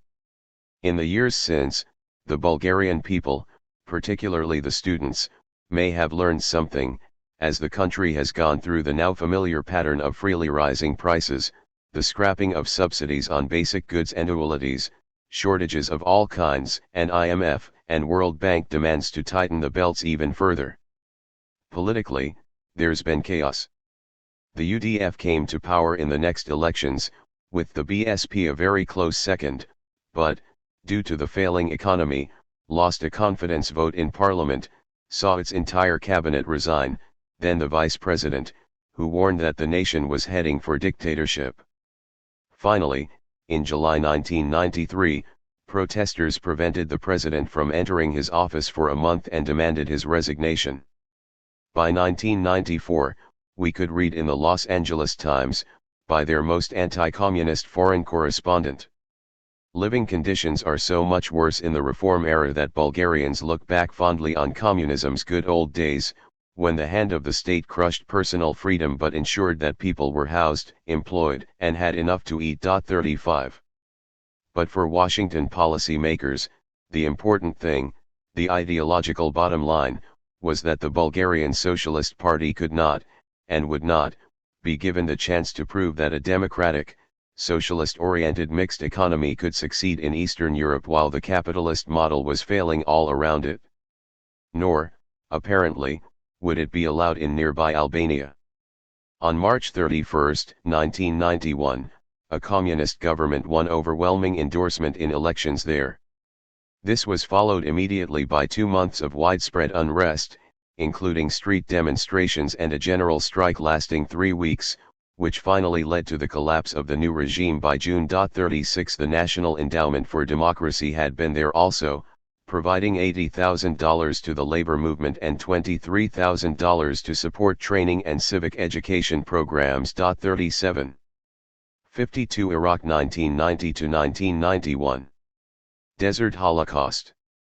"This is the one part I didn't want to see," said a 20-year-old private. "All the homeless, all the hurting. When we came through the refugee camp, man, that's something I didn't need. It's really sad," said the sergeant. "We've got little kids come up and see my gun, and they start crying. That really tears me up. At night, you kill and you roll on by," said another GI. "You don't stop. You don't have to see anything." It wasn't until the next morning the rear told us the devastation was total. We'd killed the entire division. 1. While many nations have a terrible record in modern times of dealing out great suffering face to face with their victims, Americans have made it a point to keep at a distance while inflicting some of the greatest horrors of the age: atomic bombs on the people of Japan, carpet bombing Korea back to the Stone Age, engulfing the Vietnamese in napalm and pesticides, providing 3 decades of Latin Americans with the tools and methods of torture, then turning their eyes away, closing their ears to the screams, and denying everything, and now, dropping 177 million pounds of bombs on the people of Iraq in the most concentrated aerial onslaught in the history of the world. What possessed the United States to carry out this relentless devastation for more than 40 days and nights against one of the most advanced and enlightened nations in the Middle East and its ancient and modern capital city? It's the first half of 1990. The dismantling of the Berlin Wall is being carried out on a daily basis. Euphoria about the end of the Cold War and optimism about the beginning of a new era of peace and prosperity are hard to contain. The Bush administration is under pressure to cut the monster military budget and institute a peace dividend. But George Bush, Commander-in-Chief of the Armed Forces, former Texas oil man, and former director of the CIA, is not about to turn his back on his many cronies in the military-industrial intelligence complex. He rails against those who would naively cut the muscle out of our defense posture, and insists that we must take a cautious attitude towards reform in the USSR. 2. In February, it's reported that the administration and Congress are expecting the most acrimonious hard-fought defense budget battle in recent history, and in June that tensions have escalated between Congress and the Pentagon as Congress prepares to draft one of the most pivotal defense budgets in the past 2 decades. 3. A month later, a Senate Armed Services Subcommittee votes to cut military manpower by nearly 3 times more than recommended by the Bush administration. The size and direction of the cuts indicate that President Bush is losing his battle on how to manage reductions in military spending. During this same period, Bush's popularity was plummeting, from an approval rating of 80% in January as he rode the wave of public support for his invasion of Panama the previous month to 73 in February, down to the mid-60s in May and June, 63 on July 11, 62 weeks later. 5. George Herbert Walker Bush needed something dramatic to capture the headlines and the public, and to convince Congress that a powerful military was needed as much as ever because it was still a scary and dangerous world out there. Although the official Washington version of events presented Iraq's occupation of neighboring Kuwait as an arbitrary and unwarranted aggression, Kuwait had actually been a district of Iraq, under Ottoman rule, up to the First World War. After the war, to exert leverage against the abundantly oil-rich Iraq, the British Colonial Office established tiny Kuwait as a separate territorial entity, in the process cutting off most of Iraq's access to the Persian Gulf. In 1961, Kuwait became independent, again because Britain declared it to be so, and Iraq massed troops at the border, backing down when the British dispatched their own forces. Subsequent Iraqi regimes never accepted the legitimacy of the state of affairs, making similar threats in the 1970s, even crossing a half-mile into Kuwait in 1976. But Baghdad was also open to a compromise with Kuwait under which Iraq would gain access to its former islands in the Gulf. 6. The current conflict had its origins in the brutal 1980-88 war between Iraq and Iran.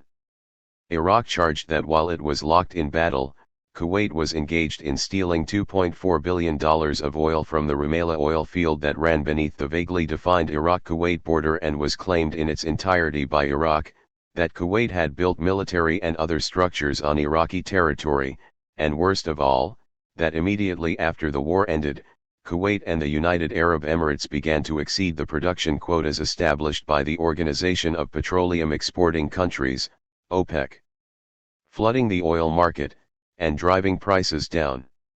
Iraq was heavily strapped and deeply in debt because of the long war, and Iraqi President Saddam Hussein declared this policy was an increasing threat to his country. Economic war, he called it, pointing out that Iraq lost $1 billion a year for each drop of $1 in the oil price. 7 Besides compensation for these losses, Hussein insisted on possession of the two Gulf islands which blocked Iraq's access to the Gulf as well as undisputed ownership of the Rumaila oil field. In the latter part of July 1990, after Kuwait had continued to scorn Iraq's financial and territorial demands, and to ignore OPEC's request to stick to its assigned quota, Iraq began to mass large numbers of troops along the Kuwaiti border. The reaction to all this by the world's only remaining superpower and self-appointed global policeman became the subject of intense analysis and controversy after Iraq actually invaded. Had Washington given Iraq a green light to invade? Was there, at a minimum, the absence of a flashing red light? The controversy was fueled by incidents such as the following. July 19, Secretary of Defense Dick Cheney stated that the American commitment made during the Iran-Iraq War to come to Kuwait's defense if it were attacked was still valid. The same point was made by Paul Wolfowitz, Under-Secretary of Defense for Policy, at a private luncheon with Arab ambassadors. Ironically, Kuwait had been allied with Iraq and feared an attack from Iran. Later, Cheney's remark was downplayed by his own spokesman, Pete Williams, who explained that the secretary had spoken with some degree of liberty. Cheney was then told by the White House, "You're committing us to war we might not want to fight," and advised pointedly that from then on, statements on Iraq would be made by the White House and State Department. 8. July 24, State Department spokeswoman Margaret Tutwiler, in response to a question, responded, "We do not have any defense treaties with Kuwait, and there are no special defense or security commitments to Kuwait." Asked whether the United States would help Kuwait if it were attacked, she said, "We also remain strongly committed to supporting the individual and collective self-defense of our friends in the Gulf with whom we have deep and long-standing ties," a statement that some Kuwaiti officials said privately was too weak. 9. July 24, the U.S. staged an unscheduled and rare military exercise with the United Arab Emirates, and the same Pete Williams then announced, "We remain strongly committed to supporting the individual and collective self-defense of our friends in the Gulf with whom we have deep and long-standing ties." And the White House declared, "We're concerned about the troop buildup by the Iraqis. We ask that all parties strive to avoid violence." 10. July 25, Saddam Hussein was personally told by the U.S. ambassador to Iraq, April Glaspie, in a now famous remark, that "we have no opinion on the Arab-Arab conflicts, like your border disagreement with Kuwait." But she then went on to tell the Iraqi leader that she was concerned about his massive troop deployment on the Kuwaiti border in the context of his government's having branded Kuwait's actions as parallel to military aggression. 11. July 25, John Kelly, Assistant Secretary of State for Near Eastern and South Asian Affairs, killed a planned Voice of America broadcast that would have warned Iraq with the identical party line words used by Tutwiler and Williams. 12. Hussein may not have known of this incident, although in April he had been personally assured by visiting Senate Minority Leader Robert Dole, speaking in behalf of the president, that the Bush administration dissociated itself from a Voice of America broadcast. Critical of Iraq's human rights abuses and also opposed a congressional move for economic sanctions against Iraq. 13. July 27, the House and Senate each voted to impose economic sanctions against Iraq because of its human rights violations. However, the Bush administration immediately reiterated its opposition to the measure. 14. July 28, Bush sent a personal message to Hussein, apparently after receiving Glaspie's report of her meeting with the Iraqi leader, cautioning him against the use of force, without referring directly to Kuwait. 15. July 31, Kelly told Congress, "We have no defense treaty relationship with any Gulf country. That is clear. We have historically avoided taking a position on border disputes or on internal OPEC deliberations." Rep. Lee Hamilton asked if it would be correct to say that if Iraq charged across the border into Kuwait, the United States did not have a treaty commitment which would obligate us to engage U.S. forces there. "That is correct," Kelly responded. 16. The next day, Washington time, Iraqi troops led by tanks charged across the Kuwaiti border, and the United States instantly threw itself into unmitigated opposition. Official statements notwithstanding, it appears that the United States did indeed have an official position on the Iraq-Kuwait border dispute.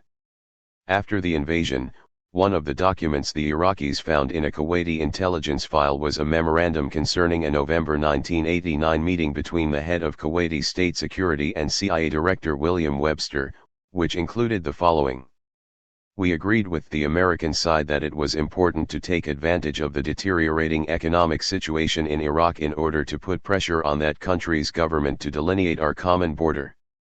The Central Intelligence Agency gave us its view of appropriate means of pressure, saying that broad cooperation should be initiated between us on condition that such activities be coordinated at a high level." The CIA called the document a total fabrication. However, as the Los Angeles Times pointed out, the memo is not an obvious forgery, particularly since if Iraqi officials had written it themselves, they almost certainly would have made it far more damaging to U.S. and Kuwaiti credibility. 17. It was apparently real enough and damaging enough to the Kuwaiti foreign minister. He fainted when confronted with the document by his Iraqi counterpart at an Arab summit meeting in mid-August. 18. When the Iraqi ambassador in Washington was asked why the document seemed to contradict U.S. Ambassador Glaspie's avowal of neutrality on the issue, he replied that her remark was part and parcel of the setup. 19. Was Iraq set up by the United States and Kuwait? Was Saddam provoked into his invasion with the conspirators' expectation perhaps that it would not extend beyond the border area so he could be cut down to the size both countries wanted?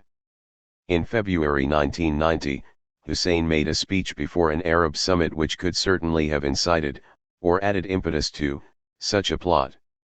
In it he condemned the continuous American military presence in the Persian Gulf waters and warned that if the Gulf people and the rest of the Arabs along with them fail to take heed, the Arab Gulf region will be ruled by American will. Further, that the U.S. would dictate the production, distribution, and price of oil, all on the basis of a special outlook which has to do solely with U.S. interests and in which no consideration is given to the interests of others. 20. In examining whether there was a conspiracy against Iraq and Saddam Hussein, we must consider, in addition to the indications mentioned above, the following. Palestine Liberation Organization Chairman Yasser Arafat has asserted that Washington thwarted the chance for a peaceful resolution of the differences between Kuwait and Iraq at an Arab summit in May, after Saddam had offered to negotiate a mutually acceptable border with Kuwait. The U.S. was encouraging Kuwait not to offer any compromise, said Arafat, which meant there could be no negotiated solution to avoid the Gulf crisis. Kuwait, he said, was led to believe it could rely on the force of U.S. arms instead. 21. Similarly, King Hussein of Jordan revealed that just before the Iraqi invasion the Kuwaiti foreign minister stated, "We are not going to respond to Iraq. If they don't like it, let them occupy our territory, we are going to bring in the Americans." And that the Kuwaiti emir told his military officers that in the event of an invasion, their duty was to hold off the Iraqis for 24 hours, by then American and foreign forces would land in Kuwait and expel them. King Hussein expressed the opinion that Arab understanding was that Saddam had been goaded into invading, thereby stepping into a noose prepared for him. 22. The emir refused to accede to Iraq's financial demands, instead offering an insulting $500,000 to Baghdad. A note from him to his prime minister before the invasion speaks of support of this policy from Egypt, Washington and London. Be unwavering in your discussions, the emir writes. We are stronger than they the Iraqis think. 23. After the war, the Kuwaiti Minister of Oil and Finance acknowledged. But we knew that the United States would not let us be overrun. I spent too much time in Washington to make that mistake, and received a constant stream of visitors here. The American policy was clear.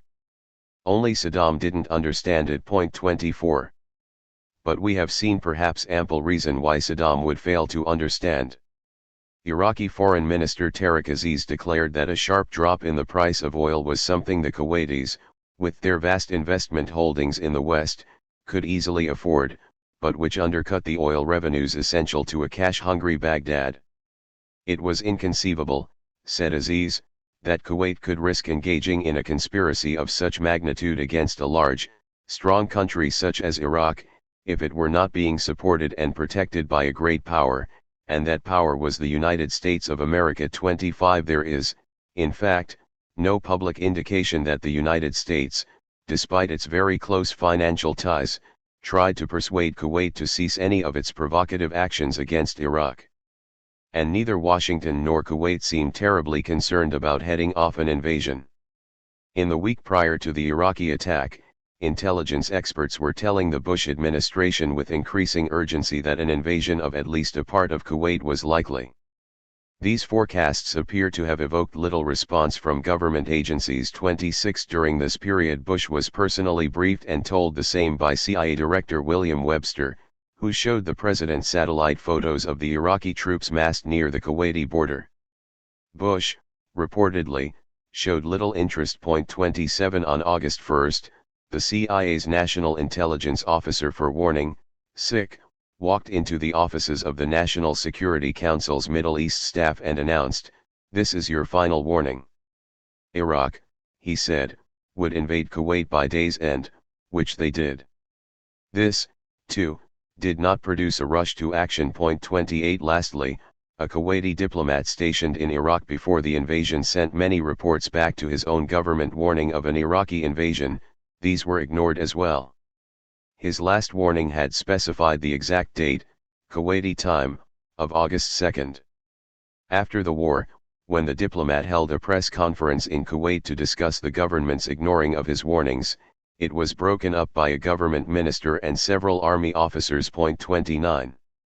In July, while all these warnings were ostensibly being ignored, the Pentagon was busy running its computerized command post exercise, CPX, initiated in late 1989 specifically to explore possible responses to the Iraqi threat which, in the new War Plan 1002-90, had replaced the Soviet threat. The exercise dealing with an Iraqi invasion of Kuwait or Saudi Arabia or both. 30 At a War Games exercise at the Naval War College in Newport, RI, participants were also being asked to determine the most effective American response to a hypothetical invasion of Kuwait by Iraq. 31 While at Shaw Air Force Base in South Carolina, another war game involved identifying bombing targets in Iraq. 32 And during May and June, the Pentagon, Congress, and defense contractors had been extensively briefed by the Center for Strategic and International Studies of Georgetown University on a study of the future of conventional warfare,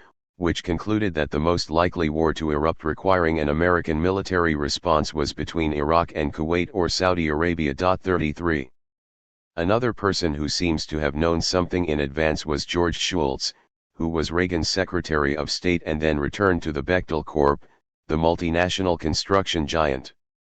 In the spring of 1990, Shultz convinced the company to withdraw from a petrochemicals project in Iraq.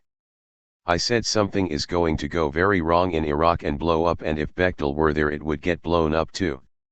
So I told them to get out." 34 Finally, there was this disclosure in the Washington Post. Since the invasion, highly classified U.S. intelligence assessments have determined that Saddam took U.S. statements of neutrality as a green light from the Bush administration for an invasion.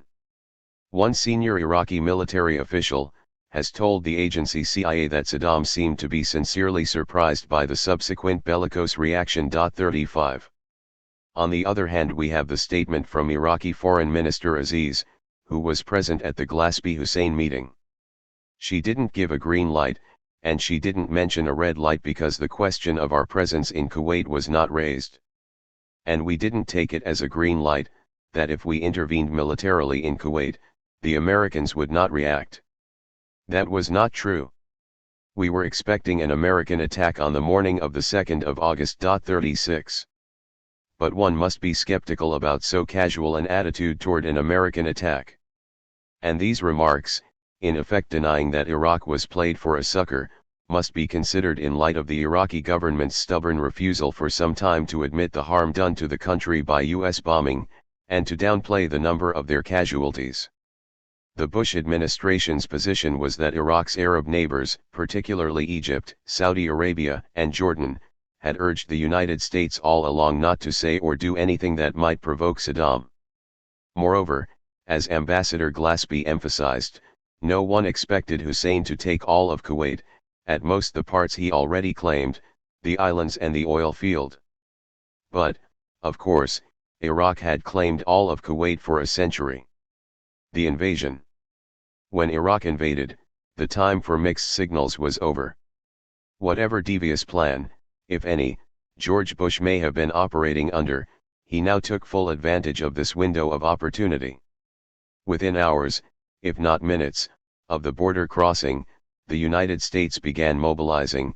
The White House condemned Iraq's action as a blatant use of military aggression, demanded the immediate and unconditional withdrawal of all Iraqi forces, and announced that it was considering all options, while George Bush was declaring that the invasion underscores the need to go slowly in restructuring U.S. defense forces. 37 Before 24 hours had passed, an American naval task force loaded with fighter planes and bombers was on its way to the Persian Gulf.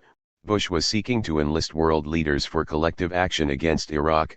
All trade with Iraq had been embargoed, all Iraqi and Kuwaiti assets in the United States had been frozen, and the Senate had decisively defeated efforts to end or freeze production of the B-2 stealth bomber after proponents seized on Iraq's invasion of Kuwait to bolster their case for the radar-eluting weapon. The attack, they said, demonstrates the continuing risk of war and the need for advanced weapons. Said Senator Dole, "If we needed Saddam Hussein to give us a wake-up call, at least we can thank him for that." 38 One day after using Iraq's invasion of Kuwait to help save the high-tech B-2 bomber, senators invoked the crisis again Friday to stave off the mothballing of 2 World War II vintage battleships. 39 Within days, thousands of American troops and an armored brigade were stationed in Saudi Arabia.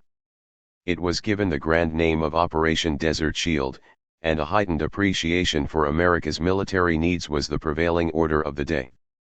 Less than a year after political changes in Eastern Europe and the Soviet Union sent the defense industry reeling under the threat of dramatic cutbacks, executives and analysts say the crisis in the Persian Gulf has provided military companies with a tiny glimmer of hope.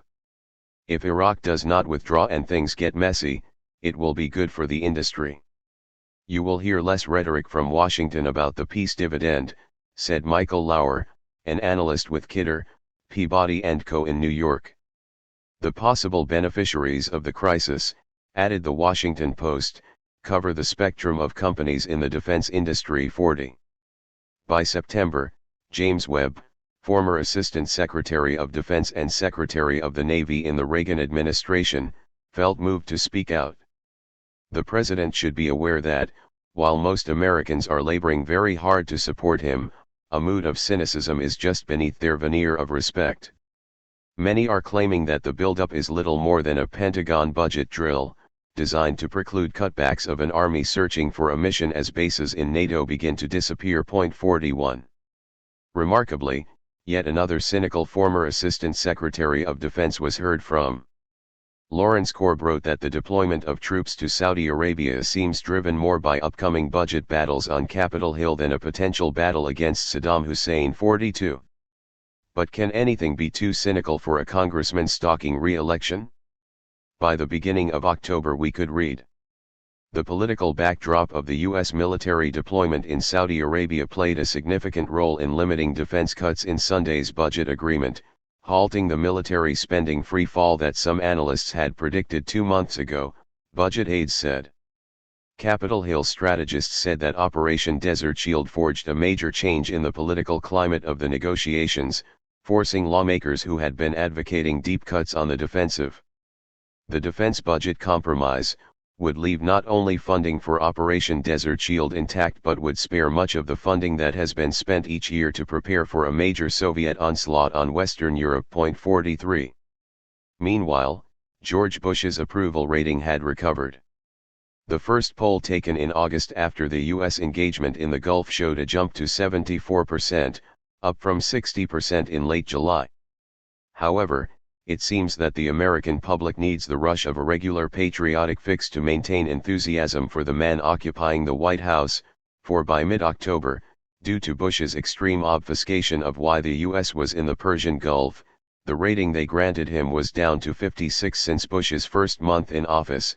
It had never been lower, and it stayed close to that level until the citizenry's next patriotic invasion fix in January, as we shall see. 44. Prelude to war. As Iraq went about plundering Kuwait and turning it into Iraqi Province 19, the United States was building up its military presence in Saudi Arabia and the surrounding waters, and employing a little coercion and history's most spectacular bribes, creating a coalition to support us, fostered United Nations resolutions and the coming war effort in a multitude of ways, a fig leaf of multinational respectability, as Washington had created in Korea, Grenada, and Afghanistan, for what was essentially an American mission, an American war. Egypt was forgiven many billions of dollars in debt, while Syria, China, Turkey, the Soviet Union, and other countries received military or economic aid and World Bank and IMF loans, had sanctions lifted, or were given other perks, not only from the US but, under Washington's pressure, from Germany, Japan, and Saudi Arabia. As an added touch, the Bush administration stopped criticizing the human rights record of any coalition member. 45. But Washington and the media were unhappy with Germany for not enthusiastically jumping on the war bandwagon. The Germans, who only yesterday were condemned as jackbooted fascists marching through Poland, were now called cowards for marching for peace in large demonstrations. Washington pushed a dozen resolutions through the Security Council condemning Iraq, imposing severe economic sanctions, and getting authorization to wage war. Only Cuba and Yemen voted against any of them.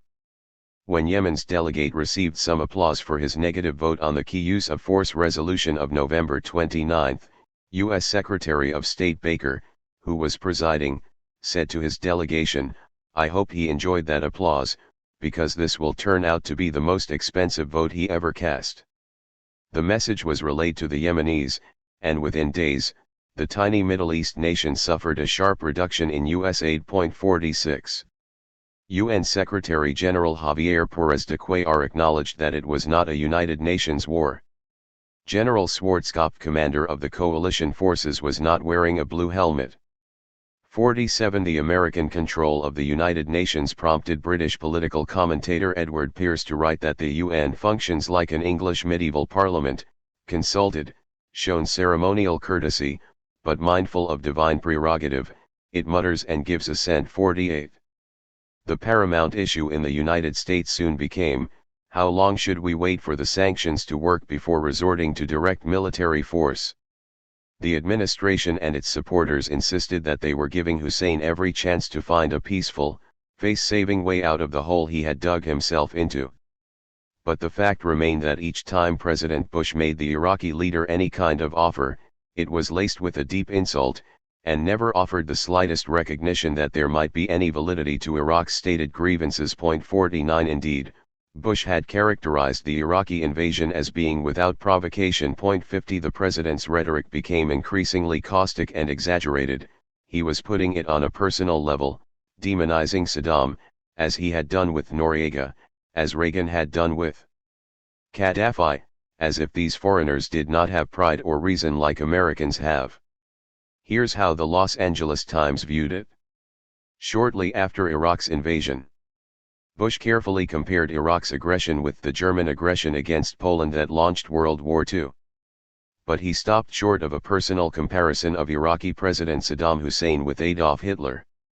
That caution went out the window last month, when Bush not only compared Hussein to Hitler but also threatened Nuremberg-style war crime trials. Then, last week, Bush went further, briefly maintaining that the Iraqi leader is worse than Hitler because the Germans never held U.S. citizens as human shields at military sites.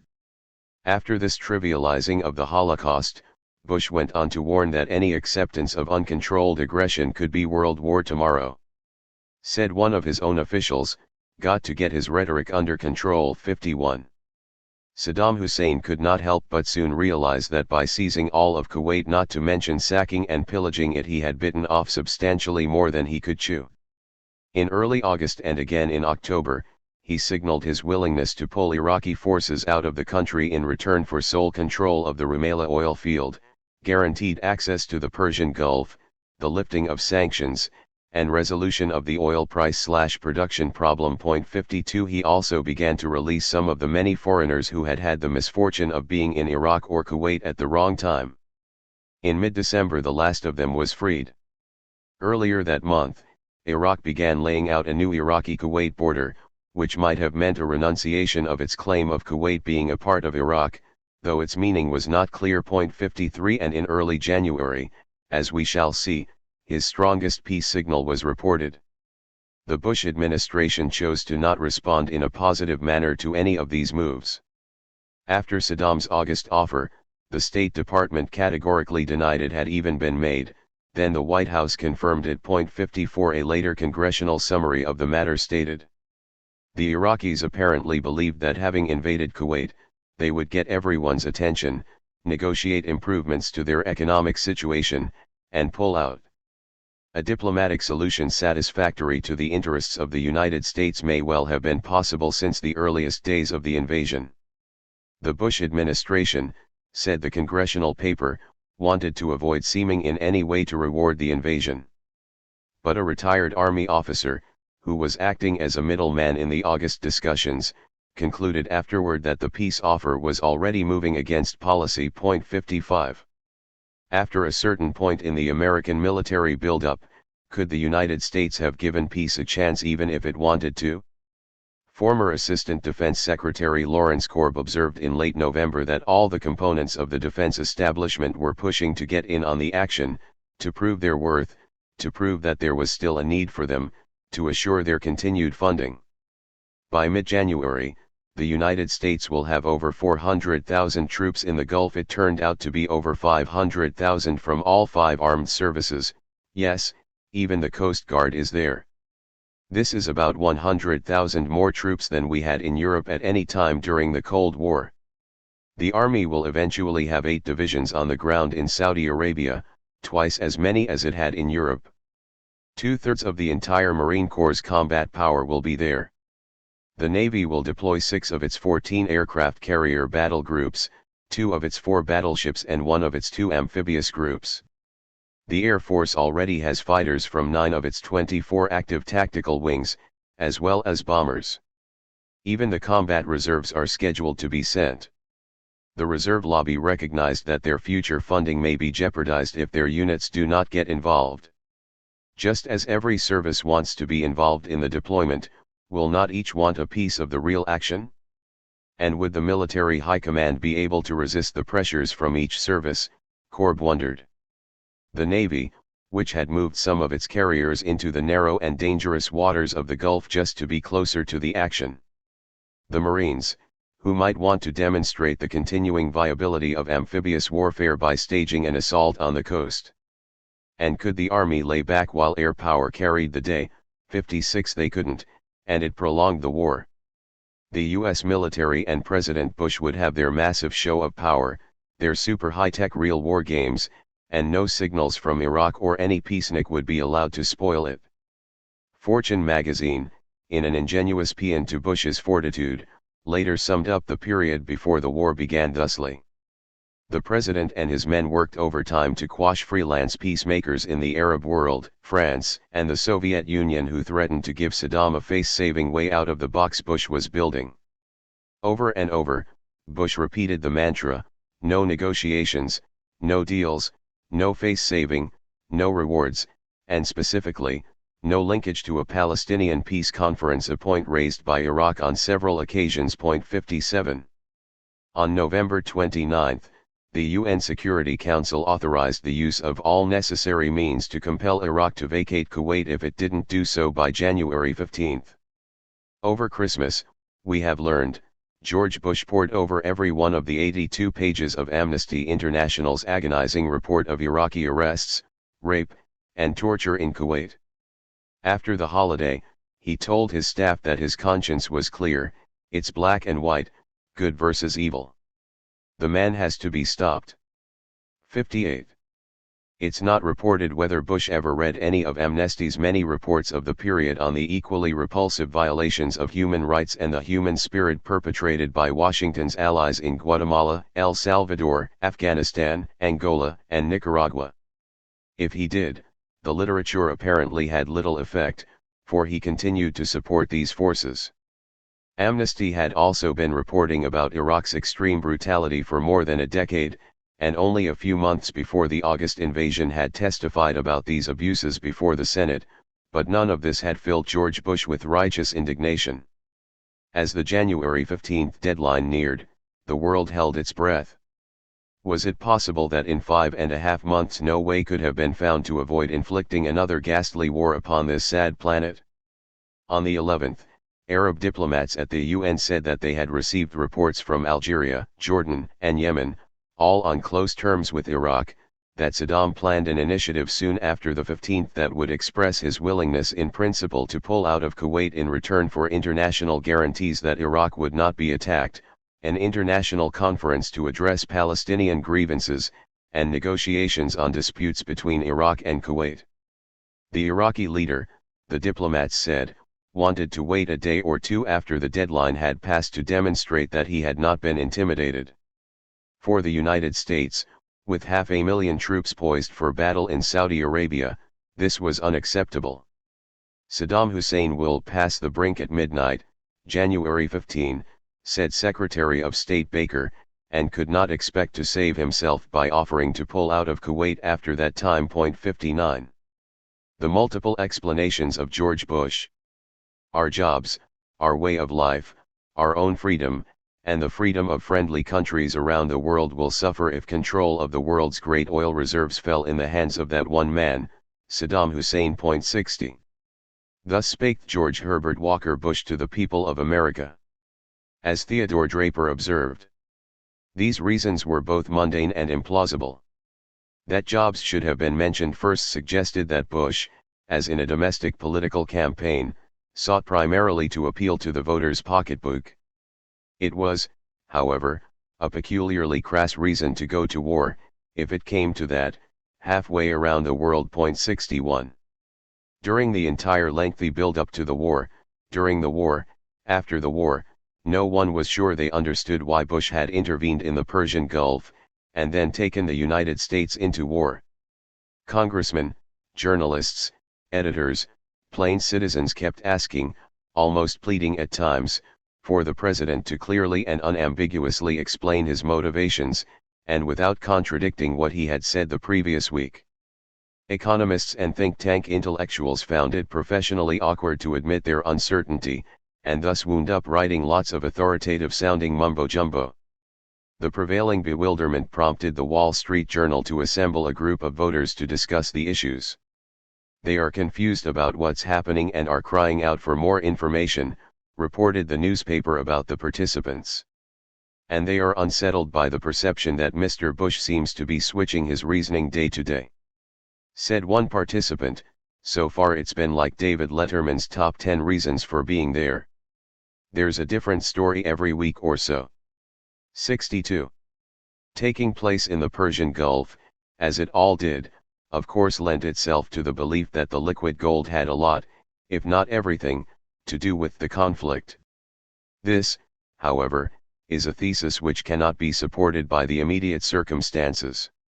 Supply was not a problem. The Energy Department acknowledged that there was not an oil shortage, and Saudi Arabia and other countries increased their production to more than make up for the oil lost from Iraq and Kuwait, which, in any event, together accounted for only about 5% of American consumption.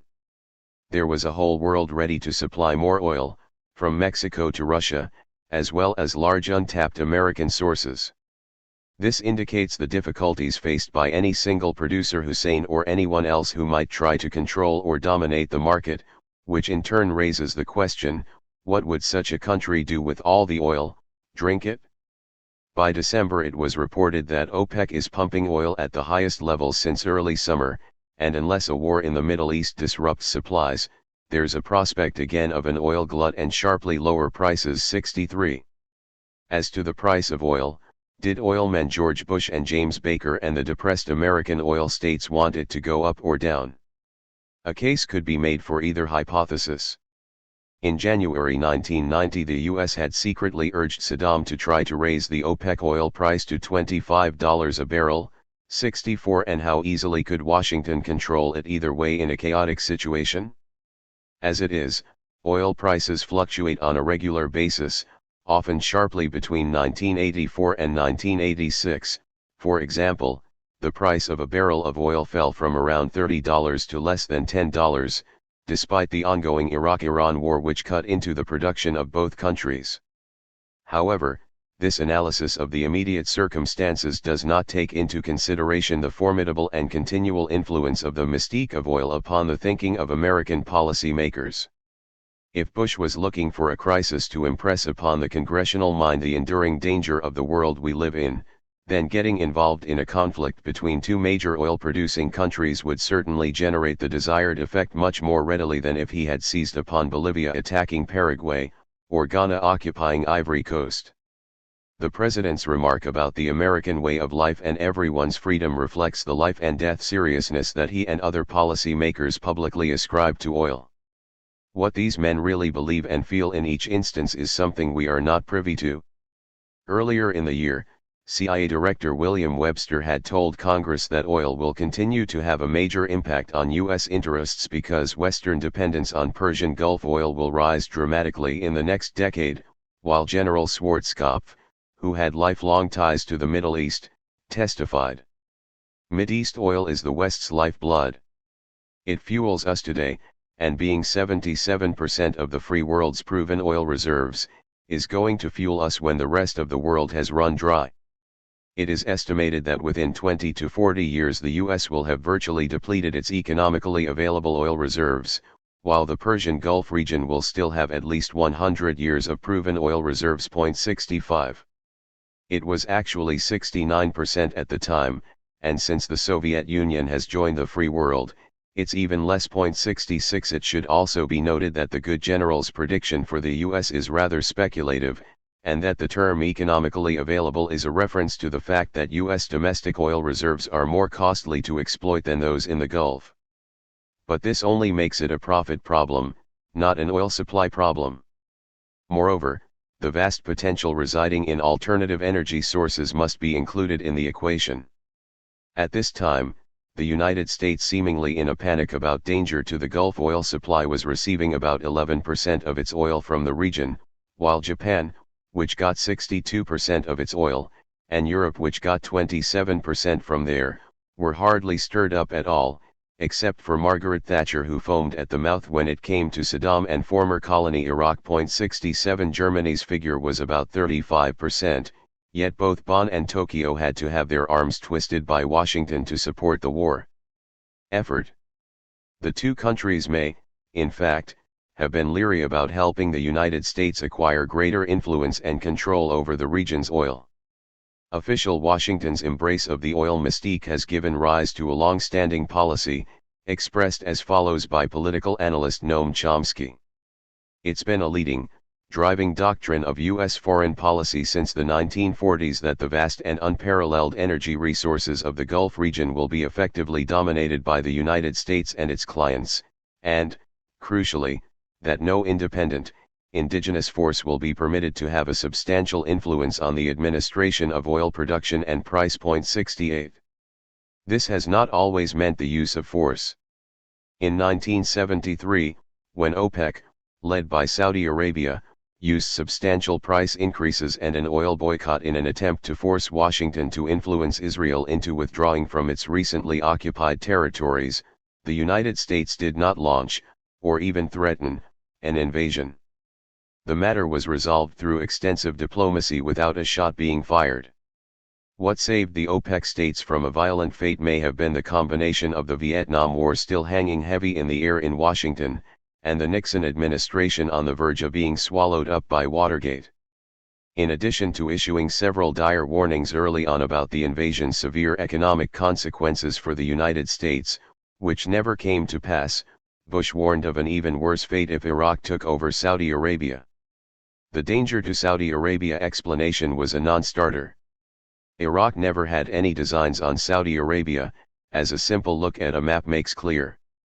The Iraqis have a long border with that country, they didn't have to go through Kuwait to invade the Saudis, and even if they did, they could have moved into Saudi Arabia virtually unopposed during the 3 weeks following their takeover of Kuwait, as General Colin Powell later conceded. 69 Bush administration officials in fact admitted that neither the CIA nor the Defense Intelligence Agency thought it probable that Iraq would invade Saudi Arabia. 70 The Saudis didn't think so either, until Defense Secretary Cheney flew to Riyadh on August 5 and personally told King Fahd that his country stood in great potential danger and desperately needed a very large infusion of American military forces to defend it. 71 Bush backed away from the oil rationale when critics charged that he was only trying to protect the interests of the oil industry.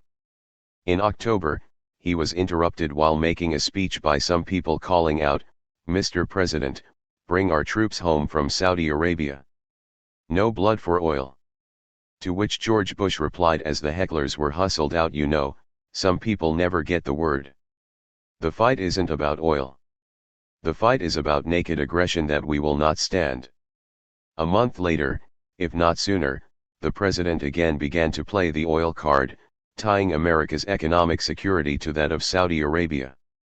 Shortly afterward, he returned to the devastating damage being done every day to the U.S. and international economies by the disruption of oil markets. 72 As to Iraq's naked aggression, a remark requiring selective memory skills of a high order coming from a government that held all modern records for international aggression, naked or otherwise, and from a man who, less than a year before, had nakedly invaded Panama. Both Syria and Israel had invaded Lebanon and still occupied large portions of that country, Israel bombarding Beirut mercilessly in the process, without a threat of war emanating from Washington. Saddam Hussein, perhaps wondering when they had changed the rules, said to the United States, "You are talking about an aggressive Iraq. If Iraq was aggressive during the Iran war, why then did you speak with us then?" 73 During Iraq's epic struggle against the Ayatollah Khomeini, the United States of course had more than spoken to Baghdad. Washington choosing Iraq as the lesser evil against Shiite extremism was responsible for huge amounts of weaponry, military training, sophisticated technology, satellite photo intelligence, and billions of dollars reaching a needy Hussein, who was also lavishly supported by Kuwait and Saudi Arabia, they being concerned that Iran's anti-monarchist sentiments might spread to their own realms. Indeed, there is evidence that Washington encouraged Iraq to attack Iran and ignite the war in the first place. 74 And during this period of American support of Hussein, he was certainly the same odious, repressive, beastly thug as when he later came under American moralistic rhetorical fire. Similarly, absent Washington's prodding, the UN did not condemn Iraq's invasion, nor did it impose any sanctions or lay down any demands. Even as it officially banned arms sales to either combatant, the US secretly provided weapons to both. The other Bête-Noire of the region, the Ayatollah, received American arms and military intelligence on Iraq during the war, so as to enhance the ability of the two countries to inflict maximum devastation upon each other and stunt their growth as strong Middle East nations. In contrast to Iraq, the enemy now were the two allies most involved, Saudi Arabia and Kuwait. Although Washington did not make a big thing about the virtue of either country, official policy was always that the United States had a principled commitment to defending the former and liberating the latter. And they were not a pretty pair. Saudi Arabia regularly featured extreme religious intolerance, extrajudicial arrest, torture, and flogging. 75 It also practiced gender apartheid and systematic repression of women, virtual slavery for its foreign workers, stoning of adulterers, and amputation of the hands of thieves. U.S. chaplains stationed in the country were asked to remove crosses and stars of David from their uniforms and call themselves morale officers. 76 Kuwait, oddly enough, was virulently anti-American in its foreign policy. 77 Though more socially enlightened than Saudi Arabia, but less than Iraq, it was nonetheless run by one family as an elitist oligarchy, which closed down the parliament in 1986, had no political parties, and forbade criticism of the ruling emir. No more than 20% of the population possessed any political rights at all. After the country had been returned to its rightful dictators, it behaved very brutally toward its large foreign worker population, holding them without charge or trial for several months. Death squads executed scores of people. Torture of political detainees was routine and widespread, said Amnesty International, and at least 80 disappeared in custody. The targets of the campaign, which took place in the presence of thousands of U.S. troops, were primarily those who were accused of collaboration with the Iraqis, although this was something most of them had no choice in, and those who were involved in a nascent pro-democracy movement. Additionally, some 400 Iraqis were forced to return to Iraq despite fears that they would be harmed or executed there. 78 The elite of the region did not display much gratitude for all that George Bush said America was doing for them. Said one Gulf official, "You think I want to send my teenaged son to die for Kuwait?" He chuckled and added, "We have our white slaves from America to do that." A Saudi teacher saw it this way: the American soldiers are a new kind of foreign worker here.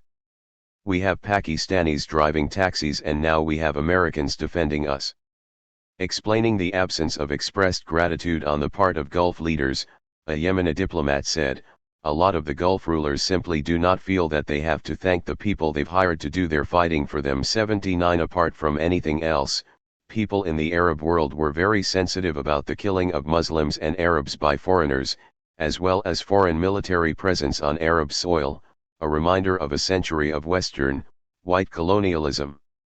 Bush also warned that Iraq posed a nuclear threat. True enough.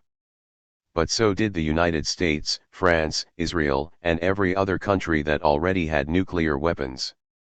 Iraq, on the other hand, according to American, British and Israeli experts, was 5 to 10 years away from being able to build and use nuclear weapons. 80 It's unlikely that the president himself believed there was any such danger. His warning came only after a poll showed that a plurality of Americans felt that preventing Iraq from acquiring nuclear weapons was the most persuasive argument for going to war. 81 One factor not mentioned by Bush as a reason for the intervention, but which, in fact, probably played an important role, was the Pentagon's desire to make or strengthen agreements with Gulf region countries for an ongoing U.S. military presence, and considerable progress along these lines appears to have been made. 82 General Schwarzkopf had earlier told Congress that U.S. presence in the Gulf is one of the three pillars of overall military strategy, along with security assistance and combined exercises, all of which lead to all-important access, which one can take as a euphemism for influence and control. 83 After the war, the existence of a network of military communication system superbases in Saudi Arabia was revealed. 10 years in the building by the United States, in maximum secrecy, its cost of almost $200 billion paid for by the Saudis, its use during the Gulf War indispensable. It may explain why Bush moved so quickly to defend Saudi Arabia, albeit against a non-existent threat. 84 Stop me before I kill again. Joseph Stalin studied for the priesthood. Adolf Hitler was a vegetarian and anti-smoking. Hermann Goering, while his Luftwaffe rained death upon Europe, kept a sign in his office that read, "He who tortures animals wounds the feelings of the German people." This fact Elie Wiesel called the greatest discovery of the war, that Adolf Eichmann was cultured, read deeply, played the violin. Mussolini also played the violin. Charles Manson was a staunch anti-vivisectionist. About Panama, as we have seen, after he ordered the bombing, George Bush said that his heart goes out to the families who have died in Panama. And when he was asked, was it really worth it to send people to their death for this? To get Noriega, he replied, every human life is precious, and yet I have to answer, yes, it has been worth it. About Iraq, Bush said, people say to me, how many lives? How many lives can you expend? Each one is precious. 85. Just before ordering the start of the war against Iraq in January, Bush prayed, as tears ran down his cheeks. I think, he later said, that, like a lot of others who had positions of responsibility in sending someone else's kids to war, we realized that in prayer what mattered is how it might have seemed to God. 86. God, one surmises, might have asked George Bush about the kids of Iraq. And the adults. And, in a testy, rather ungodlike manner, might have cracked, so stop wasting all the precious lives already. Tanks pulling plows moved alongside trenches, firing into the Iraqi soldiers inside the trenches as the plows covered them with great mounds of sand. Thousands were buried, dead, wounded, or alive. 87. U.S. forces fired on Iraqi soldiers after the Iraqis had raised white flags of surrender. The Navy commander who gave the order to fire was not punished. 88. The bombing destroyed 2 operational nuclear reactors in Iraq. It was the first time ever that live reactors had been bombed, and may well have set a dangerous precedent. Hardly more than a month had passed since the United Nations, under whose mandate the United States was supposedly operating, had passed a resolution reaffirming its prohibition of military attacks on nuclear facilities in the Middle East. 89 Sundry chemical, including chemical warfare, facilities and alleged biological warfare plants, were also targets of American bombs. General Schwarzkopf then announced that they had been very careful in selecting the means of destruction of these as well as the nuclear facilities, and only after a lot of advice from a lot of very, very prominent scientists, and were 99.9% certain that there was no contamination. 90 However, European scientists and environmentalists detected traces of chemical weapons agents that the bombings had released, as well as chemical fallout and toxic vapors, also released by the air attacks, that were killing scores of civilians. 91. The American government and media had a lot of fun with an obvious piece of Iraqi propaganda, the claim that a bombed biological warfare facility had actually been a baby food factory. But it turned out that the government of New Zealand and various business people from there had had intimate contact with the factory and categorically confirmed that it had indeed been a baby food factory. 92. The United States also made wide use of advanced depleted uranium, DU, shells, rockets, and missiles, leaving tons of radioactive and toxic rubble in Kuwait and Iraq. The United Kingdom Atomic Energy Authority, in an April 1991 secret report, warned that if DO gets in the food chain or water, this will create potential health problems. The uranium-238 used to make the weapons can cause cancer and genetic defects if inhaled. Uranium is also chemically toxic, like lead. Inhalation causes heavy metal poisoning or kidney or lung damage. Iraqi soldiers, pinned down in their bunkers during assaults, were almost certainly poisoned by radioactive dust clouds. 93. The civilian population suffered in the extreme from the relentless bombing. Middle East Watch, the human rights organization, has documented numerous instances of the bombing of apartment houses, crowded markets, bridges filled with pedestrians and civilian vehicles, and a busy central bus station, usually in broad daylight, without a government building or military target of any kind in sight, not even an anti-aircraft gun. 94. On February 12, the Pentagon announced that virtually everything militarily is either destroyed or combat ineffective. 95. Yet the next day there was a deliberate bombardment of a civilian air raid shelter that took the lives of as many as 1,500 civilians, a great number of them women and children. This was followed by significant bombardment of various parts of Iraq on a daily basis for the remaining 2 weeks of the war, including what was reported for the 18th in The Guardian of London as one of the coalition's most ferocious attacks on the center of Baghdad. 96. What was the purpose of the bombing campaign after the 12th? The United States said it thought that the shelter was for VIPs, which it had been at one time, and claimed that it was also being used as a military communications center, but neighborhood residents insisted that the constant aerial surveillance overhead had to observe the daily flow of women and children into the shelter. 97. Western reporters said they could find no signs of military use. 98.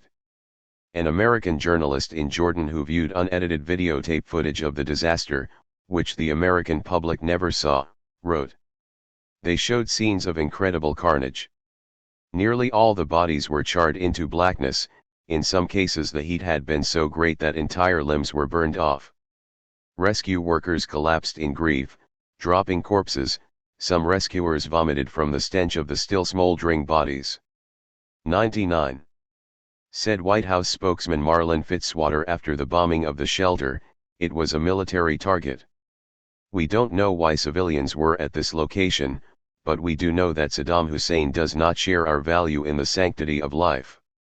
100. Said George Bush, when criticized for the bombing campaign, "I am concerned about the suffering of innocents." 101. The crippling of the electrical system multiplied geometrically the daily living horror of the people of Iraq. As a modern country, Iraq was reliant on electrical power for essential services such as water purification and distribution, sewage treatment, the operation of hospitals and medical laboratories, and agricultural production. Bomb damage, exacerbated by shortages attributable to the UN/US embargo, dropped electricity to 3 or 4% of its pre-war level, the water supply fell to 5%, oil production was negligible, the food distribution system was devastated, the sewage system collapsed, flooding houses with raw sewage and gastroenteritis and extreme malnutrition were prevalent. 102. 2 months after the war ended, a public health team from Harvard University visited health facilities in several Iraqi cities. Based on their research, the group projected, conservatively, that at least 170,000 children under 5 years of age will die in the coming year from the delayed effects of the destruction of electrical power, fuel, and transportation. A large increase in deaths among the rest of the population is also likely. The immediate cause of death in most cases will be waterborne infectious disease in combination with severe malnutrition. 103. One member of both the Harvard group and a later research group which visited Iraq testified before Congress that children play in the raw sewage which is backed up in the streets. 2 world-renowned child psychologists stated that the children in Iraq were the most traumatized children of war ever described. 104. Despite repeated statements by American authorities about taking the greatest of care to hit only military targets, Using smart bombs and laser-guided bombs, and surgical strikes, we now know that this was little more than an exercise in propaganda, just as referring to the suffering as collateral damage was. After the war, the Pentagon admitted that non-military facilities had been extensively targeted for political reasons. 105 Comprehensive post-World War II government studies had concluded that the dread of disease and the hardships imposed by the lack of sanitary facilities were bound to have a demoralizing effect upon the civilian population, and that there was a reliable and striking correlation between the disruption of public utilities and the willingness of the German population to accept unconditional surrender. 106. In the Iraqi case there was a further motivation, to encourage desperate citizens to rise up and overthrow Saddam Hussein. Said a U.S. Air Force planner. Big picture, we wanted to let people know, get rid of this guy and we'll be more than happy to assist in rebuilding. We're not going to tolerate Saddam Hussein or his regime. Fix that, and we'll fix your electricity. 107. Those who tried to escape the bombing horror in Iraq by fleeing to Jordan were subjected to air attacks on the highway between Baghdad and the Jordanian border. Buses, taxis, and private cars were repeatedly assaulted, literally without mercy, by rockets, cluster bombs, and machine guns, usually in broad daylight, the targets clearly civilian, with luggage piled on top, with no military vehicles or structures anywhere to be seen, surrounded by open desert, the attacking planes flying extremely close to the ground, bus loads of passengers incinerated, and when people left the vehicles and fled for their lives, planes often swooped down upon them firing away. "You're killing us," cried a Jordanian taxi driver to an American reporter. "You're shooting us everywhere we move."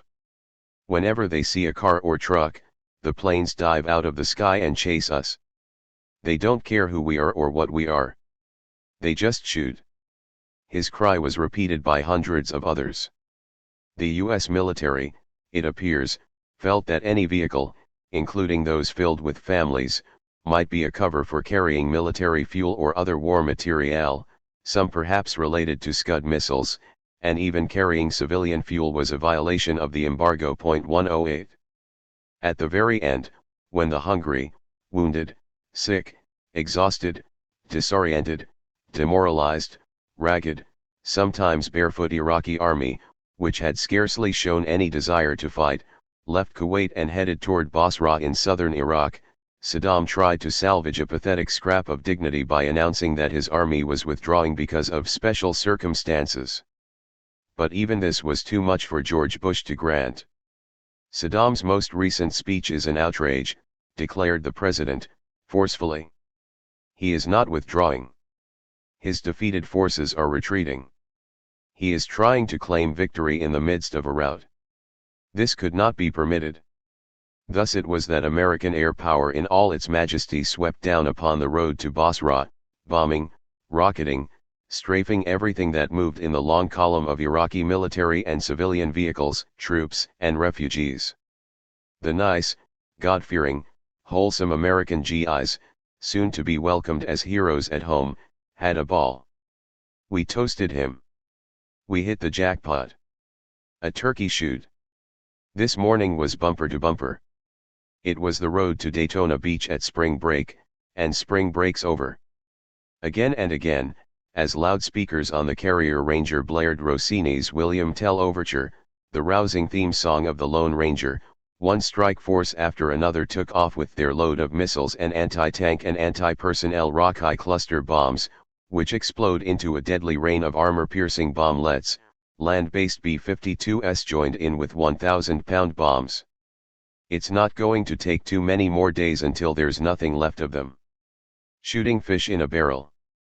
Basically just sitting ducks. There's just nothing like it. It's the biggest 4th of July show you've ever seen, and to see those tanks just boom, and more stuff just keeps spewing out of them, they just become white hot. It's wonderful. The British Daily, The Independent, although it supported the war, denounced the glee with which the Americans carried out the barrage, saying it turned the stomachs and was sickening to witness a routed army being shot in the back. 109. A BBC radio reporter summed up the attack by asking, What threat could these pathetic remnants of Saddam Hussein's beaten army have posed? Wasn't it obvious that the people of the convoy would have given themselves up willingly without the application of such ferocious weaponry? 110. And all this against a foe that had for 5 days been calling for a ceasefire. But heaven forbid that the Americans should offend any of the people of the Gulf.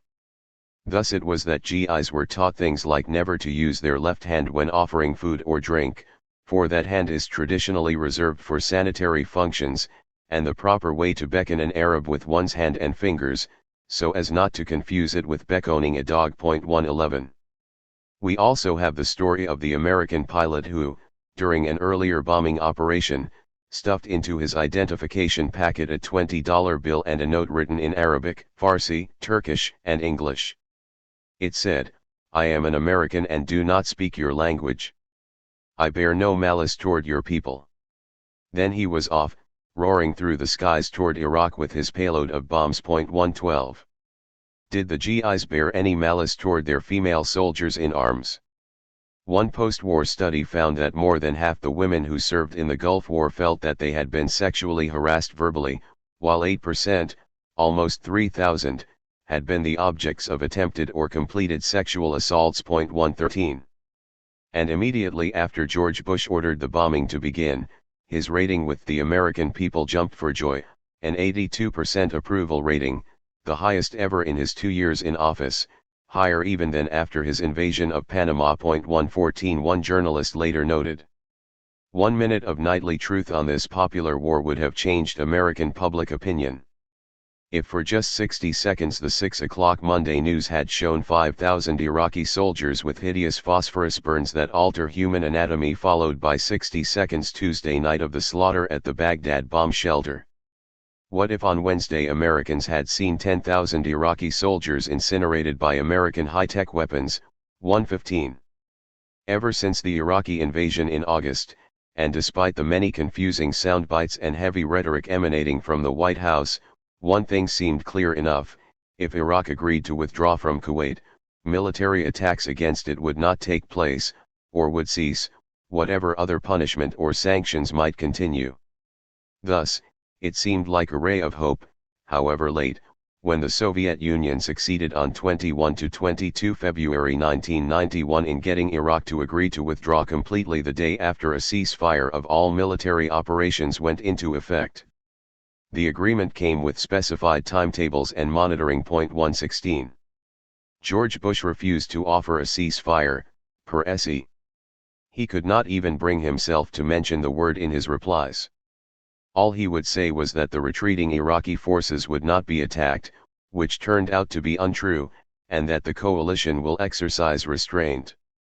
Saddam could have chosen to take this as the ceasefire, but he was as proud and stubborn as George. The point Bush emphasized the most during these 2 crucial days, as well as earlier, was that Iraq must comply with all 12 UN resolutions. In evaluating Bush's legalistic demands, it should be kept in mind that the policy and practice of the American war had repeatedly violated the letter and the spirit of the United Nations Charter, the Hague Conventions, the Geneva Conventions, the Nuremberg Tribunal, the Protocols of the International Committee of the Red Cross, and the U.S. Constitution, amongst other cherished documents. 117. In the end, Bush gave Saddam 24 hours to begin withdrawing from Kuwait, period. When the time came and went, the United States launched the long-expected ground war, while the aerial attacks including the carnage on the road to Basra continued until the end of the month. Said Vitaly Ignatenko, a spokesman for Soviet President Mikhail Gorbachev, "It seems that President Gorbachev cares more about saving the lives of American soldiers than George Bush does." 118. In a post-war survey, a United Nations inspection team declared that the Allied bombardment had had a near-apocalyptic impact on Iraq and had transformed the country into a pre-industrial age nation which had been until January a rather highly urbanized and mechanized society. 119. It will never be known how many hundreds of thousands of Iraqis died from the direct and indirect effects of the war. The count is added to every day. With the United States refusing to end the embargo against Iraq, everything has continued: malnutrition, starvation, lack of medicines and vaccines, contaminated drinking water, human excrement piling up, typhoid, a near epidemic of measles, several other diseases. Iraq's food supply had been 70% dependent on imports, now billions of dollars were frozen in overseas accounts, and with prohibitive restrictions on selling its oil, an inability to rebuild because vital parts could not be imported, industry closing its doors, mass unemployment, transportation and communications broken down. 120. By September 1994, with Washington still refusing to release its death grip on the embargo, the Iraqi government announced that since the sanctions had begun in August 1990, about 400,000 children had died of malnutrition and disease. 121. After the war, when the Iraqi government was repressing a Kurdish revolt which the US had encouraged, then failed to support, Bush said, "I feel frustrated any time innocent civilians are being slaughtered." 122. This was the second time the United States had led the Kurdish lambs to slaughter with a broken commitment. See Iraq 1972-75 chapter. Washington had also encouraged the Shiite Muslims in Iraq to rebel, then did not back them. The US was not looking to foster a Kurdish government that would upset Turkey, nor a Shiite government that might well become an ally of Iran or inspire Muslim fundamentalists elsewhere in the Middle East. American mental hospitals and prisons are home to many people who claim to have heard a voice telling them to kill certain people, people they'd never met before, people who'd never done them any harm, or threatened any harm. American soldiers went to the Persian Gulf to kill the same kind of people after hearing a voice command them, the voice of George Herbert Walker Bush. 53 Afghanistan 1979-1992. America's Jihad. His followers first gained attention by throwing acid in the faces of women who refused to wear the veil. CIA and State Department officials I have spoken with call him scary, vicious, a fascist, definite dictatorship material. 1. This did not prevent the United States government from showering the man with large amounts of aid to fight against the Soviet-supported government of Afghanistan.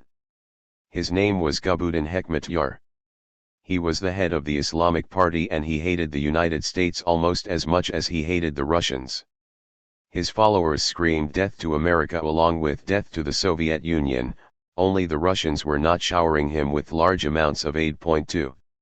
The United States began supporting Afghan Islamic fundamentalists in 1979 despite the fact that in February of that year some of them had kidnapped the American ambassador in the capital city of Kabul, leading to his death in the rescue attempt.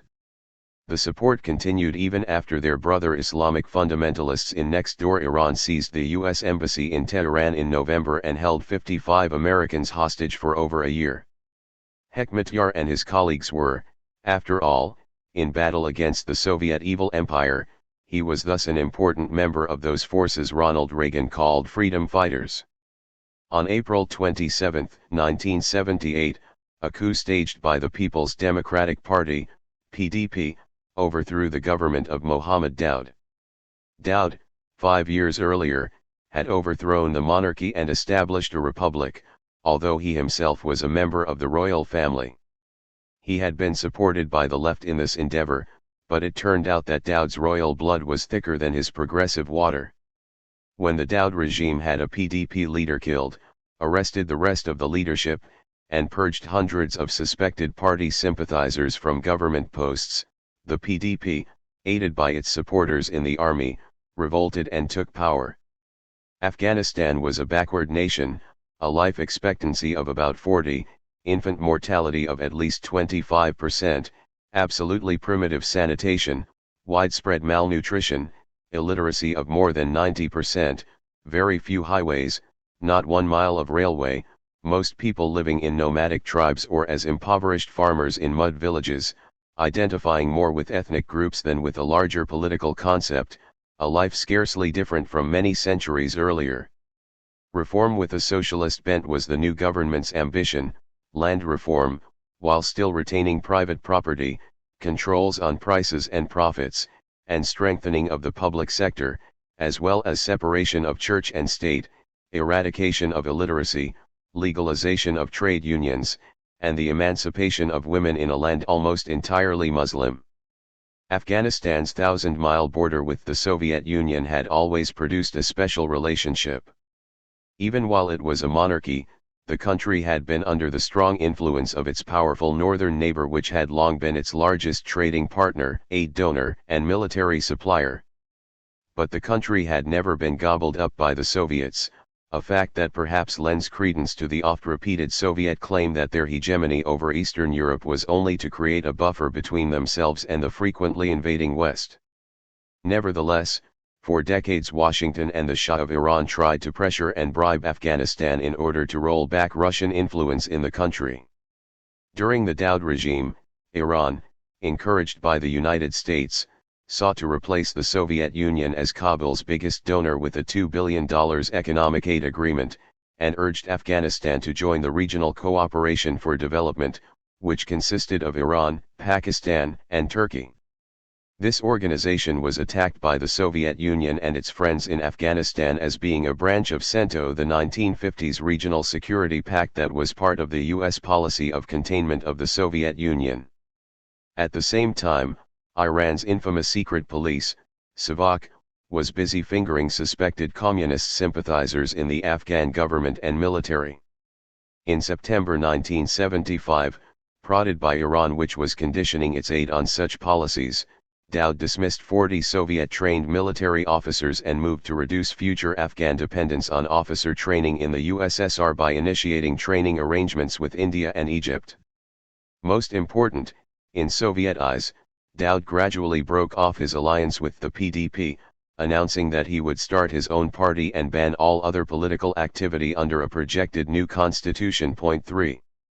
Selig Harrison, the Washington Post's South Asia specialist, wrote an article in 1979 entitled "The Shah, Not the Kremlin, Touched Off Afghan Coup," concluding, "The communist takeover in Kabul April 1978 came about when it did, and in the way that it did, because the Shah disturbed the tenuous equilibrium that had existed in Afghanistan between the Soviet Union and the West for nearly 3 decades. In Iranian and American eyes, Tehran's offensive was merely designed to make Kabul more truly non-aligned, but it went far beyond that. Given the unusually long frontier with Afghanistan, the Soviet Union would clearly go to great lengths to prevent Kabul from moving once again toward a pro-Western stance. 4. When the Shah was overthrown in January 1979, the United States lost its chief ally and outpost in the Soviet border region, as well as its military installations and electronic monitoring stations aimed at the Soviet Union. Washington's cold warriors could only eye Afghanistan even more covetously than before. After the April Revolution, the new government under President Noor Mohammad Tariqi declared a commitment to Islam within a secular state, and to non-alignment in foreign affairs. It maintained that the coup had not been foreign-inspired, that it was not a communist takeover, and that they were not communists but rather nationalists and revolutionaries.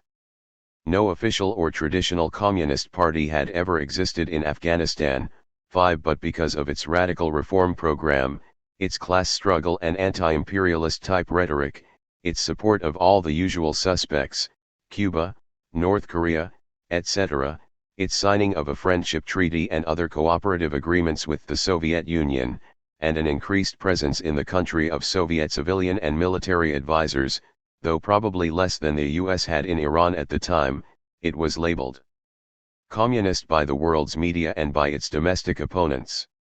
Whether or not the new government in Afghanistan should properly have been called communist, whether or not it made any difference what it was called, the lines were now drawn for political, military, and propaganda battle, a jihad, holy war, between fundamentalist Muslims and godless atheistic communists, Afghan nationalism versus a Soviet-run government, large landowners, tribal chiefs, businessmen, the extended royal family, and others versus the government's economic reforms.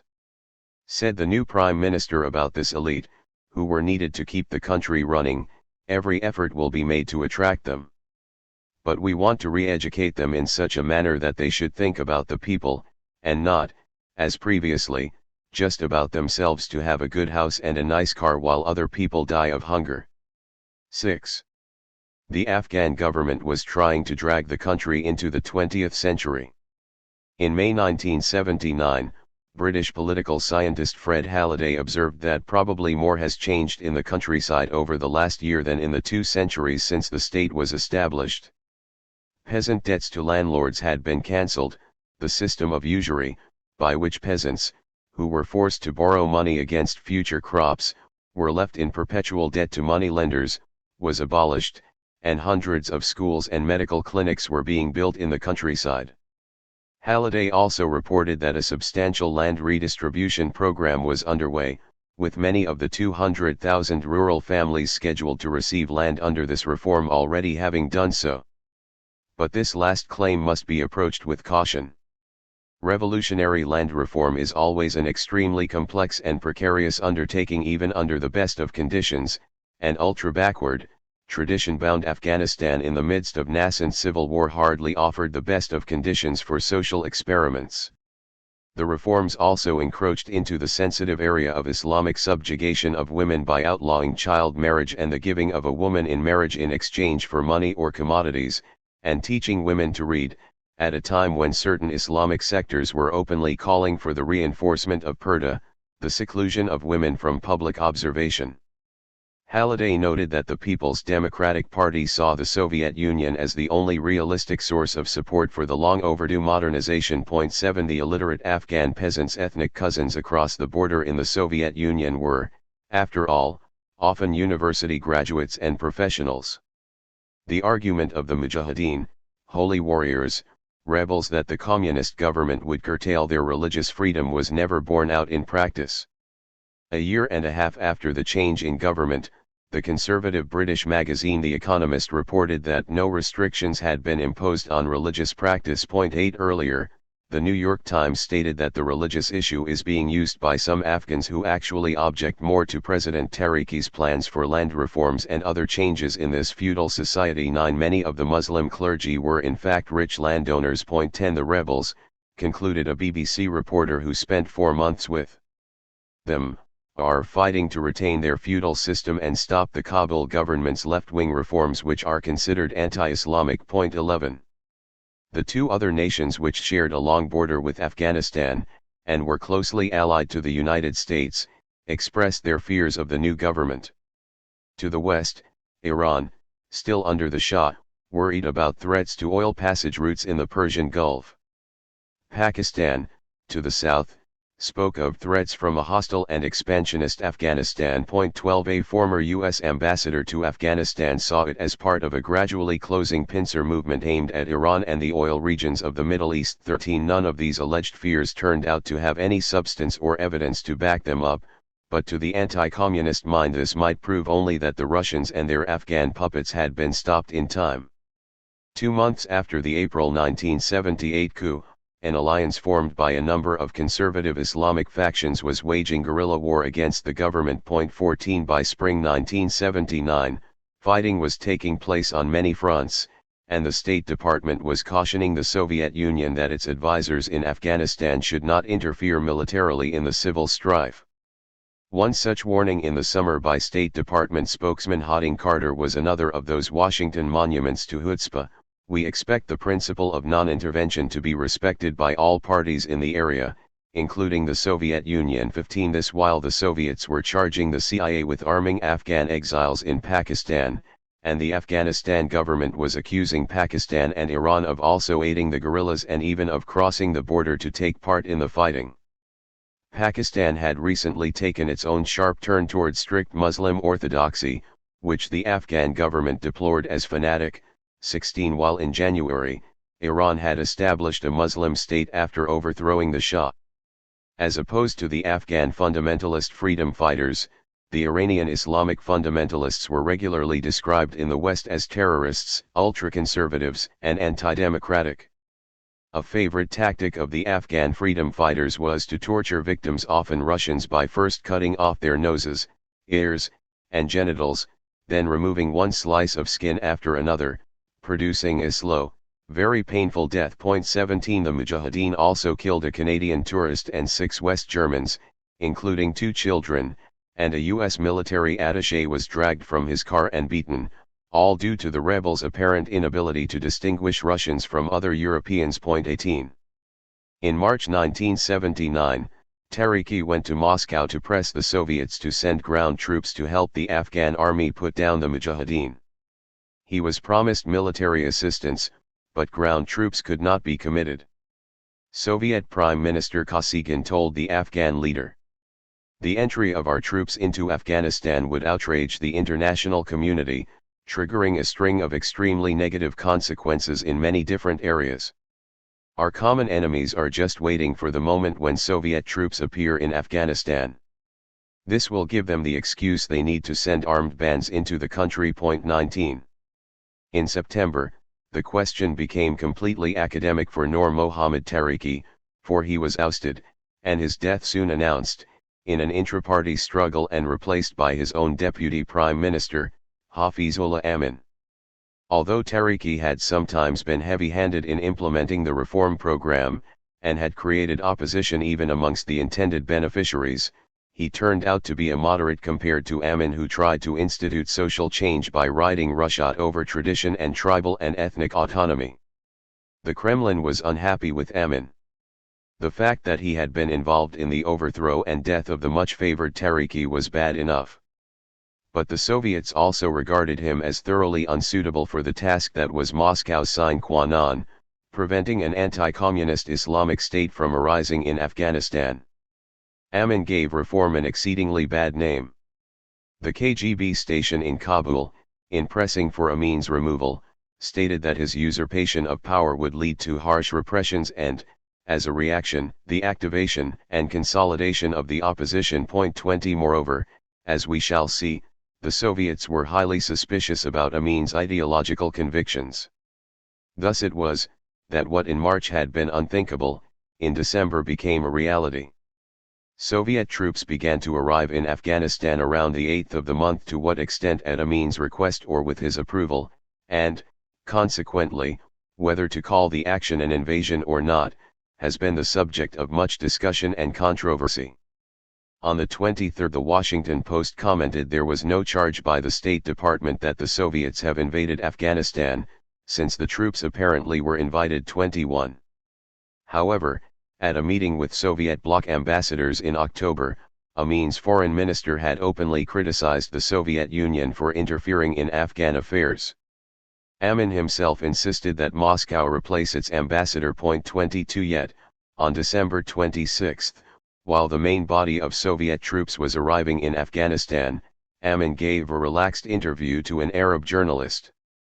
"The Soviets," he said, "supply my country with economic and military aid, but at the same time they respect our independence and our sovereignty. They do not interfere in our domestic affairs."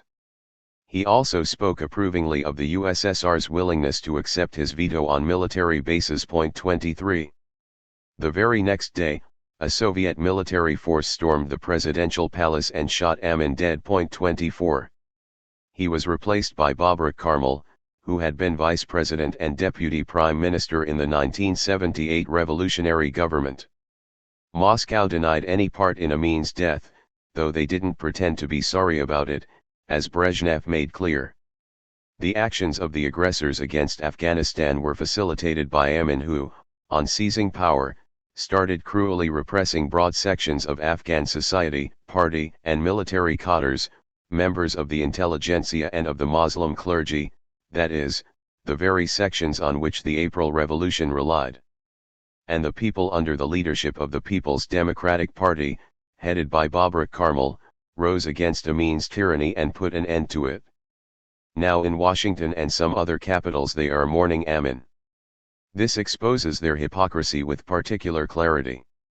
Where were these mourners when Amin was conducting mass repressions, when he forcibly removed and unlawfully killed Tariki, the founder of the new Afghan state? 25. After Amin's ouster and execution, the public thronged the streets in a holiday spirit. If Karmal could have overthrown Amin without the Russians, observed a Western diplomat, he would have been seen as a hero of the people. 26. The Soviet government and press repeatedly referred to Amin as a CIA agent, a charge which was greeted with great skepticism in the United States and elsewhere. 27 However, Enough circumstantial evidence supporting the charge exists so that it perhaps should not be dismissed entirely out of hand. During the late 1950s and early 60s, Amin had attended Columbia University Teachers College and the University of Wisconsin. 28 This was a heyday period for the CIA, using impressive bribes and threats to regularly try to recruit foreign students in the United States to act as agents for them when they returned home. During this period, at least one president of the Afghanistan Students Association, ASA, Zia H. Norzai, was working with the CIA in the United States and later became president of the Afghanistan State Treasury. One of the Afghan students whom Norzai and the CIA tried in vain to recruit, Abdul Latif Hotakia, declared in 1967 that a good number of the key officials in the Afghanistan government who studied in the United States are either CIA trained or indoctrinated. Some are cabinet-level people.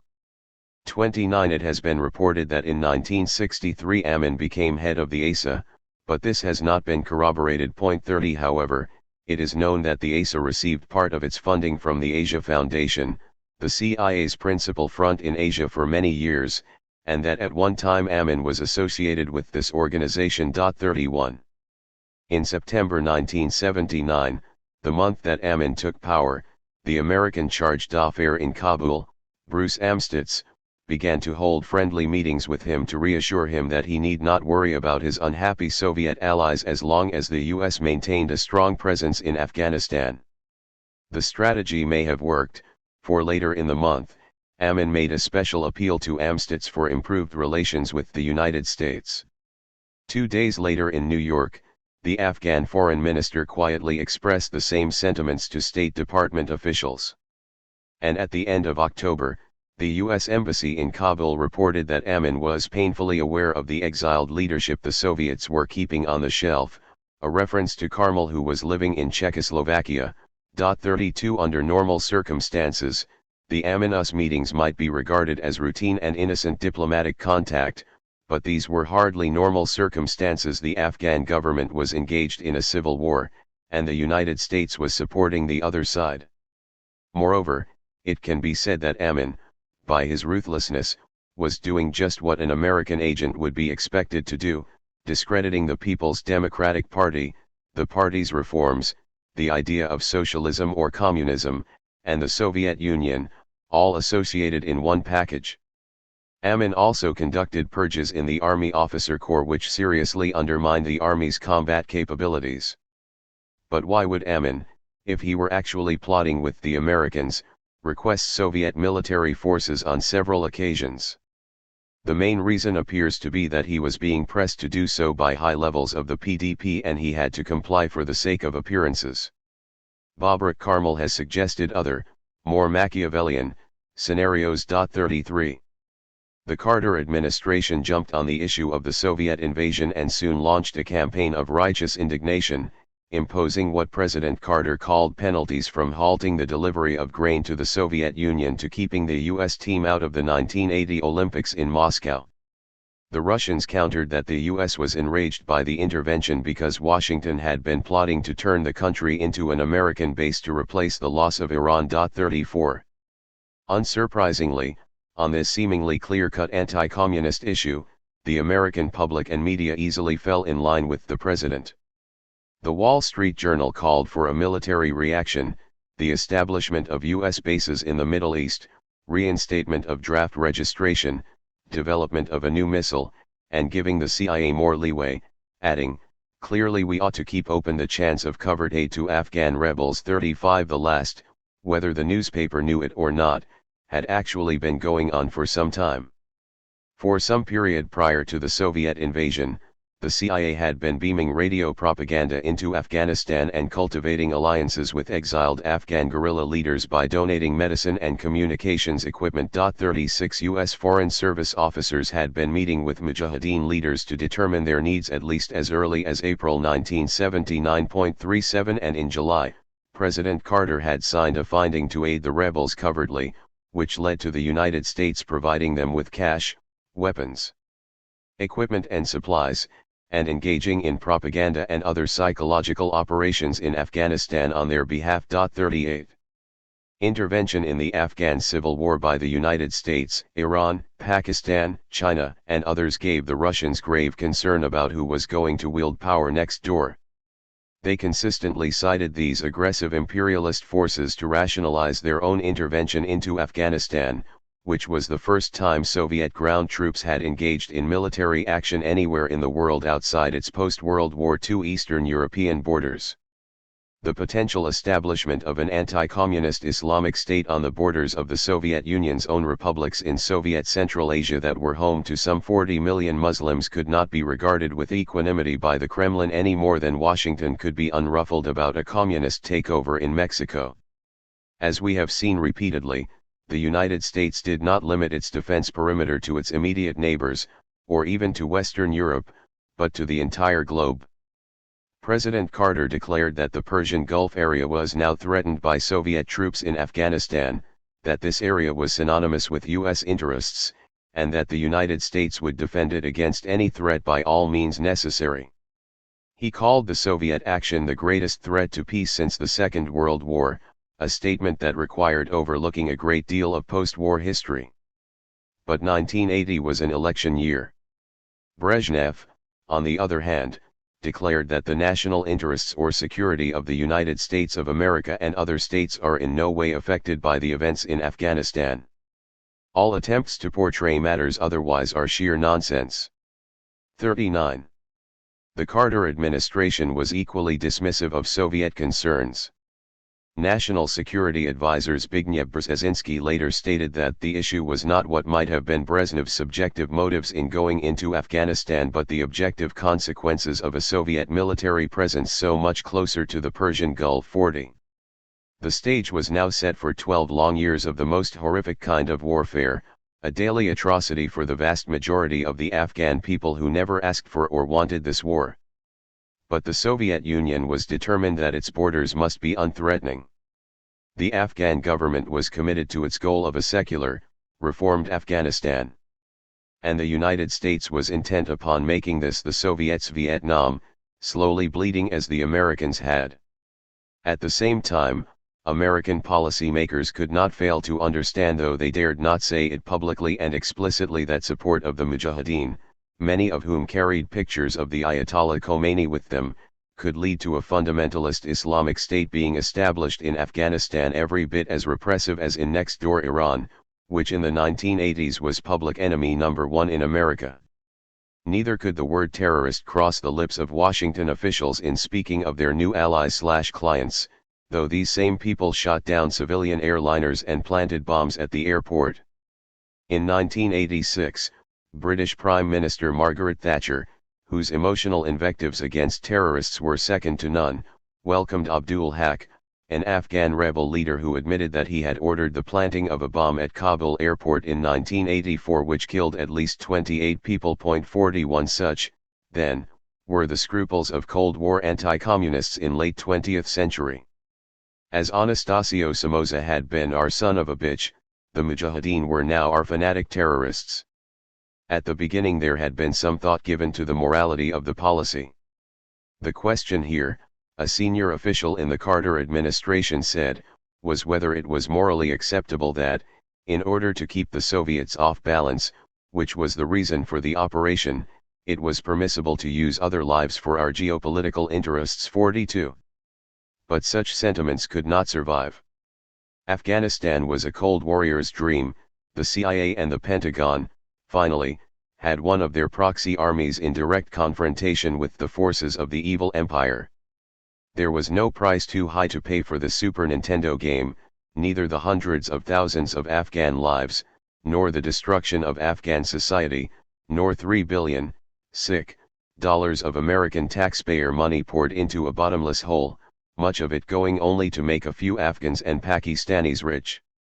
Congress was equally enthused without even the moral uncertainty that made them cautious about arming the Nicaraguan Contras and became a veritable bipartisan horn of plenty as it allocated more and more money for the effort each year.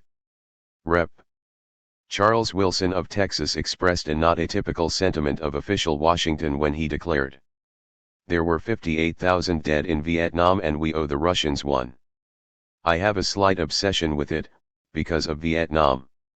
I thought the Soviets ought to get a dose of it.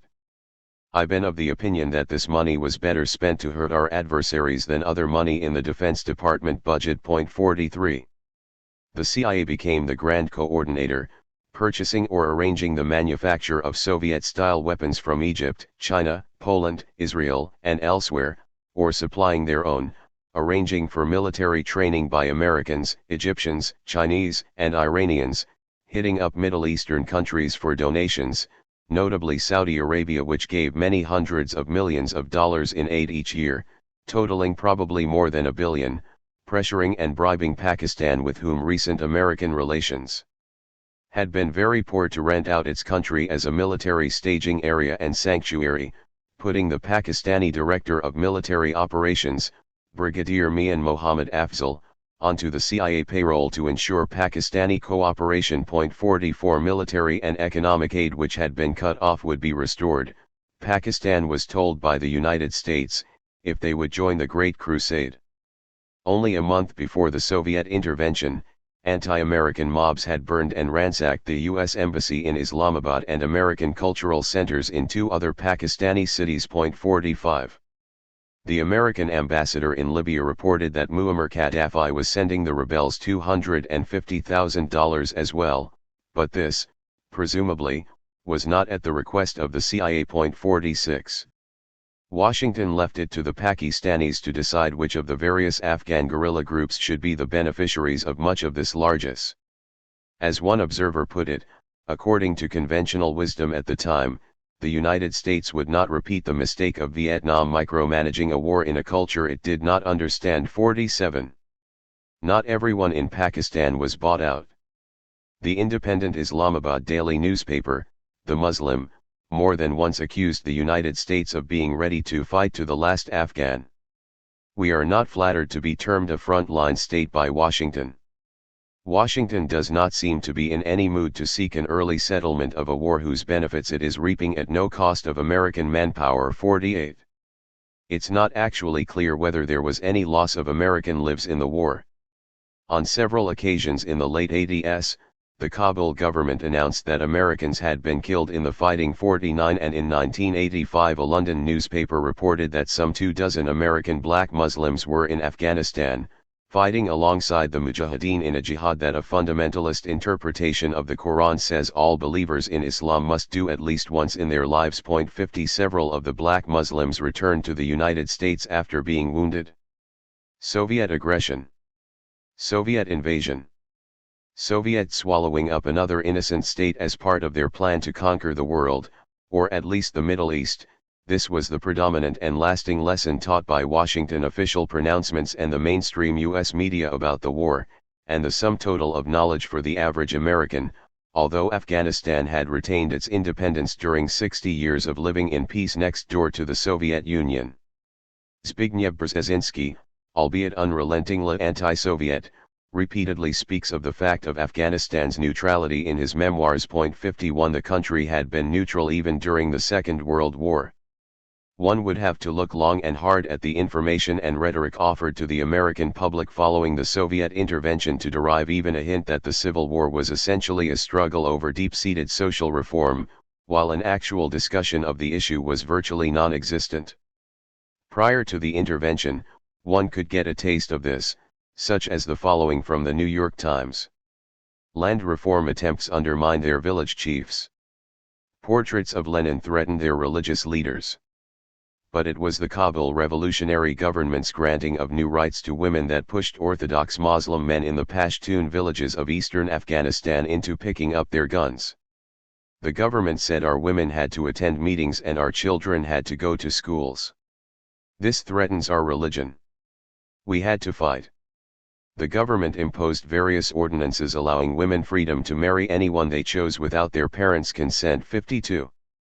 Throughout the 1980s, the Karmal, and then the Najibullah regimes, despite the exigencies of the war, pursued a program of modernization and broadening of their base, bringing electricity to villages, along with health clinics, a measure of land reform, and literacy, releasing numerous prisoners unlawfully incarcerated by Amin, bringing mullahs and other non-party people into the government, trying to carry it all out with moderation and sensitivity instead of confronting the traditional structures head-on, reiterating its commitment to Islam, rebuilding and constructing mosques, exempting land owned by religious dignitaries and their institutions from land reform, trying, in short, to avoid the gross mistakes of the Amin government with its rush to force changes down people's throats. 53. Selig Harrison, writing in 1988, stated, "The Afghan communists see themselves as nationalists and modernizers. They rationalize their collaboration with the Russians as the only way available to consolidate their revolution in the face of foreign interference. The commitment of the communists to rapid modernization enables them to win a grudging tolerance from many members of the modern-minded middle class, who feel trapped between two fires, the Russians and fanatic Muslims opposed to social reforms." 54. The program of the Kabul government eventually encouraged many volunteers to take up arms in its name. But it was a decidedly uphill fight, for it was relatively easy for the native anti-reformists and their foreign backers to convince large numbers of ordinary peasants that the government had ill intentions by blurring the distinction between the present government and its detested and dogmatic predecessor, particularly since the government was fond of stressing the continuity of the April 1978 revolution. 55. One thing the peasants, as well as the anti-reformists, were undoubtedly not told of was the U.S. connection to the self-same detested predecessor, Hafizullah Amin. Another problem faced by the Kabul government in winning the hearts and minds of the people was of course the continuing Soviet armed presence, although it must be remembered that Islamic opposition to the leftist government began well before the Soviet forces arrived. Indeed, the most militant of the Mujahideen leaders, Hekmatyar, had led a serious uprising against the previous, non-leftist, government as well, in 1975, declaring that a godless, communist-dominated regime ruled in Kabul. 56. As long as Soviet troops remained, the conflict in Afghanistan could be presented to the American mind as little more than a battle between Russian invaders and Afghanistan resistance/freedom fighters, as if the Afghanistan army and government didn't exist, or certainly not with a large following of people who favored reforms and didn't want to live under a fundamentalist Islamic government, probably a majority of the population. "Maybe the people really don't like us, either," said Mohammad Hakim, mayor of Kabul, a general in the Afghan army who was trained in the 1970s at military bases in the United States, and who thought that America was the best country, but they like us better than the extremists. This is what the Western countries do not understand. We only hope that Mr. Bush and the people of the United States take a good look at us. They think we are very fanatic communists, that we are not human beings. We are not fanatics. We are not even communists." 57. They were in the American media. Any official of the Afghan government, or the government as a whole, was typically referred to, a priori, as communist, or Marxist, or pro-communist, or pro-Marxist, etc., without explanation or definition. Najibullah, who took over when Karmal stepped down in 1986, was confirmed in his position in 1987 under a new Islamized constitution that was stripped of all socialist rhetoric and brimming with references to Islam and the Holy Quran. "This is not a socialist revolutionary country," he said in his acceptance speech. "We do not want to build a communist society." 58. Could the United States see beyond Cold War ideology and consider the needs of the Afghan people? In August 1979, 3 months before the Soviet intervention, a classified State Department report stated, "The United States' larger interests would be served by the demise of the Tariq-i-Amin regime, despite whatever setbacks this might mean for future social and economic reforms in Afghanistan. The overthrow of the DRA, Democratic Republic of Afghanistan, would show the rest of the world, particularly the Third World, that the Soviets' view of the socialist course of history as being inevitable is not accurate." 59. Repeatedly, in the 1980s, as earlier, the Soviet Union contended that no solution to the conflict could be found until the United States and other nations ceased their support of the Mujahideen. The United States, in turn, insisted that the Soviets must first withdraw their troops from Afghanistan. Finally, after several years of unsupported negotiations, an accord was signed in Geneva on April 14, 1988, under which the Kremlin committed itself to begin pulling out its estimated 115,000 troops on May 15, and to complete the process by February 15 of the next year. Afghanistan, said Soviet President Mikhail Gorbachev, had become a bleeding wound. In February, after the last Soviet forces had left Afghanistan, Gorbachev urged the United States to support an embargo on arms shipments into Afghanistan and a ceasefire between the two warring sides. Both proposals were turned down by the new Bush administration, which claimed that the Afghan government had been left with a massive stockpile of military equipment. It is unclear why Washington felt that the rebels who had fought the government to a standstill despite the powerful presence of the Soviet armed forces with all their equipment, would now be at a dangerous disadvantage with the Russians gone. The key to the American response may lie in the State Department statement of the prior week that the United States believed that the Kabul government on its own would not last more than 6 months. 60. By raising the question of an arms gap, whether it was for real or not, Washington was assuring the continuation of the arms race in Afghanistan, a microcosm of the Cold War. At the same time, the Bush administration called upon the Soviets to support an independent, non-aligned Afghanistan, although this was precisely what the United States had worked for decades to thwart. 2 days later, President Najibullah criticized the American rejection of Gorbachev's proposal, offering to return the Soviet weapons if the rebels agreed to lay down their weapons and negotiate. There was no reported response to this offer from the U.S., or from the rebels, who in the past had refused such offers. It would appear that Washington was thinking longer term than ceasefires and negotiations. On the same day as Najibullah's offer, the United States announced that it had delivered 500,000 made-in-America textbooks to Afghanistan, which were being used to teach grades 1 through 4. The books, which critics say bordered on propaganda, told of the rebels' fight against the Soviet Union and contained drawings of guerrillas killing Russian soldiers. 61 Since the beginning of the war, the Mujahideen had reserved its worst treatment for Russians. Washington possessed confirmed reports that the rebels had drugged and tortured 50 to 200 Soviet prisoners and imprisoned them like animals in cages, living lives of indescribable horror. 62 Another account, by a reporter from the conservative Far Eastern Economic Review, relates that one Soviet group was killed, skinned, and hung up in a butcher's shop. One captive found himself the center of attraction in a game of buzkashi, that rough and tumble form of Afghan polo in which a headless goat is usually the ball. The captive was used instead. Alive. He was literally torn to pieces. 63. Meanwhile, much to the surprise of the United States and everyone else, the Kabul government showed no sign of collapsing.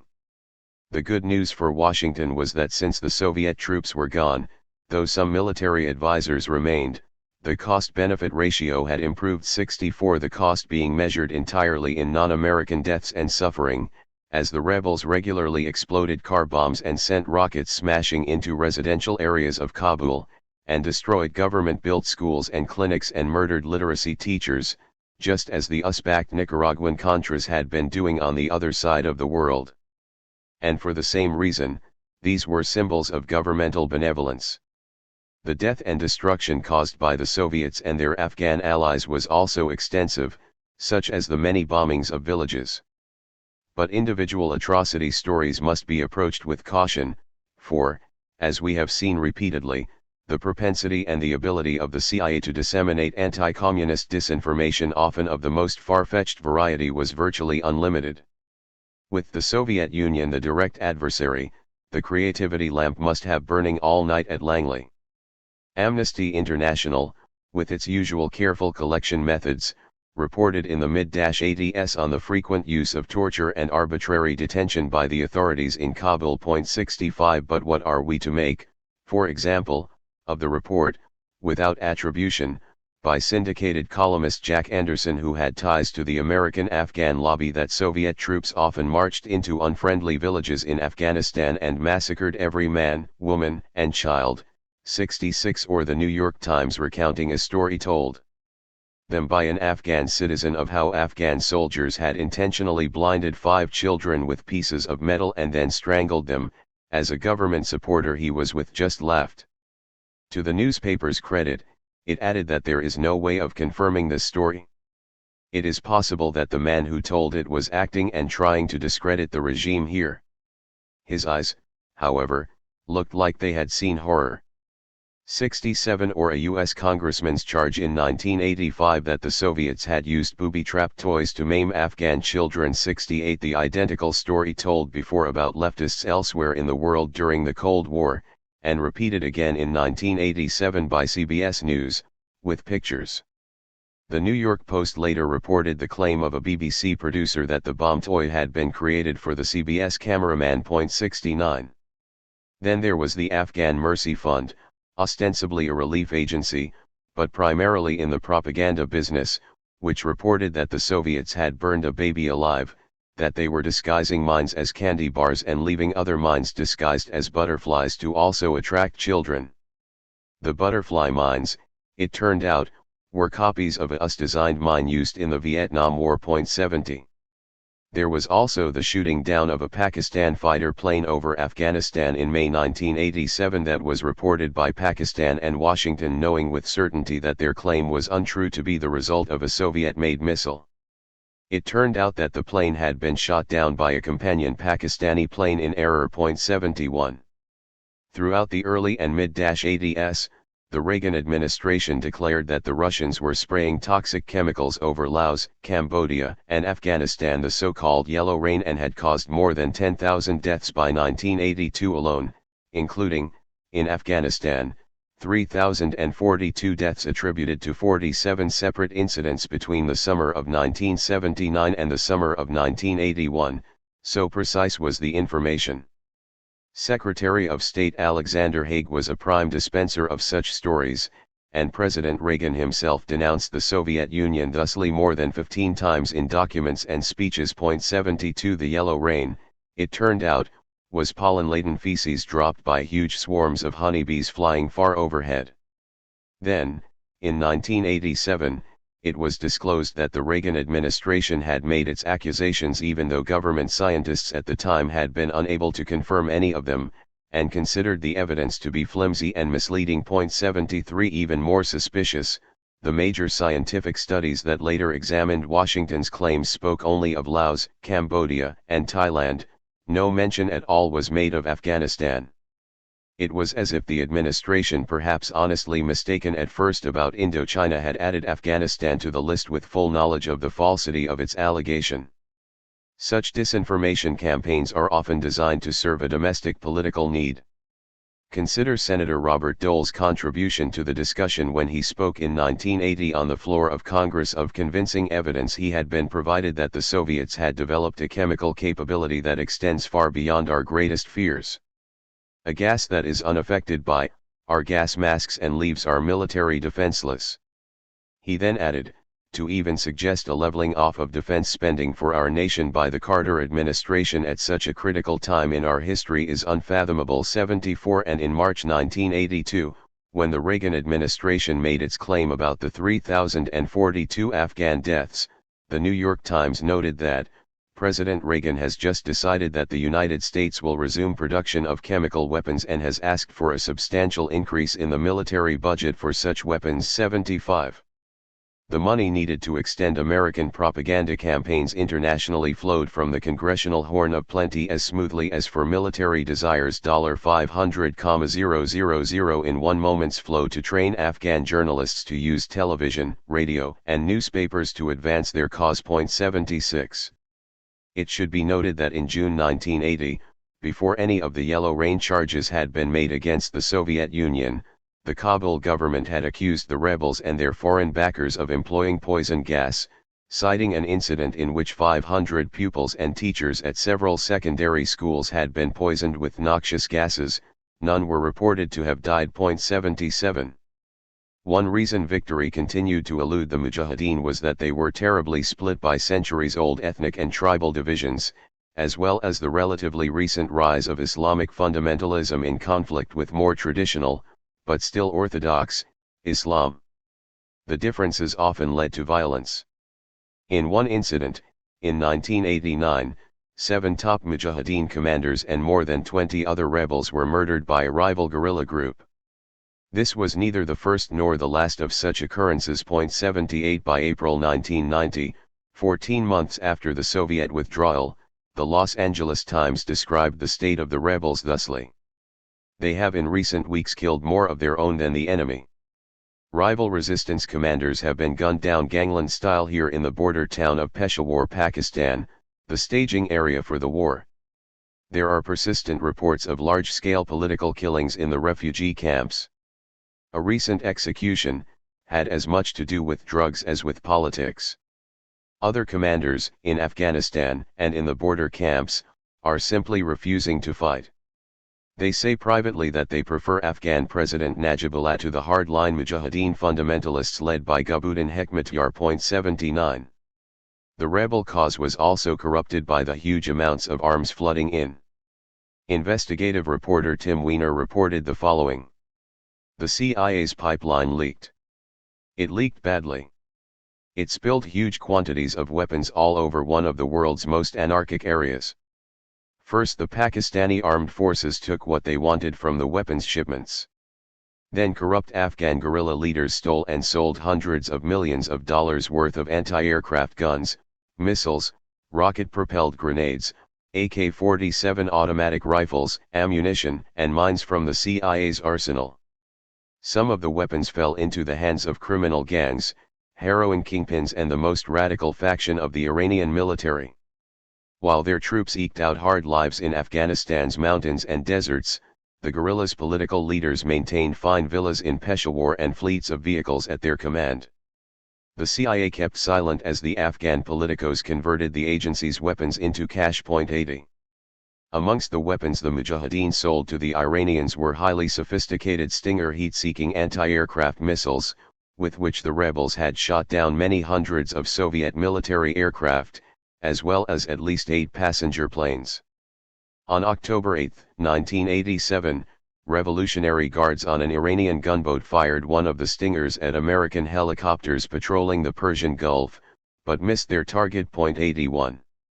Earlier the same year, the CIA told Congress that at least 20% of its military aid to the Mujahideen had been schemed off by the rebels and Pakistani officials.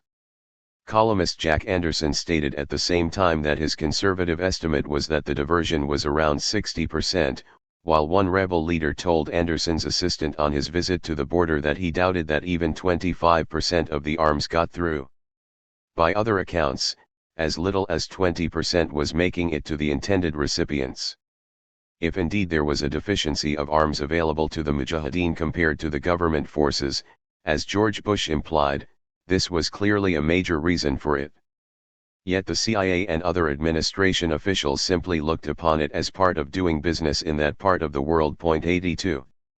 Like many other CIA clients, the rebels were financed as well through drug trafficking, and the agency was apparently as little concerned about it as ever as long as it kept their boys happy.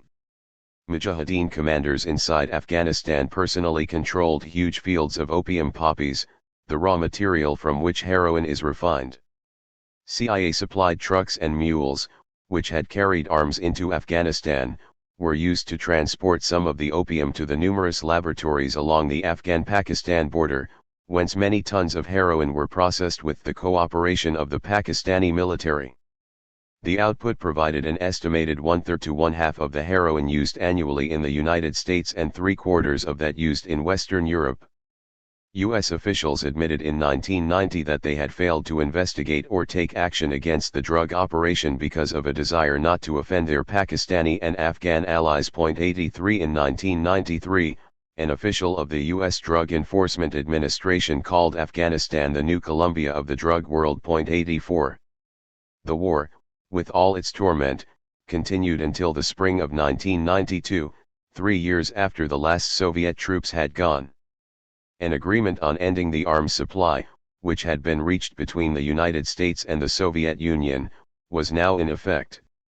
The two superpowers had abandoned the war. The Soviet Union no longer existed. and the Afghan people could count more than 1 million dead, 3 million disabled, and 5 million made refugees, in total about half the population.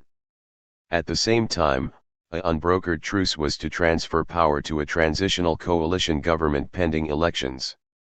But this was not to be. The Kabul government, amidst food riots and army revolts, virtually disintegrated, and the guerrillas stormed into the capital and established the first Islamic regime in Afghanistan since it had become a separate and independent country in the mid-18th century. A key event in the downfall of the government was the 11th-hour defection to the guerrillas of General Abdul Rashid Dostum. Dostum, who previously had been referred to in the U.S. media as a communist general, now metamorphosed into an ex-communist general. The Mujahideen had won. Now they turned against each other with all their fury. Rockets and artillery shells wiped out entire neighborhoods in Kabul. By August at least 1,500 people had been killed or wounded, mostly civilians. By 1994, the body count in this second civil war would reach 10,000. Of all the rebel leaders, none was less compromising or more insistent upon a military solution than Gulbuddin Hekmatyar. Robert Newman, a former U.S. ambassador to Afghanistan, observed at this time, "Hekmatyar is a nut, an extremist, and a very violent man. He was built up by the Pakistanis. Unfortunately, our government went along with the Pakistanis. We were supplying the money and the weapons, but the Pakistani officials were making the policy. Washington was now very concerned that Hekmatyar would take power. Ironically, they were afraid that if he did, his brand of extremism would spread to and destabilize the former Soviet republics of large Muslim populations, the same fear which had been one of the motivations behind the Soviets intervening in the Civil War in the first place. 85. It was to the forces of Hekmatyar that the communist General Dostum eventually aligned himself. Suleiman Laik, a leftist and a poet, and the fallen regime's ideologue, watched from his window as the Mujahideen swarmed through the city, claiming building after building. Without exception, he said of them, they follow the way of the fundamentalist aims and goals of Islam. And it is not Islam. It is a kind of theory against civilization, against modern civilization. 86. Even before taking power, the Mujahideen had banned all non-Muslim groups. Now more of the new law was laid down, all alcohol was banned in the Islamic Republic, women could not venture out in the streets without veils, and violations would be punished by floggings, amputations and public executions. And this from the more moderate Islamics, not Hekmatyar. By September, the first public hangings were carried out. Before a cheering crowd of 10,000 people, 3 men were hung. They had been tried behind closed doors, and no one would say what crimes they had committed. 87. In February 1993, a group of Middle Easterners caused a powerful explosion at the World Trade Center in New York City. Most of them were veterans of the Mujahideen. Other veterans were carrying out assassinations in Cairo, bombings in Bombay, bloody uprisings in the mountains of Kashmir, and guerrilla warfare in the Philippines. This, then, was the power and the glory of President Reagan's freedom fighters, who had become yet more anti-American in recent years, many of them backing Iraqi leader Saddam Hussein in the Persian Gulf conflict of 1990–91. Surely even Ronald Reagan and George Bush would have preferred the company of communist reformers like President Noor Mohammad Tariqi, Mayor Mohammad Hakim or poet Suleiman Laik. But the Soviet Union had bled. It had bled profusely. For the United States it had also been a holy war. 54 El Salvador 1980–1994. Human rights, Washington style.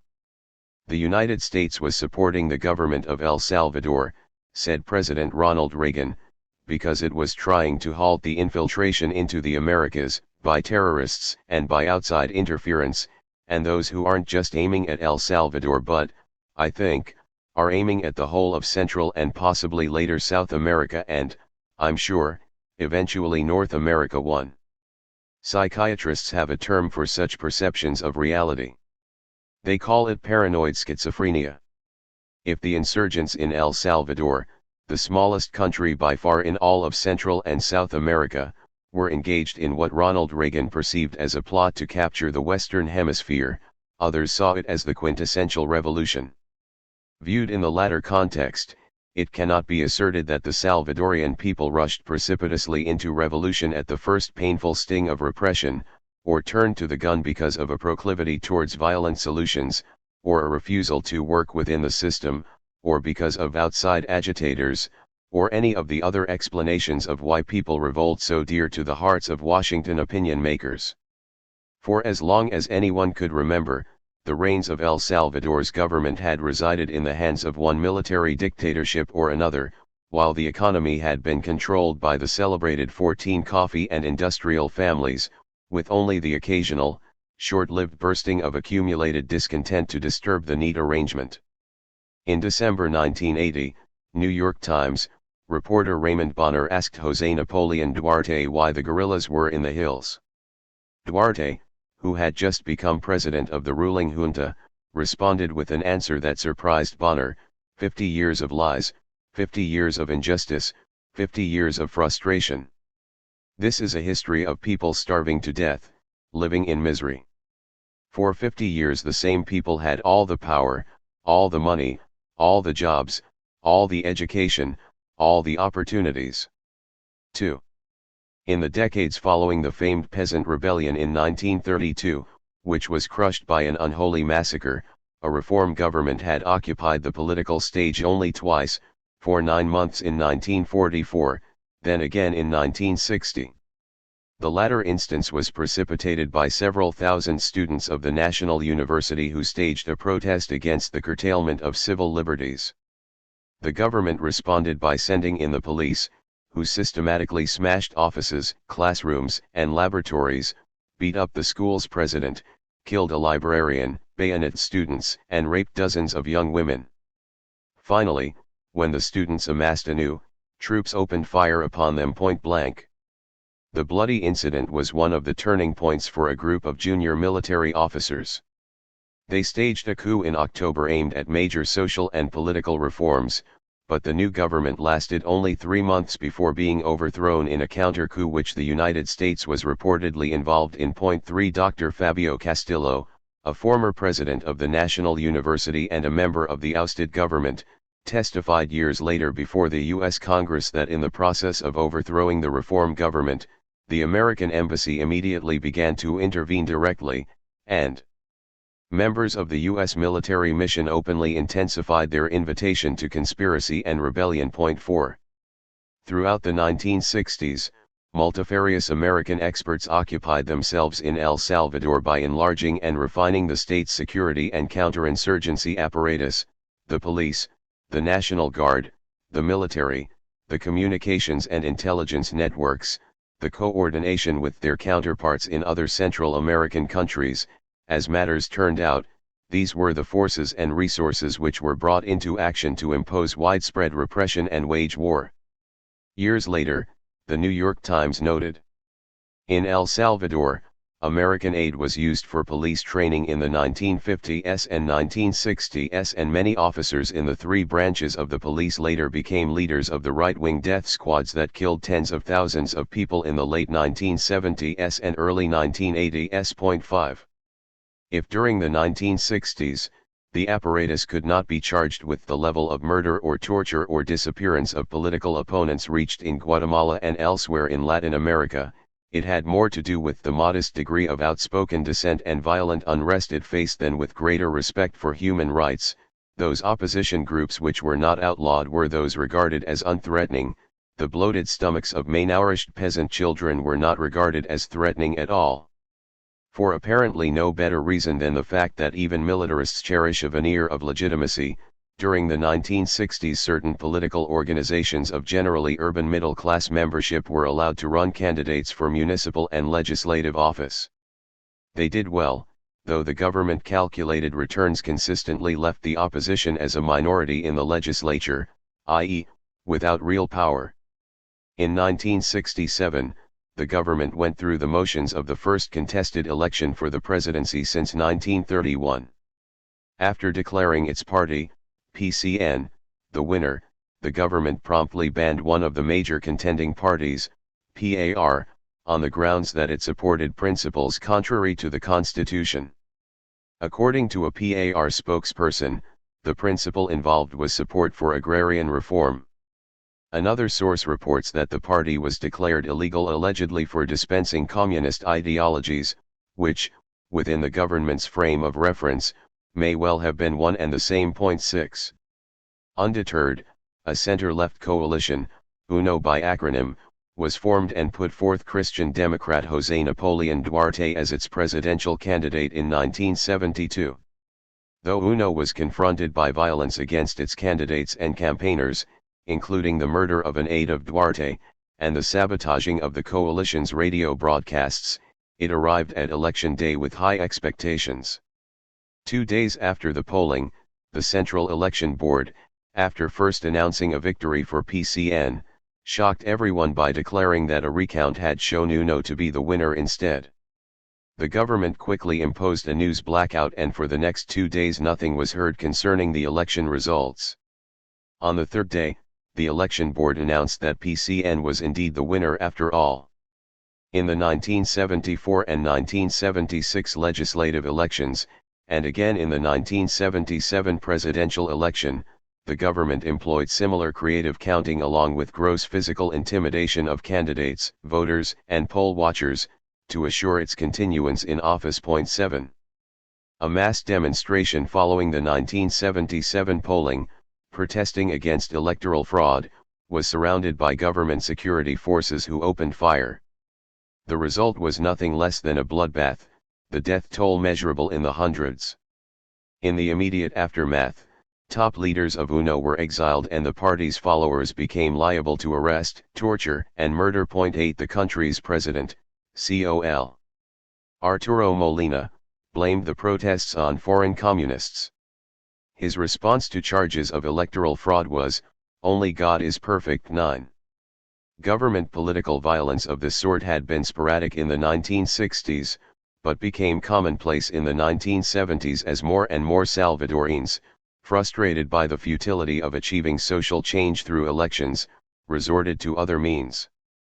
While some limited themselves to more militant demonstrations, strikes, and occupations of sites, an increasing number turned to acts of urban guerrilla warfare such as assassination of individuals seen as part of the repressive machinery, bombings, and kidnappings for ransom. The government and its paramilitary right-wing vigilante groups' death squads is the self-named modern genre countered with a campaign centered upon leaders of labor unions, peasant organizations, and political parties, as well as priests and lay religious workers. "Be patriotic, kill a priest" was the slogan of one death squad. Church people were accused of teaching subversion to the peasants, what the church people themselves would call the Word of God, in this the only country in the world named after Christ. The CIA and the U.S. military played an essential role in the conception and organization of the security agencies from which the death squads emanated. CIA surveillance programs routinely supplied these agencies with information on, and the whereabouts of, various individuals who wound up as death squad victims. 10. In October 1979, a cabal of younger military officers, repelled by the frequent government massacres of groups of protesters and strikers, and wishing to restore the military's good name, ousted General Carlos Romero from the presidency and took power in a bloodless coup. A number of prominent civilian political figures were given positions in the new administration, which proclaimed an impressive program of reforms. But it was not to be. The young and politically inexperienced officers were easily co-opted by older, conservative officers, and by pressure exerted by the United States, to install certain military men into key positions. 11. The civilian members of the government found themselves unable to exercise any control over the armed forces and were left to function only as reformist camouflage. Washington had supported the removal of the brutal Romero because only 3 months earlier the Sandinistas had overthrown the Somoza dictatorship in Nicaragua, and the Carter administration did not wish to risk the loss of a second client state in Central America in so short a space of time, but brakes had to be applied to keep the process within manageable bounds. Meanwhile, the security forces did not miss a beat as they continued to fire into crowds. The body count in the first month of the reformist government was greater than in the first 9 months of the year. By January 1980, almost all the civilian members had resigned in disgust over government as usual. 12 The experience was the straw which broke the backs of many moderates and liberals, as well as members of the Salvadorian Communist Party, who still clung to hopes of peaceful reforms. The Communist Party had supported the new government, even contributed the Minister of Labor, because we believe it is going to comply with its promises and open the possibility of democratizing the country. The party was the last group on the left to join the guerrilla forces. 13. One of the civilians, Minister of Education Salvador Samayo, in front of the TV cameras, simultaneously announced his resignation and his enlistment with the guerrilla group. 14 For those who continued to harbor illusions, a steady drumbeat of terrorism soon brought them into the fold. A demonstration march by a coalition of popular organizations on January 22 was first sprayed with DDT by crop duster planes along the route of the march. Then, when the demonstrators reached San Salvador's Central Plaza, snipers fired at them from surrounding government buildings. At least 21 dead and 120 seriously wounded was the toll, some of which reportedly resulted from the demonstrators' undisciplined return of fire. On March 17, a general strike was met by retaliatory violence. 54 people killed in the capital alone. A week later, the Archbishop of San Salvador, Oscar Romero, an outspoken critic of the government's human rights violations, who had called upon President Carter, Christian to Christian, to cease providing military aid, was assassinated. In his last sermon, he had addressed the security forces with these words: "I beseech you, I beg you, I order you, in the name of God, stop the repression." The next day he became the 11th priest murdered in El Salvador in 3 years. At the funeral of the martyred archbishop who had been a nominee for the Nobel Peace Prize the year before, 23 members of the U.S. House of Representatives being among his nominators, a bomb was thrown amongst the mourners in the plaza, followed by rifle and automatic fire, all emanating from the National Palace and some of the office buildings flanking the plaza, just as in January. At least 40 people were reported killed and hundreds injured. 15. Junta President Duarte tried to put the blame for the funeral carnage on the left. His case rested apparently on bald statement and nothing else, for all eyewitness reports stated that the bomb and gunfire came from the National Palace and the other government buildings. A statement issued by 8 bishops and 16 other foreign church visitors who had been present denied the government's version. 16. 7 years were to pass before Duarte, elected to the presidency in 1984, accused former Army Major Roberto Dogwison, the prominent leader of the country's right wing, with having ordered Romero's murder. Though this was a belief already widely held, the public accusation created a stir in El Salvador and the United States. The CIA, it turned out, knew the facts no later than 1 year after the assassination. Dogwison, it should be noted, was a man who once told 3 European reporters, "You Germans are very intelligent.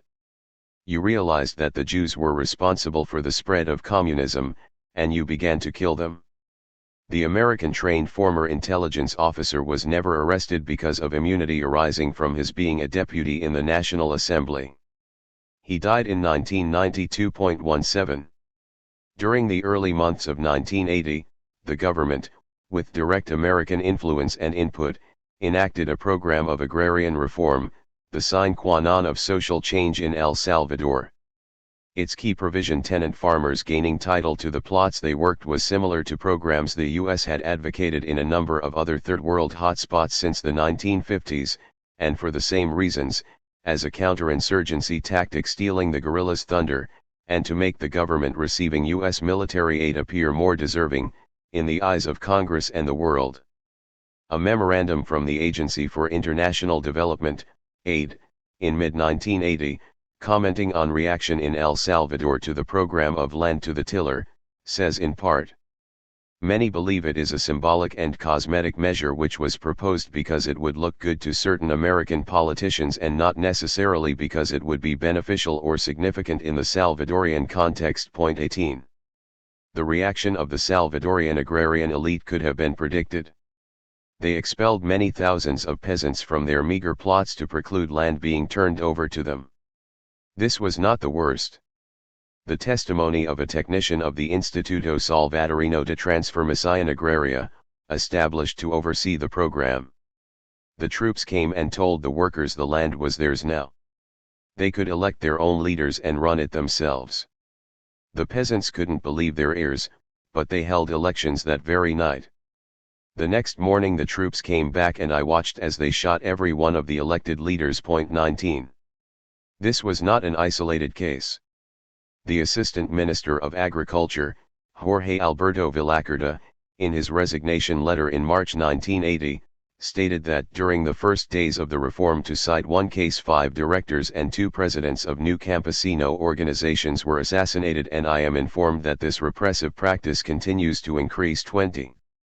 Force, wrote Karl Marx, is the midwife of every old society pregnant with a new one. Revolution was now the only item of importance on the political agenda of the opposition, united as never before, united more by a common enemy than by a common ideology, but many saw this pluralism as strength rather than weakness. Leftists would now be fighting alongside former Christian Democrats whom, only shortly before, they had accused of serving U.S. imperialism. If Jimmy Carter's trumpeted devotion to human rights was to be taken seriously, his administration clearly had no alternative but to side with the Salvadorian opposition, or at least keep its hands strictly out of the fighting. The Carter administration, however, with only an occasional backward glance at its professed principles, continued its military support of the government. Within days before his term ended in January 1981, Carter ordered a total of $10 million in military aid along with additional American advisors to be sent to El Salvador, an action characterized by one observer as President Carter's foreign policy establishment's last convulsive effort to evade responsibility for having been too soft in dealing with the Salvadorian rebels. 2 years later, private citizen Carter stated, "I think the government in El Salvador is one of the bloodthirstiest in the hemisphere now." 21. The Reagan administration, to whom human rights was a suspect term invented by leftists, had little fear of the too soft label.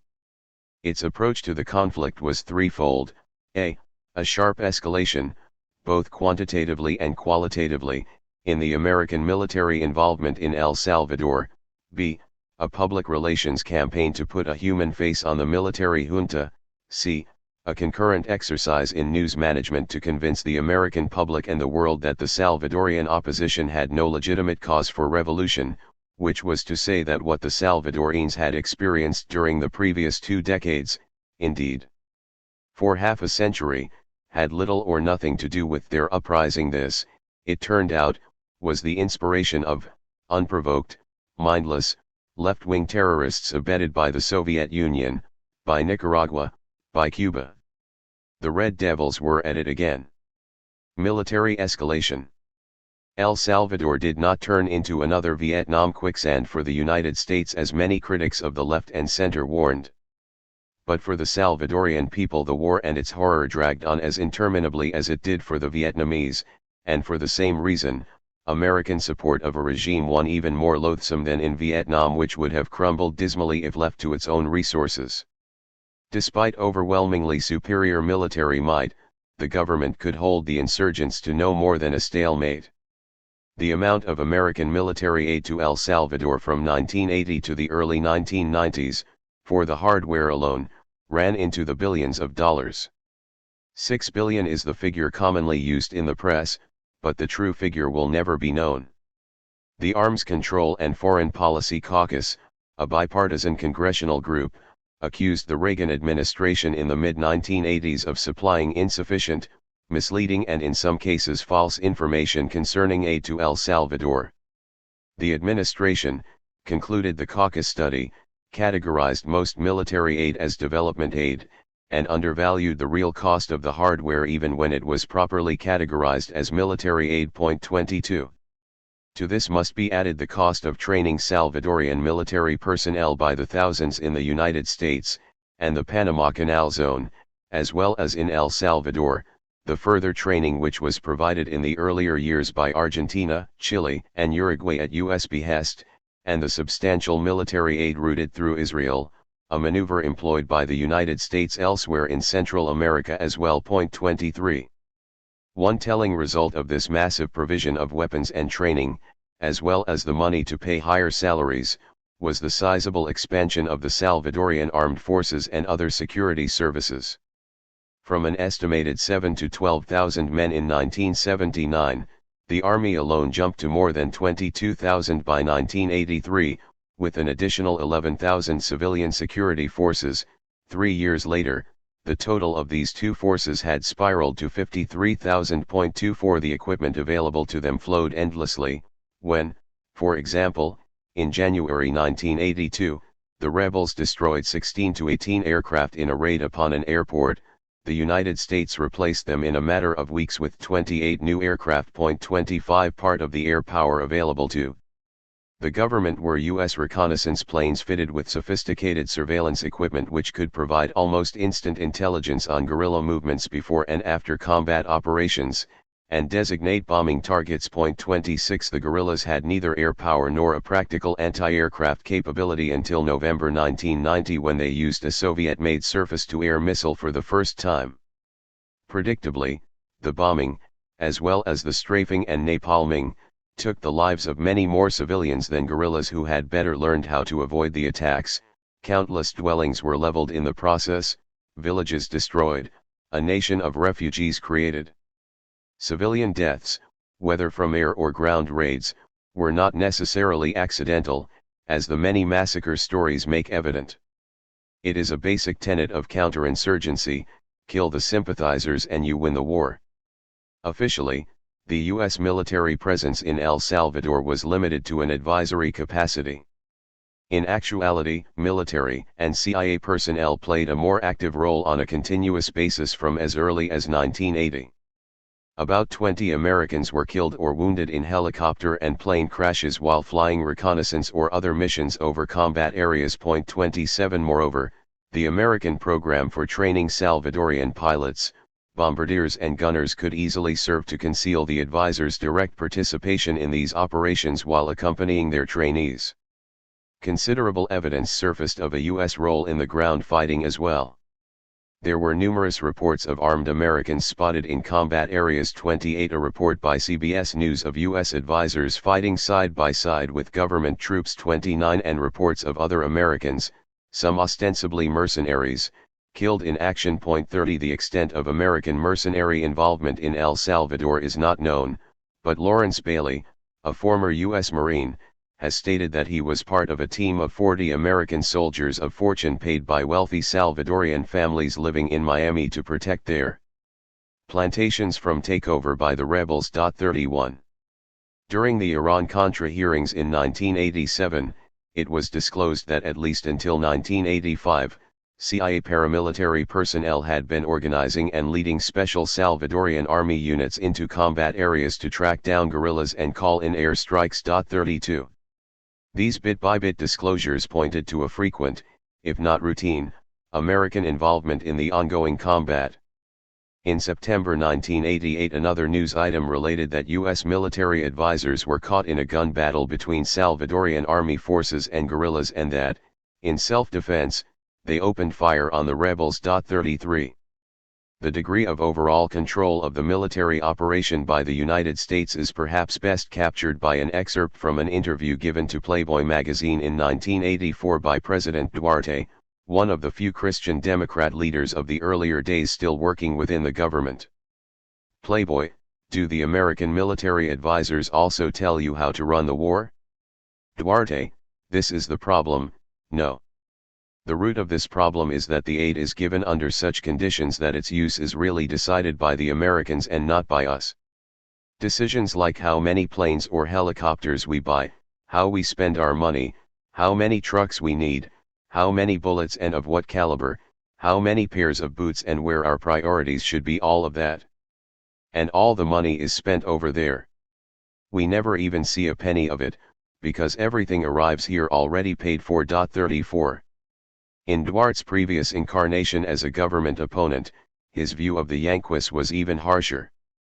U.S. policy in Latin America, he said in 1969, was designed to maintain the Ibero-American countries in a condition of direct dependence upon the international political decisions most beneficial to the United States, both at the hemisphere and world levels. Thus the North Americans preach to us of democracy while everywhere they support dictatorships. 35. Duarte's ideology, however, appears to have been a flexible and marketable commodity. At some point in the 1970s, if not earlier, he began to covertly supply the CIA with intelligence. 36. A human face. On January 28, 1982, President Reagan certified to Congress that the El Salvador government was making a concerted and significant effort to comply with internationally recognized human rights and that it was achieving substantial control over all elements of its own armed forces, so as to bring to an end the indiscriminate torture and murder of Salvadorian citizens by these forces. The language was that imposed by Congress upon the administration if the flow of arms and American military personnel was to continue. 2 days earlier, the American and foreign press had carried the story of how government troops had engaged in a massacre of the people of the village of El Mazote in December. From 700 to 1,000 persons were reported killed, mostly the elderly, women and children. When a very long, detailed account of this incident appeared eventually, in 1993, it became more apparent than ever that this was one of the most repulsive and cruelest massacres of the 20th century, carried out by ground troops face to face with their victims, people hacked to death by machetes, many beheaded, a child thrown in the air and caught on a bayonet, an orgy of rapes of very young girls before they were killed. If we don't kill them, the children now, they'll just grow up to be guerrillas, barked an army officer to a reluctant soldier, anti-communism at its zenith. Both immediately and thereafter, the massacre was attended by denials and a cover-up by the State Department, with abundant media complicity. 37 The State Department's defense of its position before a congressional committee left the committee members conspicuously underwhelmed, even though the congressman did not yet know the full story. 38. 2 days after the president's certification, the world could read how Salvadorian soldiers had pulled about 20 people out of their beds in the middle of the night, tortured them, and then killed them, meanwhile finding the time to rape several teenage girls. 39. Earlier the same month, the New York Times had published an interview with a deserter from the Salvadorian army who described a class where severe methods of torture were demonstrated on teenage prisoners. He stated that 8 U.S. military advisors, apparently Green Berets, were present. "Watching will make you feel more like a man," a Salvadorian officer apprised the recruits, adding that they should not feel pity of anyone but only hate for those who are enemies of our country. 40. Another Salvadorian, a former member of the National Guard, later testified, "I belonged to a squad of 12. We devoted ourselves to torture, and to finding people whom we were told were guerrillas. I was trained in Panama for 9 months by the unintelligible of the United States for anti-guerrilla warfare. Part of the time we were instructed about torture." 41. Officers of the National Guard were also trained in the United States.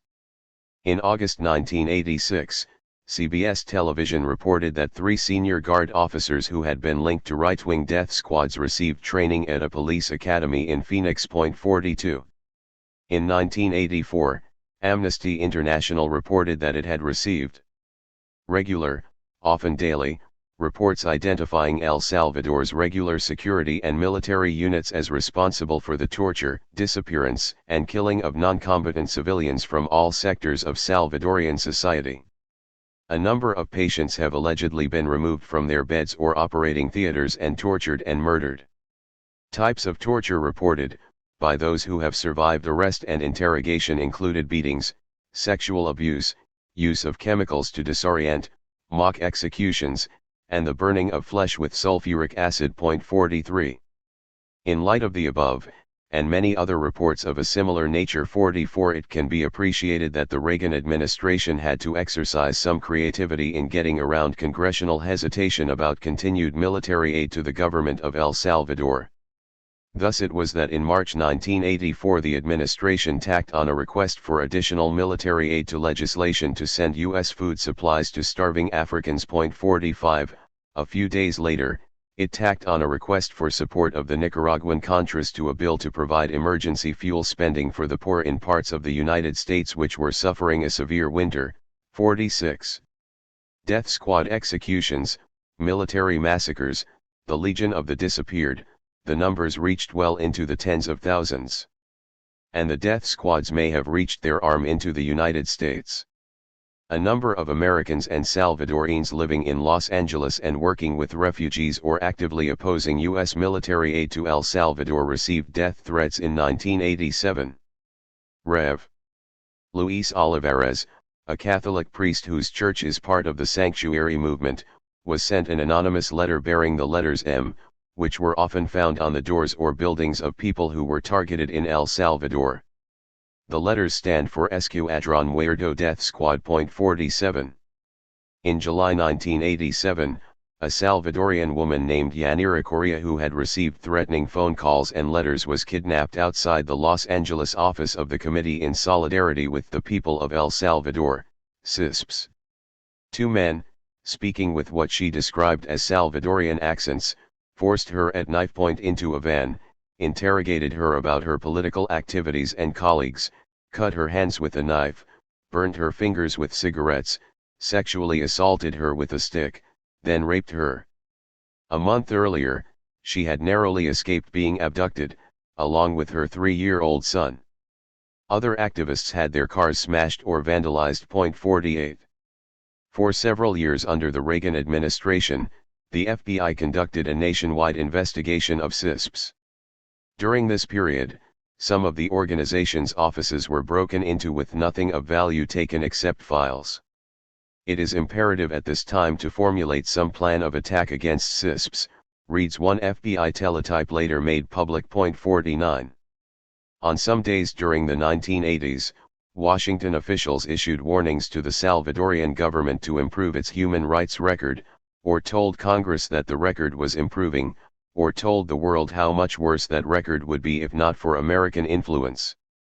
On most other days, the United States continued to build up each and every component of the military and paramilitary forces engaged in the atrocities. In 1984, in an interview with the New York Times, Col. Roberto Eulelio Santabene, a former Salvadorian military official who had served at the highest level of the security police, confirmed for those who may still have entertained doubts that the network of death squads had been shaped by leading Salvadorian officials and was still directed by them. He also revealed that one of these officials, Col. Nicolas Carranza, the head of the Treasury Police, which have long been considered the least disciplined and most brutal of the Salvadorian security forces, had been receiving more than $90,000 a year during the previous 5 or 6 years from the CIA. Although some members of the Treasury Police were linked by the Reagan administration itself to death squad activities, the United States continued to train and equip them. 50. In a visit to San Salvador in February 1989, Vice President Dan Quayle told Army leaders that death squad killings and other human rights violations attributed to the military had to be ended. 10 days later, the US-trained Atlasatl Battalion, which was believed to have a U.S. trainer assigned to it at all times, attacked a guerrilla field hospital, killing at least 10 people, including 5 patients, a doctor and a nurse, and raping at least 2 of the female victims before shooting them. Sources close to the El Salvador military said afterward that Quayle's warning was not taken seriously, but as rhetoric aimed at the U.S. Congress and the American public. 51. In October 1989, former Salvadorian Army Commando Cesar Villamonjoya Martinez, in an interview on the CBS Evening News, related that he and others in his unit, the intelligence section of the Army's 1st Brigade, had acted as a clandestine death squad, that the 2 U.S. military advisors attached to the unit were aware of the assassinations, although they refused to hear the details, and that the advisors supplied money to his unit that helped maintain 2 civilian vehicles used for death squad operations and a safe house that served as a secret base of operations and storage of weapons. In subsequent interviews with the American press, Joya Martinez stated that the advisors had used the names Mauricio Torres and Raul Antonio Lazo, that his unit had carried out 74 assassinations of Salvadorian dissidents between April and July of 1989, and that he himself had been personally involved in 8 torture murders. Apropos of deadly bombings in El Salvador in November of dissident organizations, a union hall and an organization of mothers of the disappeared, he added that his unit had received explosives training from U.S. advisors. The Salvadorian embassy in Washington, while denying any government involvement in death squad activities, did confirm that Joya Martinez was a member of the intelligence unit of the 1st Brigade. 52. In July 1990, an aide to Rep.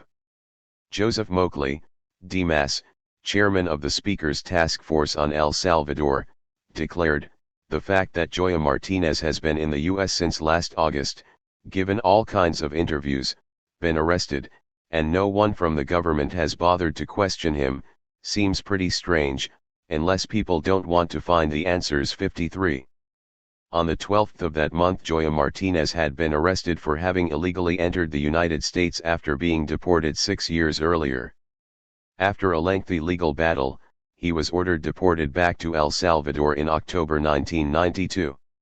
His supporters in the United States expressed their concern about his safety in El Salvador, to which a State Department official responded, presumably with a straight face, that Joya Martinez has admitted to killings and torture and it would be callous to the victims to prevent him from standing trial. 54.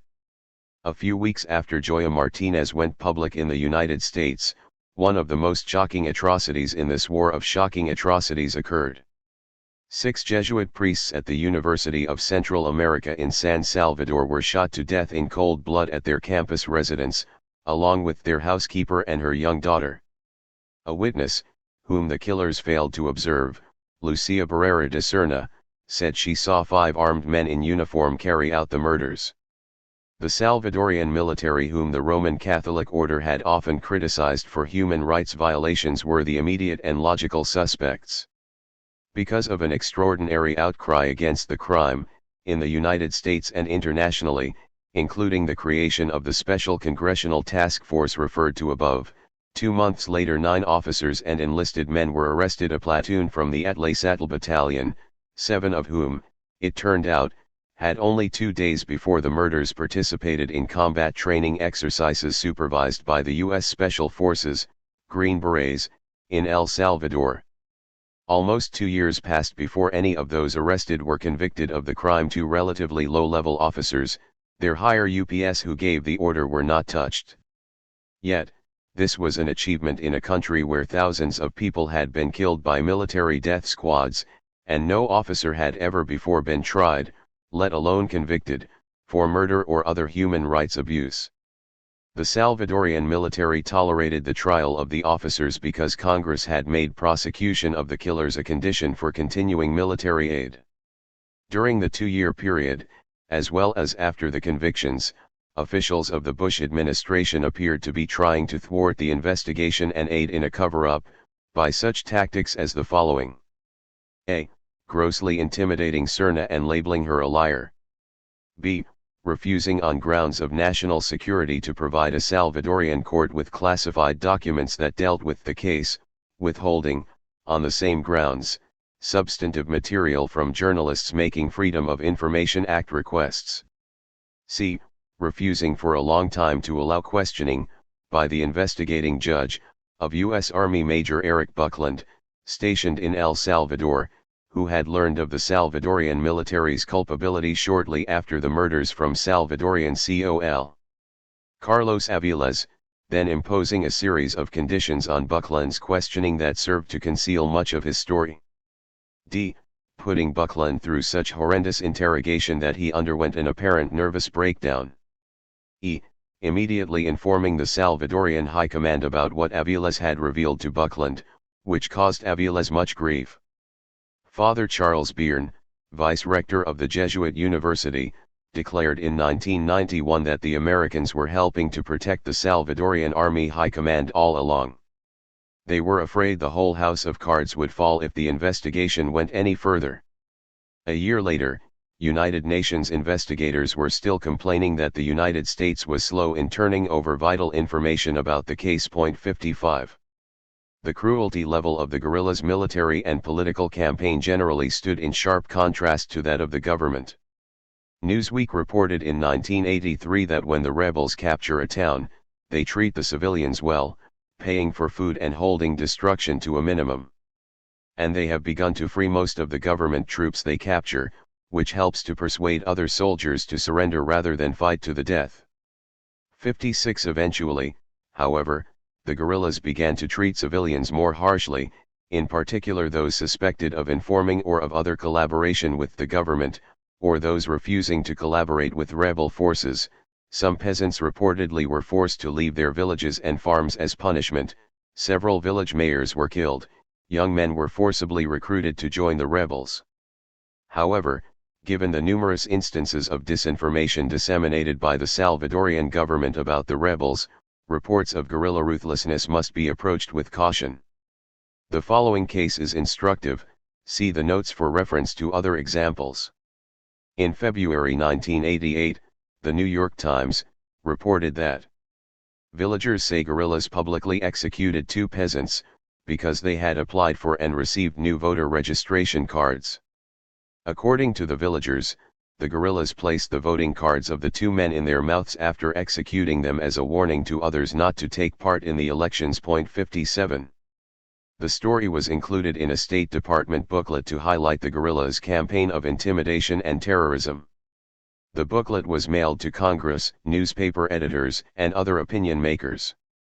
But the story, it turned out, was the invention of a Salvadorian army propaganda specialist who had placed it in the San Salvador newspaper El Mundo. From there it was picked up by the New York Times reporter who gave the impression that he had interviewed villagers with first-hand knowledge of the incident, instead of attributing the story to the military as had El Mundo. The Times later recanted the story. 58. Outside agitators. Sometimes I feel like Sisyphus, said a senior Reagan administration official involved in developing U.S. Latin America policy in March 1982. Every time we head up the hill to explain or justify our policy, the stone comes crashing down on top of us. 59. 2 weeks earlier, Secretary of State Alexander Haig had asserted that the United States had overwhelming and irrefutable evidence that the insurgents were controlled from outside by non-Salvadorians. Haig, however, declined to provide any details of the evidence, saying it would jeopardize intelligence sources. Challenged to prove his charges 2 days later, the good general insisted that the United States had unchallengeable evidence of Nicaraguan and Cuban involvement in the command and control of the operation in El Salvador and, oddly enough, only the day before a Nicaraguan military man had been captured there. As it turned out, according to the Mexican embassy in San Salvador, the man was a student on his way back to school in Mexico from Nicaragua, traveling overland because he couldn't afford to fly. 60. The following week, a Nicaraguan was captured fighting with the guerrillas. He told U.S. Embassy and Salvadorian army officials that he had been trained in Cuba and Ethiopia, then sent to El Salvador by the Nicaraguan government. The State Department was understandably excited. It presented the young man at a press conference in Washington, at which time he declared that he had never been to Cuba or Ethiopia, had joined the guerrillas on his own, and had made his previous statements under torture by his Salvadorian captors. He added that he had never seen another Nicaraguan or Cuban in El Salvador and denied that Nicaragua had provided aid to the guerrillas. 61. Then there were 2 Nicaraguan Air Force defectors, reported Time magazine during the same period, who were scheduled to bear witness to their country's involvement in El Salvador but by week's end were judged not ready to face the press. Time entitled its story, "A Lot of Show, but No Tell, the U.S. Bungles Its Evidence of Foreign Subversion in El Salvador." 62.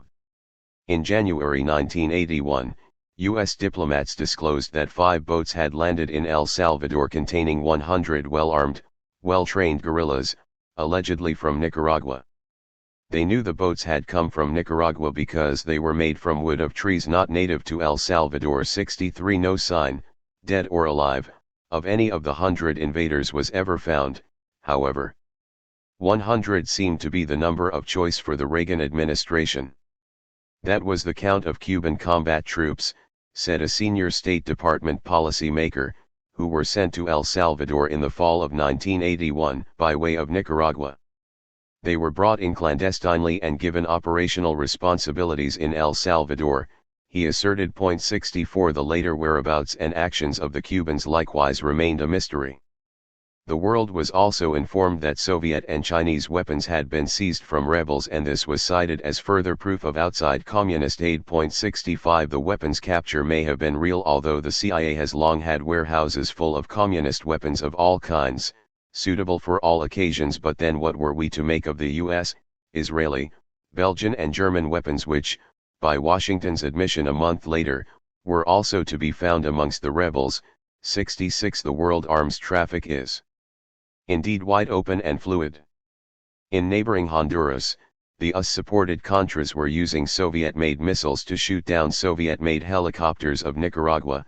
67 Moreover, the Salvadorian rebels captured weapons from government forces, and they claimed that they also purchased arms from corrupt Salvadorian army officers, a practice common to other Latin American guerrilla wars. A source cited by the New York Times corroborated the rebels' claim. 68. The centerpiece of the Reagan administration's campaign to prove the international conspiracy nature of the revolution in El Salvador was its white paper issued a month after taking office and based largely on purported captured guerrilla documents, some of which were included in the report. Amongst the various analyses of the white paper which cast grave doubts upon its claims was the one in the Wall Street Journal by Jonathan Whitney. This included an interview with a State Department official, John D. Glassman, who was given the major credit for the white paper. Admitted Mr. Glassman, parts of the paper were possibly misleading and over-embellished, it contained mistakes and guessing. Said the Wall Street Journal, a close examination indicates that, if anything, Mr. Glassman may be understating the case in his concession that the white paper contains mistakes and guessing. Amongst the many specific shortcomings of the paper pointed out in the article was that statistics of armament shipments into El Salvador, supposedly drawn directly from the documents, were extrapolated, Mr. Glassman concedes. And in questionable ways, it seems. Much information in the white paper can't be found in the documents at all. 69. It was not merely the accuracy of the white paper that was questioned, but the authenticity of the documents themselves. Apropos of this, former U.S. Ambassador to El Salvador, Robert White, sacked by Reagan because of excessive commitment to human rights and reforms, commented, "The only thing that even makes me think that these documents were genuine was that they proved so little." 70. When pressed to state what proof his government had of Nicaraguan intervention, President Duarte declined to answer on the grounds that the world would not believe him anyway. 71 But President Reagan had some evidence to offer. He saw the hand of foreign masters pulling strings in the fact that demonstrators in Canada carried the same signs as demonstrators in the United States, U.S. out of El Salvador. 72. But all of this was essentially besides the point. Revolutions are not exported like so many cartons of soap. We have seen what the circumstances were in El Salvador for decades which finally provoked people to take up the gun. Ambassador White, no champion of the rebels' cause, observed that the revolution situation came about in El Salvador because you had what was one of the most selfish oligarchies the world has ever seen, combined with a corrupt security force. Whether Cuba existed or not, you would still have a revolutionary situation in El Salvador. 73. Education Minister turned guerrilla, Salvador Sameo, speaking in 1981, asserted that U.S. charges that the Soviet bloc was directing the guerrilla movement reveals Washington's deep ignorance of our movement. He pointed out that 3 of the 5 guerrilla groups that made up the Farabundo Marti National Liberation Front, FMLN, were strongly anti-Soviet. Sameo added, To say we are run by Cuba because we have a relationship with Cuba is like saying we're a Christian movement because we have received enormous help from the church. Instead of seeing us as communist subversives, the US should see us as a people struggling to survive. 74.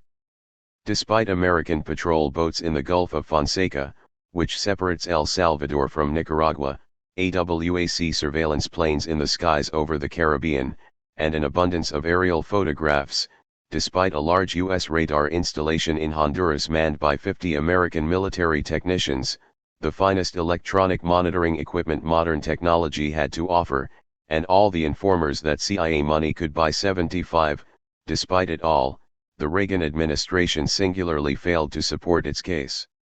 That the fires of the Salvadorian Revolution were stoked by Nicaraguan and Cuban coals, nor by the Soviet Union, Vietnam, the PLO, Ethiopia, or any of the other countries indicted at one time or another as important suppliers of military aid. In any case, whatever military support the Salvadorian insurgents actually received from abroad necessarily limited to what could be carried by the occasional clandestine small truck or boat plainly did not belong in the same league, nor on the same planet, as the huge transport planefuls and shipfuls of American aid, in all its forms, to the Salvadorian government.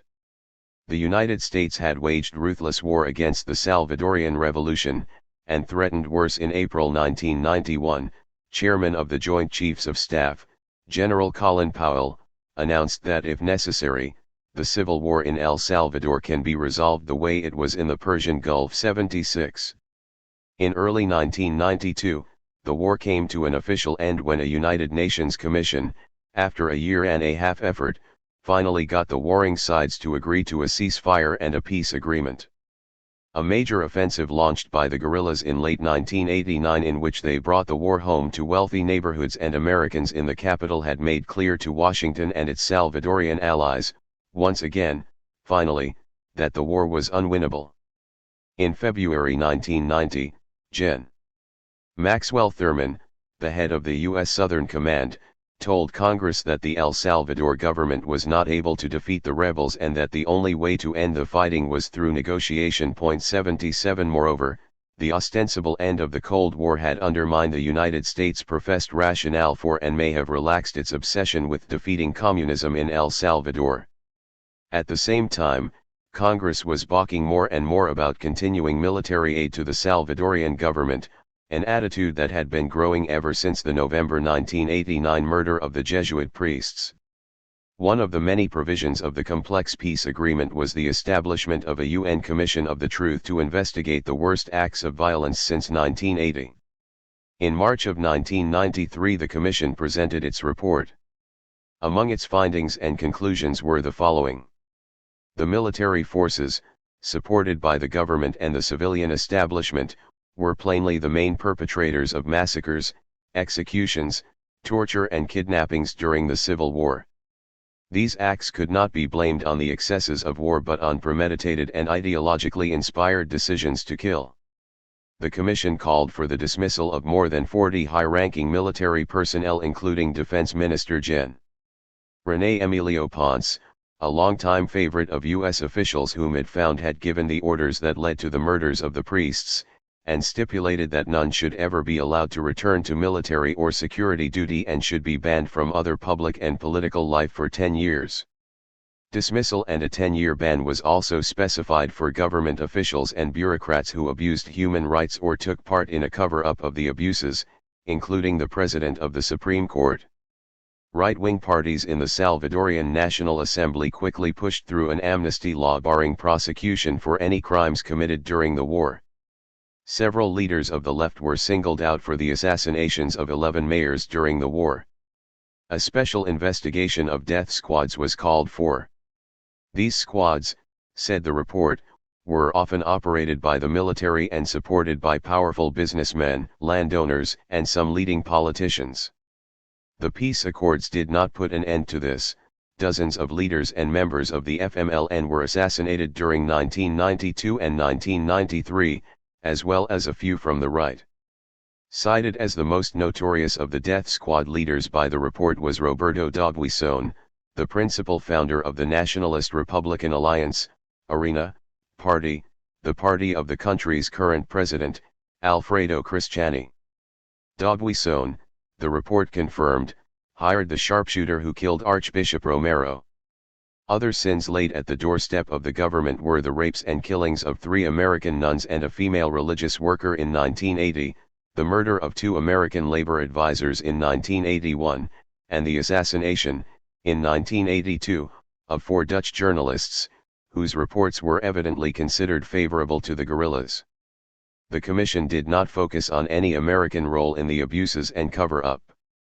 The role of the United States in El Salvador is a role more effectively studied by the U.S. Congress, said Commission member Thomas Bjergenthal, an American jurist, at a news conference.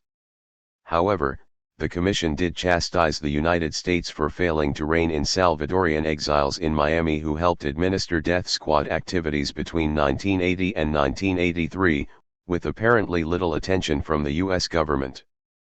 Such use of American territory for acts of terrorism abroad should be investigated and never allowed to be repeated. 78. Cuban exiles, of course, have been using Miami as a base for terrorism abroad, as well as in the U.S., for 30 years. Members of Congress, outraged by the findings of the Commission of the Truth, called for the declassification of State Department, Defense Department, and CIA files on El Salvador to help determine whether the Reagan and Bush administrations had concealed evidence from Congress about widespread human rights abuses by their Salvadorian allies. The Commission's report simply verifies what a number of us knew all through the 80s, said Rep. David Obey, that our own government was lying like hell to us. The report proves that the Reagan administration was willing to lie, and certify to anything, to get the money it wanted. 79. Various of the more than 12,001 secret documents released by the Clinton administration unequivocally confirmed Obey's charge. Other papers revealed that the current vice president, Francisco Moreno, had organized death squads. The CIA referred to Roberto Dogwison as egocentric, reckless, and perhaps mentally unstable. He trafficked in drugs and smuggled arms. His paramilitary unit was responsible for thousands of murders, and in 1983 he and his advisors were invited by American Ambassador Dean Hinton to have lunch with the visiting U.S. representative to the United Nations, Jeane Kirkpatrick.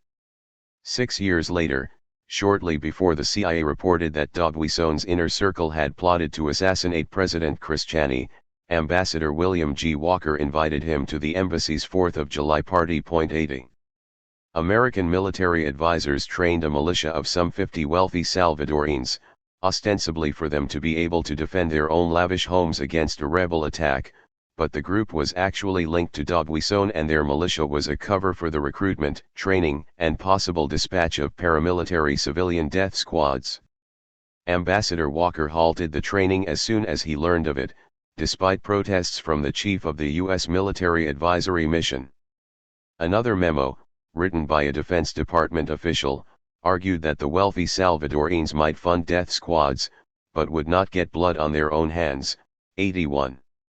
On March 20, 1994, the ruling party ARENA and its main ally scored a victory in elections held to choose a new president, National Assembly, and hundreds of municipal governments.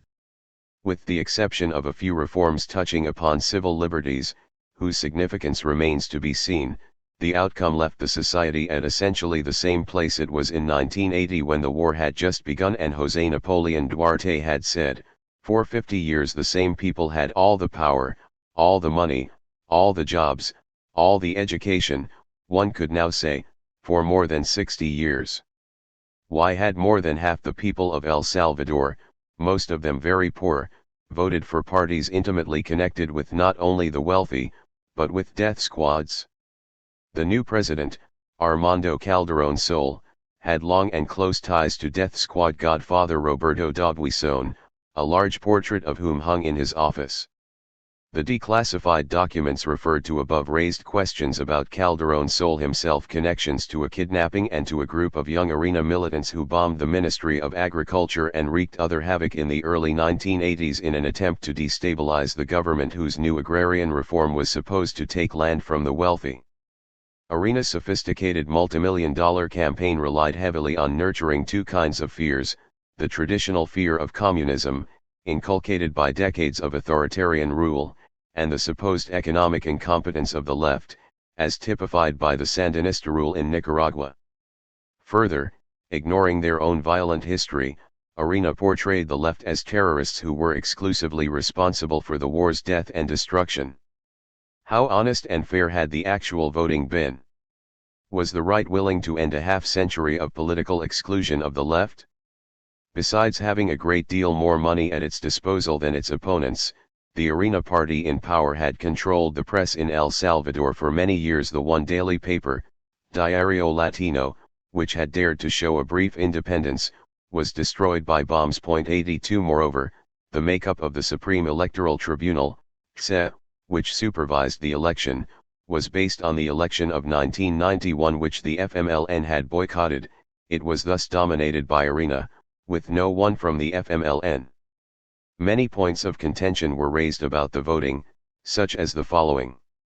A large number of people who registered to vote were unable to do so because they didn't receive their voting card. According to United Nations monitors, as of February 1 these cases came to more than 500,000, equal to 20% of the electorate. After the election, the FMLN estimated the number of such non-voters at 340,000. 74,000 other applicants were rejected because they couldn't produce a birth certificate. Often this was because the local office of records had been destroyed in the war.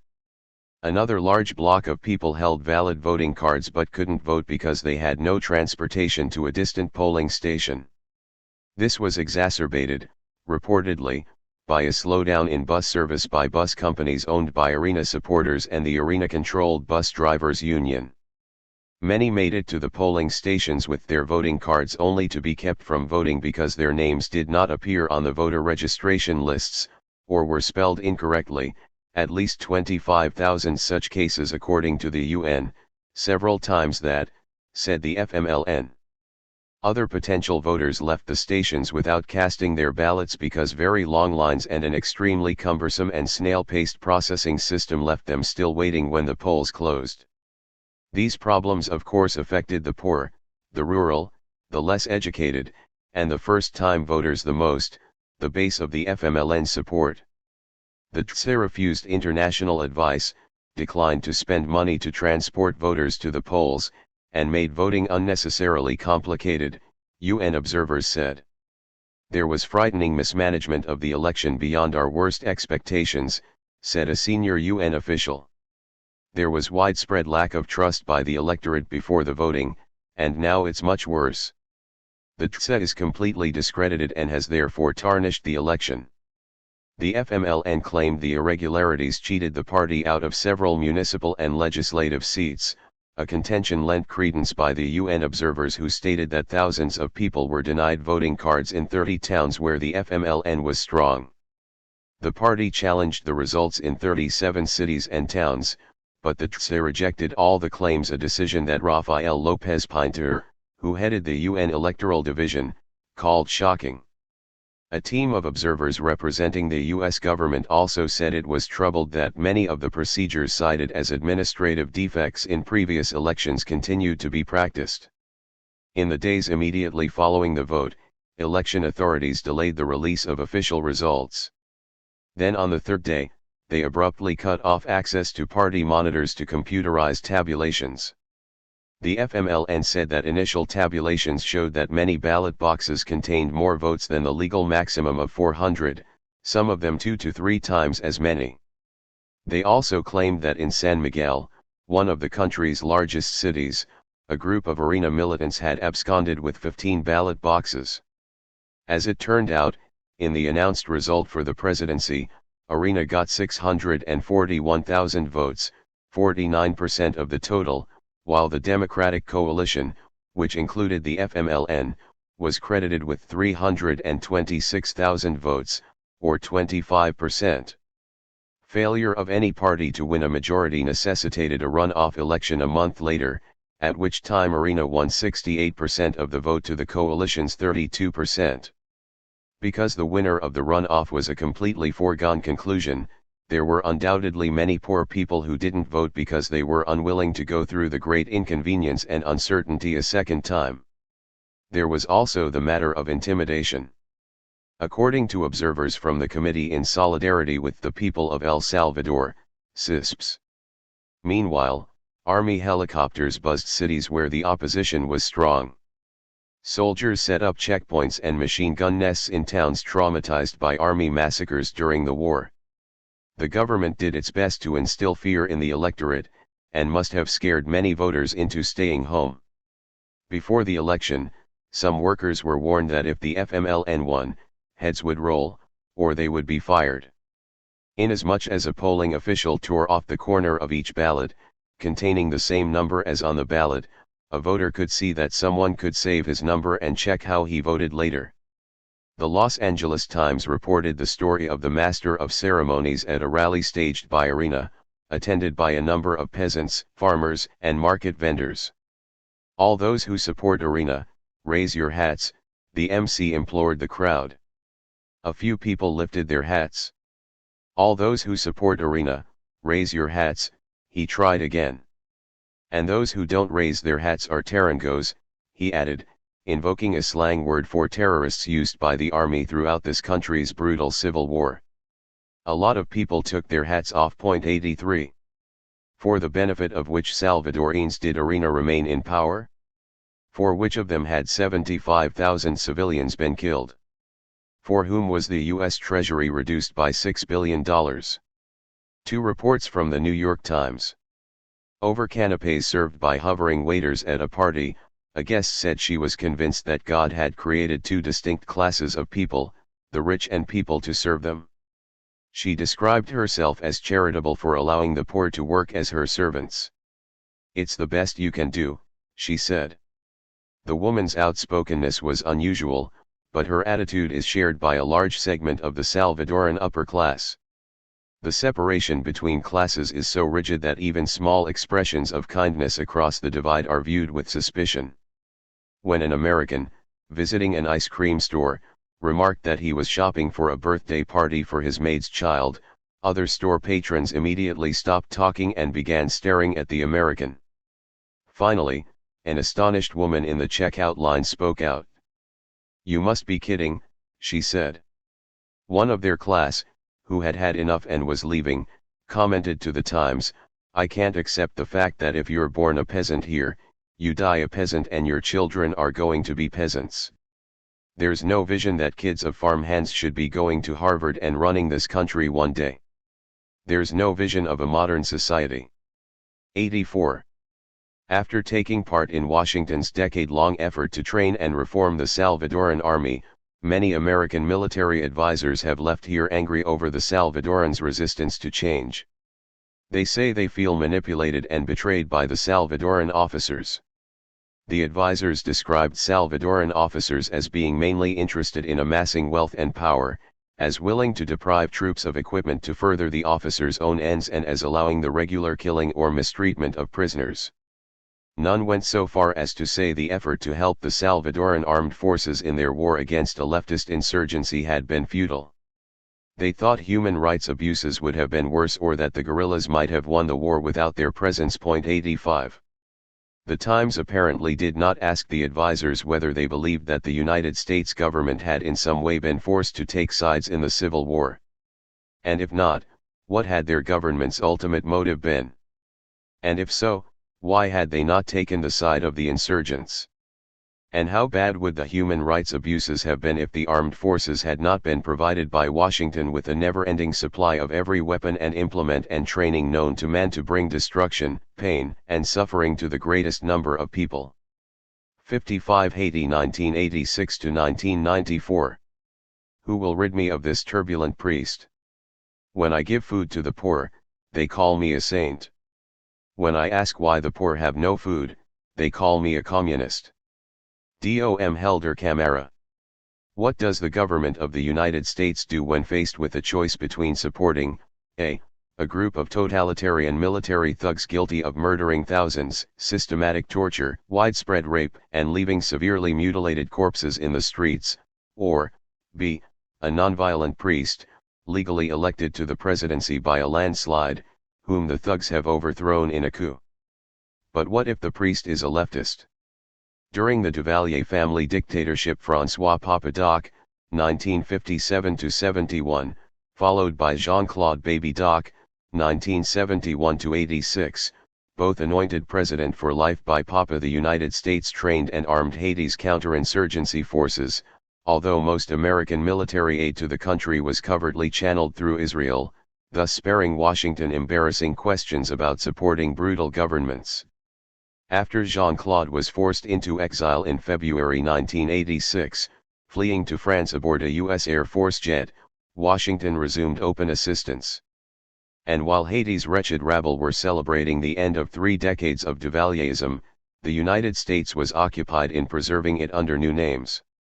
Within 3 weeks of Jean-Claude's departure, the U.S. announced that it was providing Haiti with $26.6 million in economic and military aid, and in April it was reported that another $4 million is being sought to provide the Haitian army with trucks, training, and communications gear to allow it to move around the country and maintain order. Maintaining order in Haiti translates to domestic repression and control, and in the 21 months between Duvalier's abdication and the scheduled elections of November 1987, the successor Haitian governments were responsible for more civilian deaths than Baby Doc had managed in 15 years. 2. The CIA was meanwhile arranging for the release from prison, and safe exile abroad, of 2 of its Duvalier-era contacts, both notorious police chiefs, thus saving them from possible death sentences for murder and torture, and acting contrary to the public's passionate wish for retribution against its former tormentors. 3. In September, Haiti's main trade union leader, Yves Richard, declared that Washington was working to undermine the left before the coming elections. U.S. aid organizations, he said, were encouraging people in the countryside to identify and reject the entire left as communist, for though the country clearly had a fundamental need for reformers and sweeping changes. Haiti was, and is, the Western Hemisphere's best-known economic, medical, political, judicial, educational, and ecological basket case. At this time Jean-Bertrand Aristide was a charismatic priest with a broad following in the poorest slums of Haiti, the only church figure to speak out against repression during the Duvalier years. He now denounced the military-dominated elections and called upon Haitians to reject the entire process. His activities figured prominently enough in the electoral campaign to evoke a strong antipathy from U.S. officials. Ronald Reagan, Aristide later wrote, considered him to be a communist. 5. And Assistant Secretary of State for Inter-American Affairs, Elliott Abrams, saw fit to attack Aristide while praising the Haitian government in a letter to Time magazine during the election campaign. 6. The Catholic priest first came to prominence in Haiti as a proponent of liberation theology, which seeks to blend the teachings of Christ with inspiring the poor to organize and resist their oppression. When asked why the CIA might have sought to oppose Aristide, a senior official with the Senate Intelligence Committee stated that liberation theology proponents are not too popular at the agency. Maybe second only to the Vatican for not liking liberation theology are the people at Langley CIA headquarters. Aristide urged a boycott of the elections, saying the army is our first enemy. The CIA, on the other hand, funded some of the candidates. The agency later insisted that the purpose of the funding program had not been to oppose Aristide but to provide a free and open election, by which was meant helping some candidates who didn't have enough money and diminishing Aristide's attempt to have a low turnout, which would have reduced the election's validity. It is not known which candidates the CIA funded or why the agency or the State Department, which reportedly chose the candidates to support, were concerned about such goals in Haiti, when underfunded candidates and low turnouts exist permanently in the United States. The CIA was involved in a range of support for a range of candidates, said an intelligence official directly active in the operation. Countering Aristide's impressive political strength appears to be the only logical explanation for the CIA's involvement, which was authorized by President Reagan and the National Security Council. When the Senate Intelligence Committee demanded to know exactly what the CIA was doing in Haiti and which candidates it was supporting, the agency balked. Eventually, the committee ordered the covert electoral action to cease. A high-ranking source working for the committee said the reason the program was killed was that there are some of us who believe in the neutrality of elections. 7 Nevertheless, it cannot be stated with any certainty that the program was actually halted. The elections scheduled for November 29, 1987 were postponed because of violence. In the rescheduled elections held in January, the candidate favored by the military government was declared the winner in balloting widely perceived as rigged, and in the course of which the CIA was involved in an aborted attempt of unknown nature to influence the elections. 8.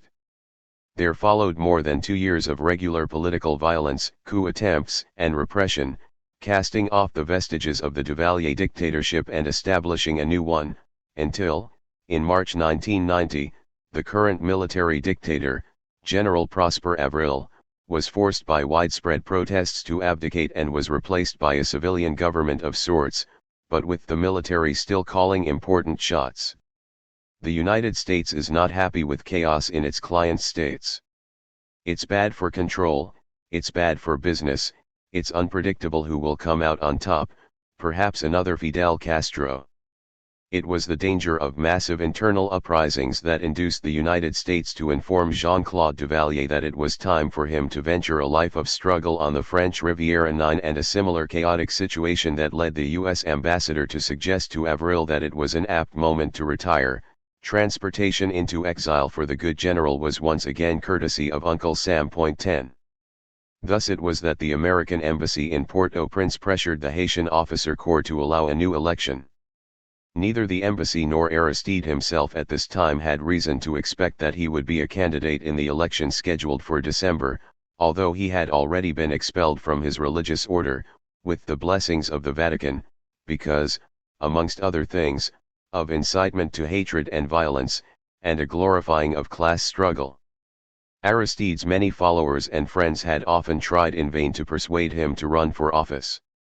Now they finally succeeded, and in October he became the candidate of a loose coalition of reformist parties and organizations. 11. On the eve of the election, former U.S. Ambassador to the UN, Andrew Young, visited Aristide and asked him to sign a letter accepting Marc Bazin, the US-backed and funded candidate, as president should Bazin win. Young reportedly said there was fear that if Aristide lost, his followers would take to the streets and reject the results. 12. Young was said to be acting on behalf of his mentor, former President Jimmy Carter, but presumably the White House also had their finger in the pie, evidencing their concern about Aristide's charisma and potential as a leader outside their control. Despite a campaign marred by terror and intimidation, nearly 1,000 UN and Organization of American States, OAS, observers and an unusually scrupulous Haitian general ensured that a relatively honest balloting took place, in which Aristide was victorious with 67.5% of the vote.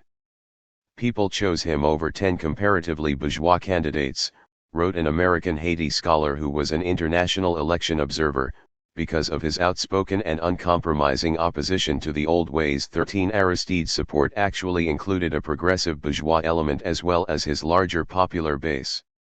The president priest took office in February 1991 after a coup attempt against him in January failed. By June, one could read in the Washington Post. Proclaiming a political revolution, Aristide, 37, has injected a spirit of hope and honesty into the affairs of government, a radical departure after decades of official venality under the Duvalier family dictatorship and a series of military strongmen. Declaring that his $10,000 monthly salary is not just a scandal, but a crime, Aristide announced on television that he would donate his paychecks to charity. 14. The Catholic priest had long been an incisive critic of U.S. foreign policy because of Washington's support of the Duvalier dynasty and the Haitian military, and he was suspicious of foreign aid, commenting that it all wound up in the pockets of the wealthy. Since 1980, this amounted to $200 million a year, and these were the same 10 years during which the per capita wealth of the country was reduced by 40%. 15. Aristide did not spell out a specific economic program, but was clear about the necessity of a redistribution of wealth, and spoke more of economic justice than of the virtues of the market system. He later wrote, I have often been criticized for lacking a program, or at least for imprecision in that regard. Was it for lack of time? A poor excuse. In fact, the people had their own program. Dignity, transparent simplicity, participation. These three ideas could be equally well applied in the political and economic sphere and in the moral realm. The bourgeoisie should have been able to understand that its own interest demanded some concessions. We had recreated 1789. Did they want, by their passive resistance, to push the hungry to demand more radical measures? 16. Seriously hampered by the absence in Haiti of a strong traditional left, and confronted by a gridlocked parliament that constitutionally had more power than the president, Aristide didn't succeed in getting any legislation enacted. He did, however, initiate programs in literacy, public health, and agrarian reform, and pressed for an increase in the daily wage, which was often less than $3, a freeze on prices of basic necessities, and a public works program to create jobs. He also increased the feeling of security amongst the population by arresting a number of key paramilitary thugs, and setting in motion a process to eliminate the institution of rural section chiefs, sheriffs, the military's primary instrument of unfettered authority over the lives of the peasants. In office, though not the uncompromising revolutionary firebrand many anticipated, Aristide frequently angered his opponents in the wealthy business class, the parliament, and the army by criticizing their corruptness. The military was particularly vexed by his policies against smuggling and drug trafficking, as well as his attempt to depoliticize them. As for the wealthy civilians, or as they are fondly known, the morally repugnant elite, they did not much care for Aristide's agenda whereby they would pay taxes and share their bounty by creating jobs and reinvesting profits locally rather than abroad.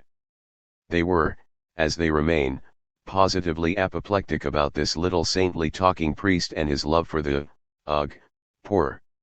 However, Aristide's administration was not, in practice, actually anti-business, and he made it a point to warm up to American officials, foreign capitalists, and some elements of the Haitian military. He also discharged some 2,000 government workers, which pleased the International Monetary Fund and other foreign donors, but Aristide himself regarded these positions as largely useless and corrupt bureaucratic padding. 17.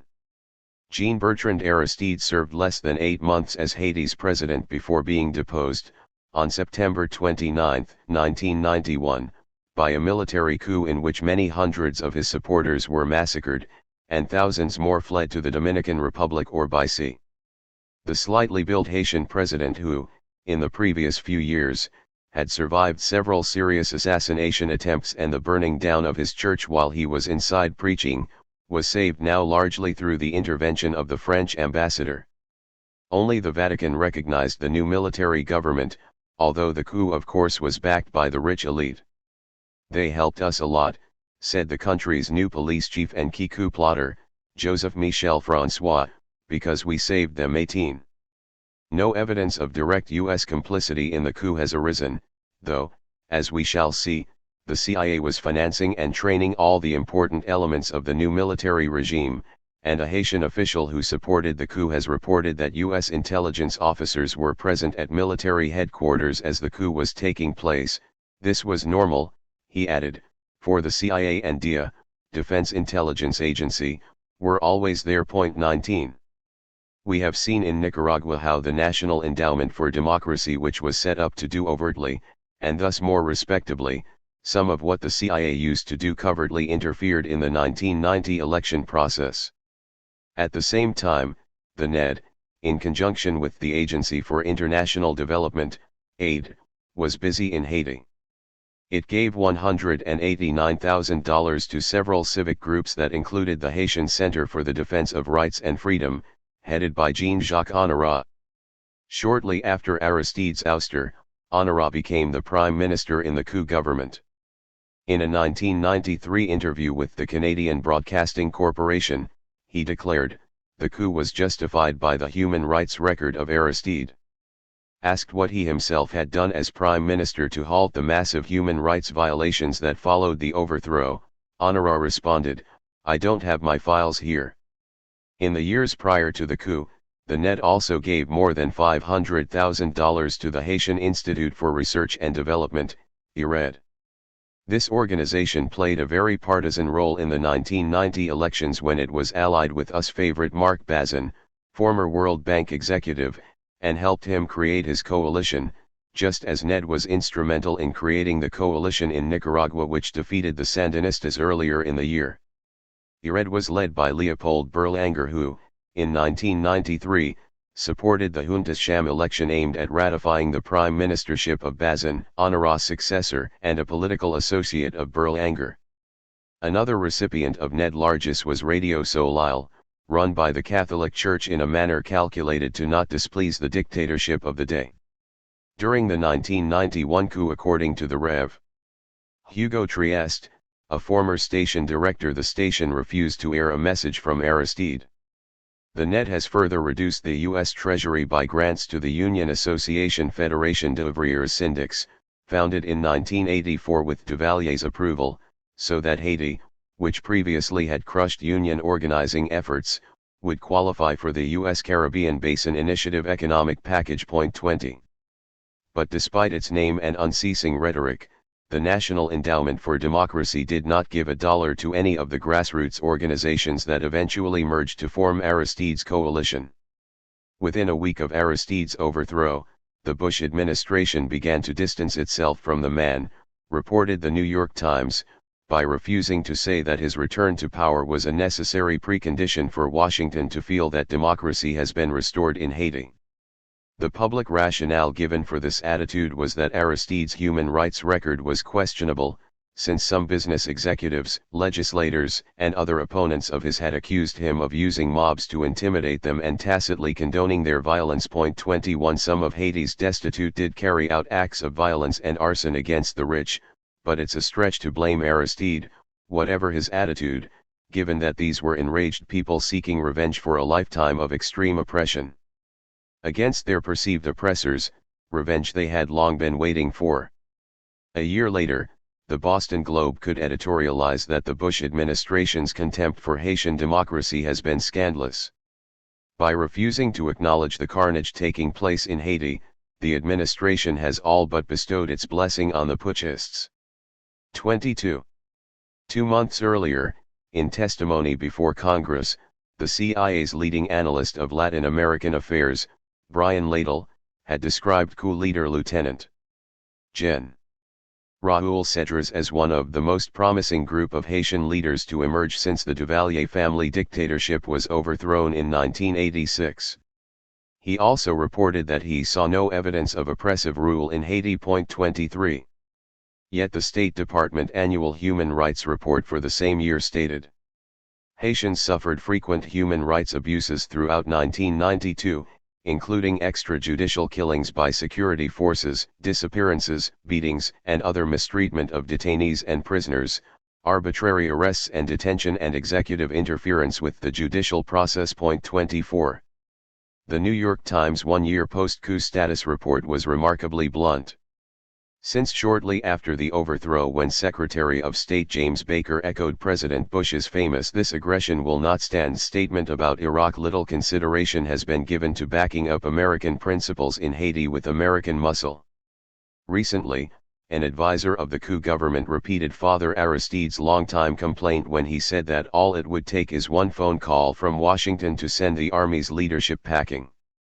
Supporters and opponents of Father Aristide agree, nothing more threatening than a leaky and ineffective embargo, quickly imposed, has ever been seriously contemplated, which reflects Washington's deep-seated ambivalence about a leftward-tilting nationalist who often depicted the United States as a citadel of evil and the root of many of his country's problems.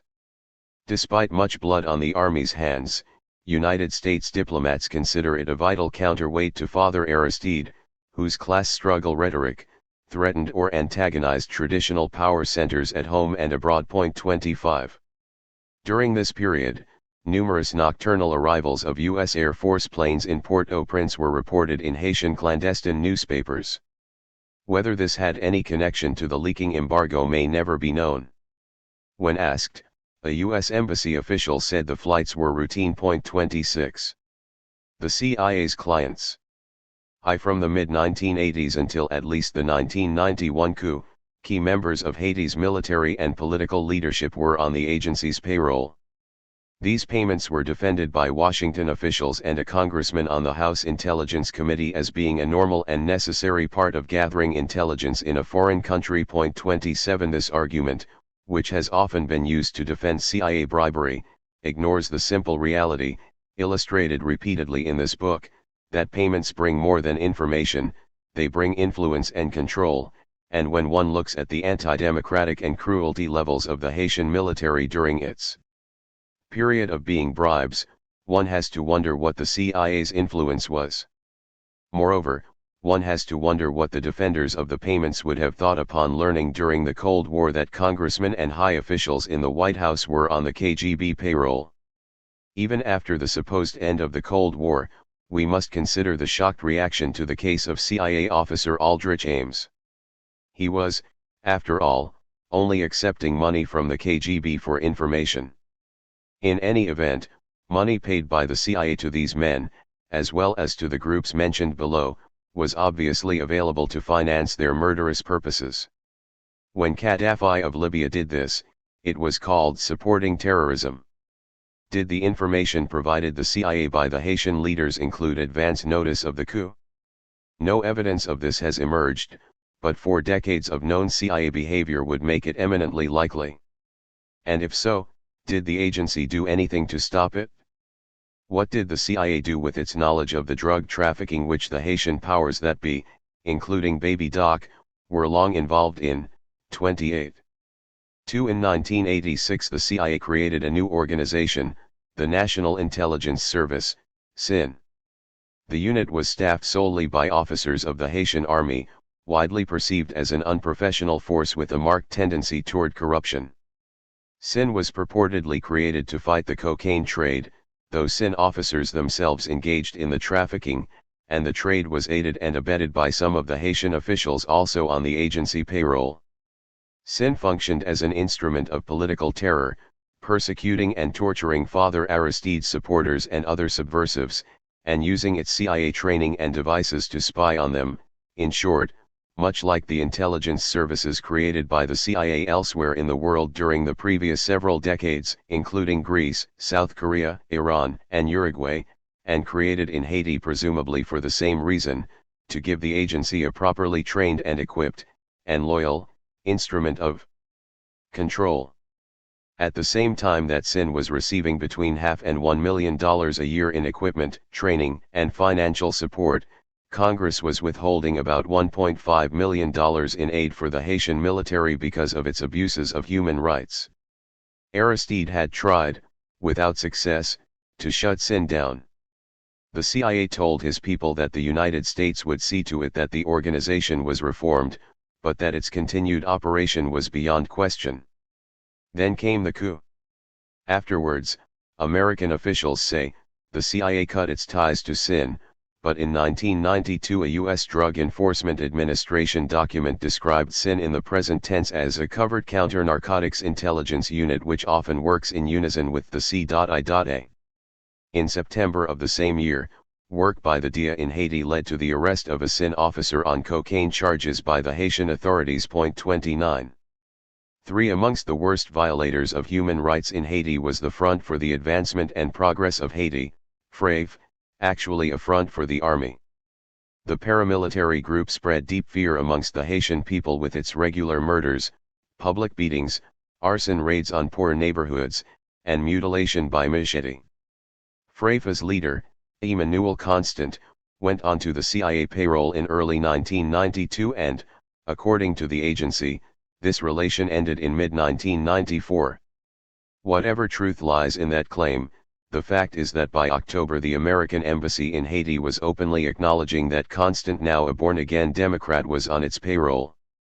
The FRAVE leader says that soon after Aristide's ouster, an officer of the U.S. Defense Intelligence Agency, COL.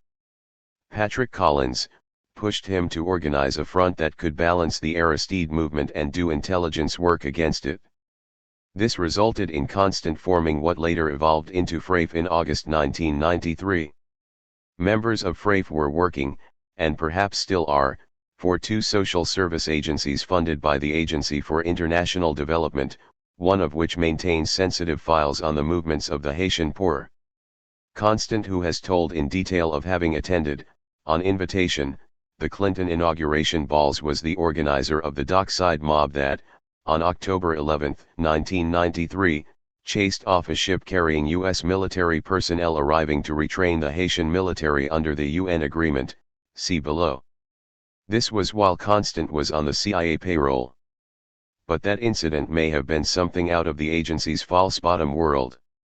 Did Washington really want to challenge the military government? Or only appear to do so? Constant actually informed the United States beforehand of what was going to happen, then went on the radio to urge all patriotic Haitians to join the massive demonstrations at the dock. The United States did nothing before or after but allow its ship to turn tail and run. 30. In the summer of 1993, United Nations mediated talks on Governor's Island in New York between Aristide, living in exile in Washington, and the Haitian military government, resulted in an accord whereby the leader of the junta, Gen. Cedras, would step down on October 15 and allow Aristide to return to Haiti as president on October 30. But the dates came and went without the military fulfilling their promise, meanwhile not pausing in their assaults upon Aristide supporters, including the September murder of a prominent Aristide confidant who was dragged out of church and shot in full view of UN officials, and the assassination a month later of Aristide's Justice Minister, Guy Mallory. Pleased with its foreign policy success in securing the agreement in New York, the Clinton administration seemingly was willing to tolerate any and all outrages. But an advisor to Cedras declared afterward that when the military had agreed to negotiate, the whole thing was a smokescreen. We wanted to get the sanctions lifted. But we never had any intention of really agreeing to Governor's Island, as I'm sure everyone can now figure out for themselves. We were playing for time. Aristide himself never liked the UN plan, which granted amnesty to those who mounted the coup against him. He declared that the United States had pressured him to sign. 31. Speaking to congressmen in early October, CIA official Brian Ladle, who had previously praised Cedras and his rule, now characterized Aristide as mentally unbalanced. Was this perhaps amongst the information provided the CIA by their agents in the Haitian military? During the election campaign, Aristide's detractors in Haiti had in fact spread the rumor that he was mentally ill. 32. Ladle also testified that Aristide paid little mind to democratic principles, and had urged supporters to murder their opponents with a technique called necklacing, in which gasoline-soaked tires are placed around victims' necks and set afire. Neither Ladle nor anyone else has provided any evidence of Aristide engaging in an explicit provocation, although this is not to say that necklacing was not carried out as an act of revenge by Haiti's masses, as it was in 1986 following the ouster of Duvalier. At the same time, congressmen were exposed to a document purporting to describe Aristide's medical history, claiming that he had been treated in a mental hospital in Canada in 1980, diagnosed as manic depressive and prescribed large quantities of drugs. This claim was described in the media as emanating from the CIA, but the agency denied this, saying it had seen the document before and had judged it to be a partial or complete fake, but adding that it still stood by its 1992 psychological profile of Aristide, which concluded that the deposed president was possibly unstable. The claims were denied by Aristide and his spokesman, and independent checks with the hospital in Canada showed no record of his being a patient there. Nonetheless, congressional opponents of Aristide now had a rationale for trying to limit the extent of U.S. support to him, and some of them argued that the United States should not embroil itself in Haiti on behalf of such a leader. 33. Ladle made it the most simplistic, one-dimensional message he could. Murderer, psychopath, said an administration official familiar with Ladle's briefing. 34. In 1960, the Eisenhower administration had regarded another black foreign leader who didn't buy into Pax Americana, Patrice Lumumba, as unstable, irrational, almost psychotic. 35. Nelson Mandela was often described in a similar fashion by his opponents. Some of those who make such charges may indeed believe that conspicuously rejecting the established order is a sign of insanity. The junta, which was concerned that President Clinton might order military action against Haiti, was pleased. A spokesman observed that after the information about Aristide got out from our friends in the CIA, and Congress started talking about how bad he is, we figured the chances of an invasion were gone. 36. Though the Clinton administration publicly repudiated the claims about Aristide's mental health in no uncertain terms, it nonetheless continued to negotiate with Haiti's military leaders, a policy which stunned supporters of the Catholic priest. Apparently, marveled Robert White, a former U.S. ambassador to El Salvador and an unpaid advisor to Aristide, nothing will shake the touching faith the Clinton administration has in the Haitian military's bona fides. Aristide supporters asserted that such faith reflected long and continuing relations between American military officers and Haiti's top commanders, Cedras and François, the police chief, both of whom had received military training in the United States. Time magazine suggested that the U.S. attitude toward some of Haiti's henchmen is not as hostile as American rhetoric would indicate. 37. This attitude was commented upon by the Lawyers' Committee for Human Rights. Faced with Aristide's talk of radical reform, an old and deep-rooted American instinct has taken hold. Repeated in countless countries, both during and after the Cold War, it is this: when in doubt, look to the military as the only institutional guarantee of stability and order. 38. It had indeed been to the military that the Reagan and Bush administrations had looked to provide these qualities, praising the sincerity of the Haitian Army's commitment to democracy on several occasions. 39.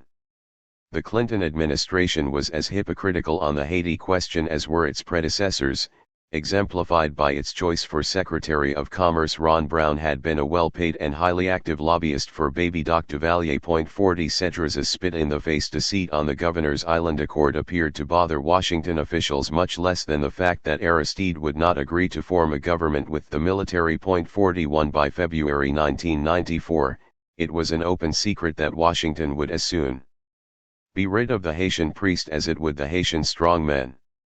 The Los Angeles Times reported, officially the U.S. supports the restoration of Aristide. In private, however, many officials say that Aristide is so politically radical that the military and the island's affluent elite will never allow him to return to power. 42. Ideologically, if not emotionally, the antipathy of the administration's senior officials to Aristide's politics was hardly less than that of his country's ruling class. Moreover, the predominant reason the strongmen were in disfavor in Washington's eyes had little to do with their dreadful human rights record per se, but rather that the repression in Haiti was provoking people to flee by the tens of thousands, causing the United States an enormous logistical headache and image problem in the Caribbean and Florida, as well as costing hundreds of millions of dollars. The gulf between the administration and Aristide widened yet further when Secretary of State Warren Christopher announced that a group of Haitian parliamentarians, whom he characterized as centrists, had put forth a plan which would pardon the army officers who engineered the coup, and which called for Aristide to name a prime minister, who in turn would create a cabinet acceptable to Aristide's domestic foes. These steps, the plan anticipated, would establish a coalition government and clear the way for Aristide's eventual return to office. Aristide, who had not been consulted at all, flatly rejected the proposal that would have allowed some awful villains to escape punishment, made no mention of a date or timetable for his restoration, contained no guarantee that he would ever be able to return to power at all, and would require him to share power with a politically incompatible prime minister and some cabinet members of similar ilk. Christopher added that any strengthening of the embargo against Haiti would depend on Aristide's acceptance of the plan. The United States, he said, was wary of tougher sanctions because they would increase the suffering in Haiti. 43. At the same time, the State Department's chief Haiti expert, Michael Kozak, blamed extremists on both sides for scuttling the plan. This, said a Haitian supporter of Aristide, created a moral equivalency between Aristide and the military that put Aristide on the same level as the killers. 44. The Bush administration, employing the UN and the OAS as well, had pressed similar proposals and ultimatums upon the beleaguered Aristide on several occasions. His failure to embrace them had stamped him as intransigent amongst some officials and media. 45. Aristide's rejection of the plan can perhaps be better understood if one considers whether Washington would ever insist to the Cuban exiles in Miami that if they wanted U.S. support for their return to Cuba, they would have to agree to a coalition government with Castroites, or that Iraqian exiles would have to learn to live with Saddam Hussein. The repeated insistence that Aristide accept a broad-based government, or a government of national consensus, is ironic coming from the Bush and Clinton administrations, in which one cannot find an open left liberal, much less a leftist or socialist, scarcely even a plain genuine liberal, in any high-level position. Nor has the severe suffering of the Cuban people from the American embargo had any noticeable effect upon the policy of either administration. It soon developed that the plan, which had been labeled a bipartisan Haitian legislative initiative, had actually originated with a State Department memo. Worse, the Haitian input had come from supporters of Aristide's overthrow, including Police Chief François himself. 46. A further symptom of the administration's estrangement from Aristide was a report from the U.S. Embassy in Haiti to the State Department in April. While conceding widespread and grave violations of human rights by the military regime, the report claimed that Aristide and his followers consistently manipulate and even fabricate human rights abuses as a propaganda tool. The Aristide camp was described as hardline ideological. 47. Congressional liberals, particularly the Congressional Black Caucus, were becoming disturbed. In the midst of their growing criticism and pressure, State Department Special Envoy to Haiti Lawrence Petsulo, by this time openly described as the author of the legislative plan, resigned. A week later, several congressmen, attended by wide media coverage, were arrested in a protest outside the White House. By early May, given the congressional pressure, the Grand Haitian Plan discredited and abandoned, the sanctions an international joke, the refugees still washing up on Florida shores, while many thousands of others were filling up Guantanamo base in Cuba. The Clinton administration was forced to the conclusion that though they still didn't like this man Jean-Bertrand Aristide with his non-centrist thoughts, they were unable to create anything that smelled even faintly like a rose without restoring him to the presidency. Bill Clinton had painted himself into a corner. During the campaign in 1992, he had denounced Bush's policy of returning refugees to Haiti as cruel. "My administration," he declared, "will stand up for democracy." 48. Since that time the word Haiti could not cross his lips without being accompanied by at least 3 platitudes about democracy. Something had to be done, or another foreign policy failure would be added to the list the Republicans were drooling over in this election year. But what? Over the next 4 months, the world was treated to a continuous flip-flop, numerous permutations concerning sanctions, handling of the refugees, how much time the junta had to pack up and leave, as much as 6 months, what kind of punishment or amnesty for the murderous military and police, whether the U.S. would invade. This time we mean it, now we really mean it. Our patience has run out, for the 3rd time. We will not rule out military force. For the 5th time, the junta was not terribly intimidated. Meanwhile, an OAS human rights team was accusing the Haiti regime of murder, rape, kidnapping, detention and torture in a systematic campaign to terrorize Haitians who want the return of democracy and President Jean-Bertrand Aristide, and Amnesty International was reporting the same. 49. Time was passing, and each day meant less time for Aristide to govern Haiti. He had already lost almost 3 of the 5 years of his term, plus the 8 months he had served. By the summer, what Bill Clinton wanted desperately was to get the junta out of power without having to deal with the thorny question of congressional approval, without a U.S. invasion, without any American casualties, without going to war on behalf of a socialist priest. If Washington's heart had really been set on the return to power of Father Jean-Bertrand Aristide, the CIA could have been directed to destabilize the Haitian government any time during the previous 3 years, using its tried and trusted bribery, blackmail, and forged documents, its disinformation, rumors, and paranoia, its weapons, mercenaries, and assassinations, its multinational economic strangleholds, its instant little armies, its selective little air assaults imbuing the right amount of terror in the right people at the right time. The agency had done so with much stronger and more stable governments with much more public support, from Iran and Guatemala, to Ecuador and Brazil, to Ghana and Chile. Much of what was needed in Haiti was already in place, beginning with the CIA's own creation, the National Intelligence Service, as well as a large network of informants and paid assets within other security forces such as FRAVE, and knowledge of who the reliable military officers were. 50 U.S. intelligence even had a complete inventory of Haitian weaponry. 51.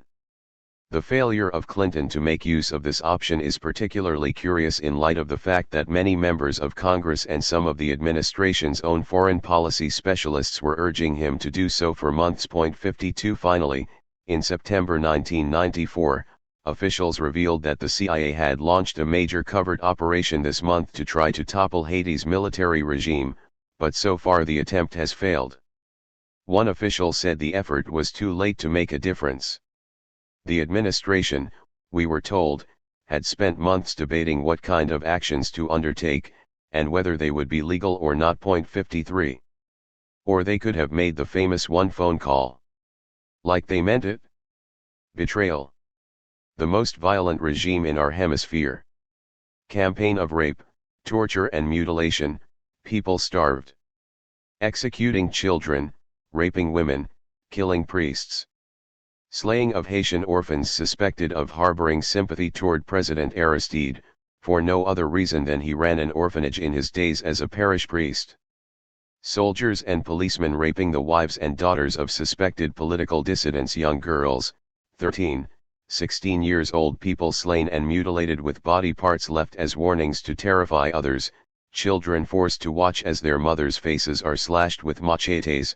54. Thus spake William Jefferson Clinton to the American people to explain why he was seeking to restore democratic government in Haiti.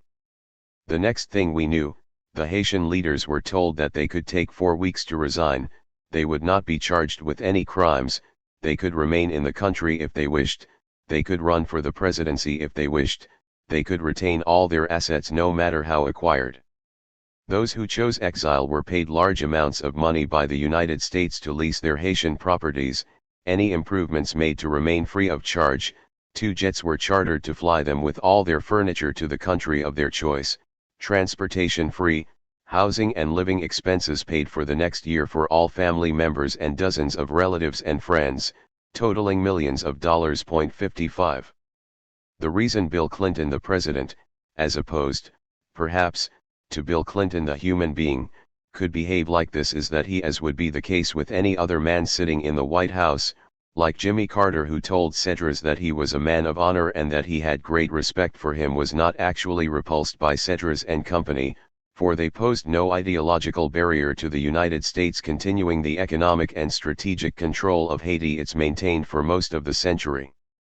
Unlike Jean-Bertrand Aristide, a man who only a year earlier had declared, "I still think capitalism is a mortal sin," 56, or Fidel Castro in Cuba. Lest there be doubt here, it should be noted that shortly before Clinton made the remarks cited above, Vice President Gore declared on television that Castro has a worse record on human rights than the military leaders of Haiti. 57. The atrocities of the Haitian government were simply trotted out by President Clinton to build support for military intervention, just as he cited the junta's drug trafficking. After all these years, this was now discovered, as Noriega's longtime dealings were finally condemned when it was time for a military intervention into Panama. But the worst of the betrayal was yet to come. Per the above agreement with Raúl Cedras, U.S. armed forces began arriving in Haiti September 19 to clear the way for Aristide's arrival in mid-October. The Americans were welcomed with elation by the Haitian people, and the GIs soon disarmed, arrested, or shot dead some of the worst dangers to life and limb and instigators of chaos in Haitian society. But first they set up tanks and vehicles mounted with machine guns to block off the streets leading to the residential neighborhoods of the morally repugnant elite, the rich being Washington's natural allies. 58. Jean-Bertrand Aristide's reception was a joyous celebration filled with optimism. However, unbeknownst to his adoring followers, while they were regaining Aristide, they may have lost Aristidism. The Los Angeles Times reported. In a series of private meetings, administration officials admonished Aristide to put aside the rhetoric of class warfare, and seek instead to reconcile Haiti's rich and poor. The administration also urged Aristide to stick closely to free market economics and to abide by the Caribbean nation's constitution, which gives substantial political power to the parliament while imposing tight limits on the presidency. Administration officials have urged Aristide to reach out to some of his political opponents in setting up his new government, to set up a broad-based coalition regime. The administration has made it clear to Aristide that if he fails to reach a consensus with Parliament, the United States will not try to prop up his regime. 59. Almost every aspect of Aristide's plans for resuming power, from taxing the rich to disarming the military, has been examined by the U.S. officials with whom the Haitian president meets daily and by officials from the World Bank, the International Monetary Fund and other aid organizations. The finished package clearly reflects their priorities. Aristide obviously has toned down the liberation theology and class struggle rhetoric that was his signature before he was exiled to Washington. 60. Tutored by leading Clinton administration officials, Aristide has embraced the principles of democracy, national reconciliation and market economics with a zeal that Washington would like to see in all leaders of developing nations. 61. Aristide returned to Haiti October 15, 1994, 3 years and 2 weeks after being deposed. The United States might well have engineered his return under the same terms, or much better, of course, 2 to 3 years earlier, but Washington officials kept believing that the policy of returning refugees to Haiti, and when that was unfeasible, lodging them at Guantanamo, would make the problems go away: the refugee problem, and the Jean Bertrand Aristide problem. Faced ultimately with an Aristide returning to power, Clinton demanded, and received, and then made sure to publicly announce the Haitian president's guarantee that he would not try to remain in office to make up for the time lost in exile. Clinton of course called this democracy, although it represented a partial legitimization of the coup. 62. As can be deduced from the above compilation of news reports, this was by no means the only option Aristide effectively surrendered. His preference for the all-important position of Prime Minister who appoints the cabinet was Claudette Worley, a woman very much in harmony with his thinking, but he was forced to rule her out because of strong opposition to her leftist bent from political opponents who argued that she would seriously hurt efforts to obtain foreign aid and investment. Instead, Aristide wound up appointing Marc Michel, one of Washington's leading choices. 63. At the same time, the Clinton administration and the international financial institutions, IFIs, were carefully watching the Haitian president's appointments for finance minister, planning minister, and head of the central bank. 64.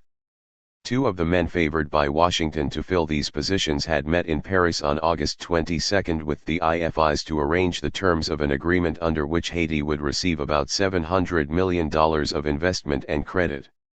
Typical of such agreements for the Third World, it calls for a drastic reduction of state involvement in the economy and an enlarged role for the private sector through privatization of public services. Haiti's international function will be to serve the transnational corporations by opening itself up further to foreign investment and commerce, with a bare minimum of tariffs or other import restrictions, and offering itself, primarily in the assembly industries, as a source of cheap export labor, extremely cheap labor, little if any increase in the current 10 to 25 cents per hour wages, distressingly inadequate for keeping body and soul together and hunger at bay, a way of life promoted for years to investors by the U.S. Agency for International Development and other U.S. government agencies. 65. The assembly industries are regarded by Washington as important enough to American firms that in the midst of the sanctions against Haiti, the U.S. announced that it was fine-tuning the embargo to permit these firms to import and export so they could resume work. 66. The agreement further emphasizes that the power of the parliament is to be strengthened. The office of the president is not even mentioned. Neither is the word justice. 67. As of this writing, late October 1994, Aristide's dreams of a living wage and civilized working conditions for the Haitian masses, a social security pension system, decent education, housing, healthcare, public transportation, etc. appear to be little more than that dreams. What appears to be certain is that the rich will grow richer, and the poor will remain at the very bottom of Latin America's heap. Under Aristide's successor, whomever the United States is already grooming, it can only get worse. Aristide the radical reformer knew all this, and at certain points during September and October he may have had the option to get a much better deal, for Clinton needed him almost as much as he needed Clinton.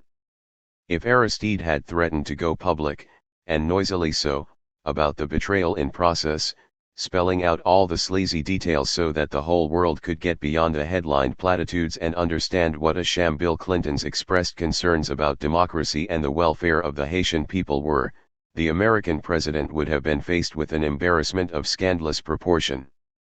But Aristide the priest saw the world in a different light. Let us compare political power with theological power. On the one hand, we see those in control using the traditional tools of politics, weapons, money, dictatorship, coups d'état, repression. On the other hand, we see tools that were used 2,000 years ago: solidarity, resistance, courage, determination, and the fight for dignity and might, respect and power. We see transcendence. We see faith in God, who is justice. The question we now ask is this: which is stronger, political power or theological power? I am confident that the latter is stronger. I am also confident that the two forces can converge, and that their convergence will make the critical difference. 68. 56. The American Empire. 1992 to present. We assert that no nation can long endure half republic and half empire, and we warn the American people that imperialism abroad will lead quickly and inevitably to despotism at home. Democratic Party, U.S., National Platform, 1900. Following its bombing of Iraq in 1991, the United States wound up with military bases in Saudi Arabia, Kuwait, Bahrain, Qatar, Oman, and the United Arab Emirates. Following its bombing of Yugoslavia in 1999, the United States wound up with military bases in Kosovo, Albania, Bulgaria, Macedonia, Hungary, Bosnia, and Croatia. Following its bombing of Afghanistan in 2001-2, the United States wound up with military bases in Afghanistan, Pakistan, Kazakhstan, Uzbekistan, Tajikistan, Kyrgyzstan, Georgia, Yemen, and Djibouti. Following its bombing and invasion of Iraq in 2003, the United States wound up with Iraq. This is not very subtle foreign policy. Certainly not covered. The men who run the American empire are not easily embarrassed. And that is the way the empire grows: a base in every neighborhood, ready to be mobilized to put down any threat to imperial rule, real or imagined. 58 years after World War II ended, the United States still has major bases in Germany and Japan. 50 years after the end of the Korean War, tens of thousands of American armed forces continue to be stationed in South Korea. America will have a continuing interest and presence in Central Asia of a kind that we could not have dreamed of before, U.S. Secretary of State Colin Powell declared in February 2002. Later that year, the U.S. Defense Department announced, the United States military is currently deployed to more locations than it has been throughout history too. Equally unsubtle are the announcements beginning in the early 1990s, coinciding with the pivotal demise of the Soviet Union and continuing to the present, trumpeting Washington's desire, means, and intention for world domination, while assuring the world of the noble purposes behind this crusade. These declarations have been regularly put forth in policy papers emanating from the White House and the Pentagon, as well as from government-appointed commissions and think tanks closely associated with the national security establishment. Here is the voice of the empire in 1992. Our first objective is to prevent the re-emergence of a new rival, either on the territory of the former Soviet Union or elsewhere, that poses a threat on the order of that posed formerly by the Soviet Union. We must account sufficiently for the interests of the advanced industrial nations to discourage them from challenging our leadership or seeking to overturn the established political and economic order. We must maintain the mechanisms for deterring potential competitors from even aspiring to a larger regional or global role. Point 3. 1996, we will engage terrestrial targets someday: ships, airplanes, land targets from space. We're going to fight in space. We're going to fight from space, and we're going to fight into space. Point 4. 1997, with regard to space dominance, we have it, we like it, and we're going to keep it. 5. 2000, the new military preparedness standard is to maintain military superiority over all potential rivals and to prepare now for future military rivalries, even if they cannot yet be identified and their eventual arrival is only speculative. Military requirements have become detached from net assessments of actual security threats. Generic wars and generic capabilities are proffered as the basis for planning. Particularities of real threat scenarios have become secondary to the generalized need to show raw U.S. power across the globe. 6. 2001, the presence of American forces in critical regions around the world is the visible expression of the extent of America's status as a superpower and as the guarantor of liberty, peace, and stability. 7. 2001, if we just let our own vision of the world go forth, and we embrace it entirely, and we don't try to be clever and piece together clever diplomatic solutions to this thing, but just wage a total war against these tyrants, I think we will do very well, and our children will sing great songs about us years from now. 8. 2001, the Bush administration's nuclear posture review, directing the military to prepare contingency plans to use nuclear weapons against at least 7 countries: China, Russia, Iraq, Iran, North Korea, Libya, and Syria, and to build smaller nuclear weapons for use in certain battlefield situations. Point 9. 2002, in September, the White House issued its national security strategy, which declared, "Our forces will be strong enough to dissuade potential adversaries from pursuing a military build-up in hopes of surpassing, or equaling, the power of the United States. America will act against such emerging threats before they are fully formed. We must deter and defend against the threat before it is unleashed. We cannot let our enemies strike first. To forestall or prevent such hostile acts by our adversaries, the United States will, if necessary, act preemptively."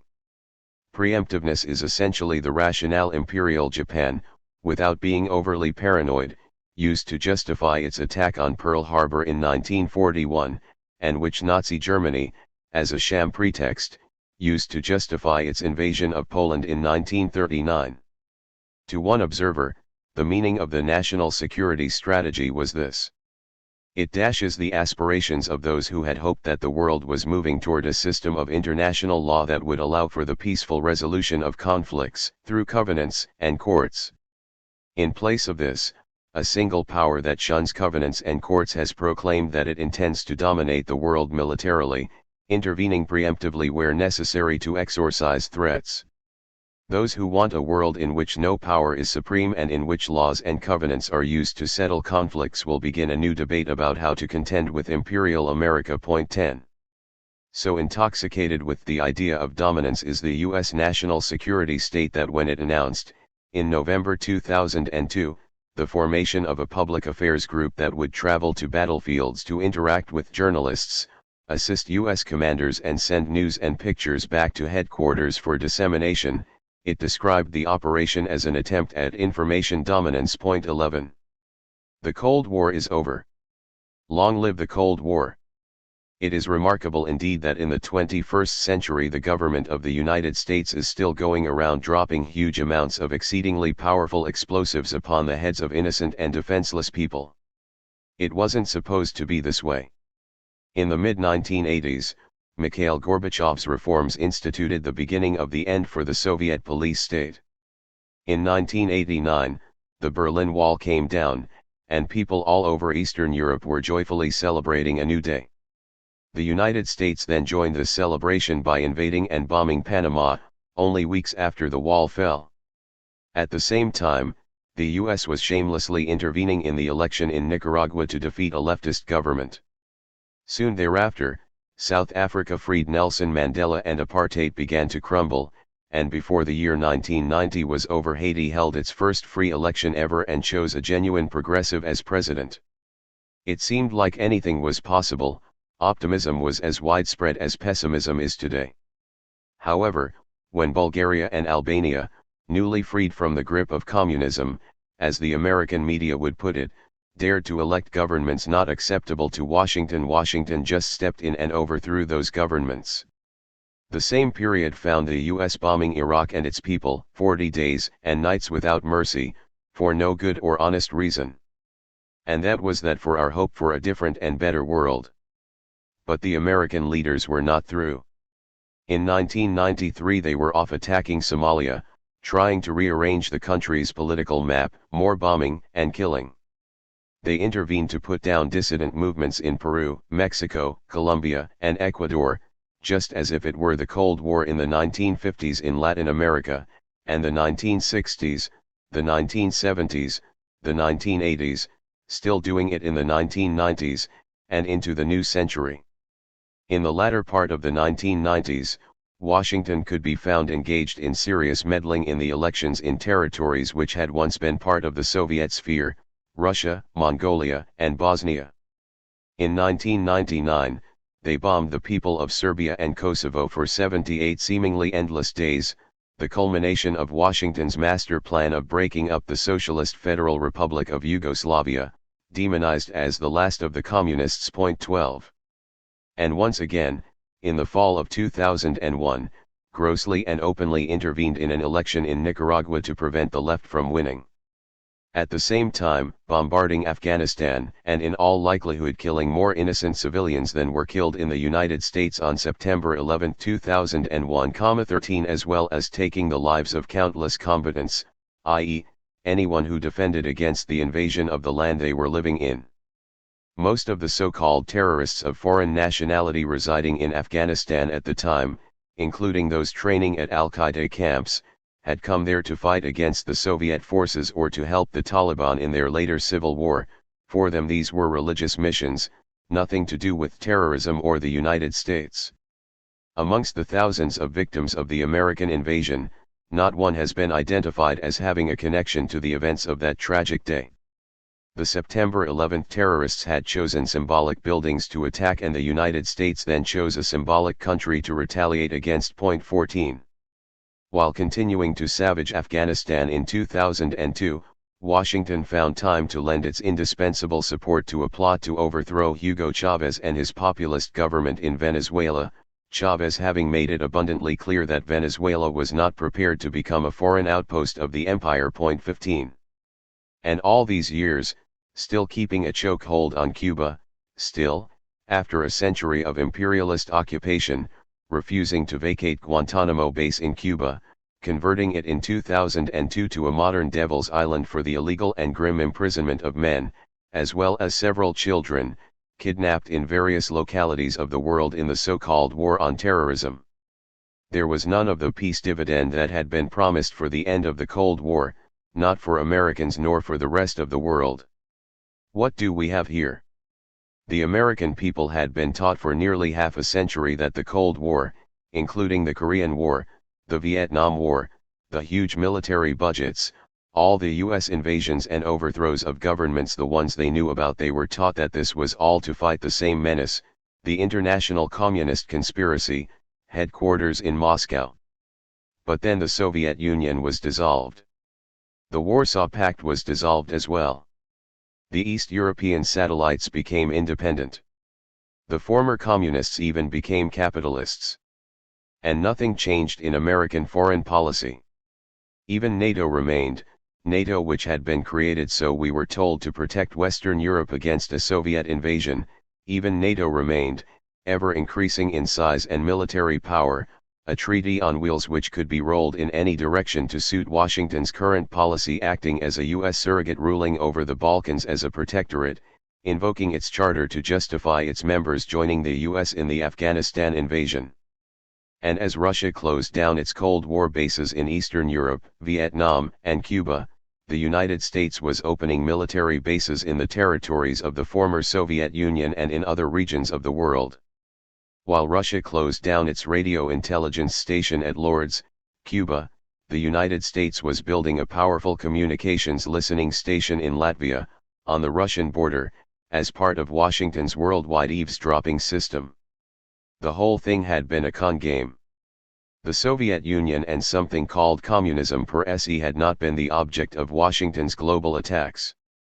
There had never been an international communist conspiracy.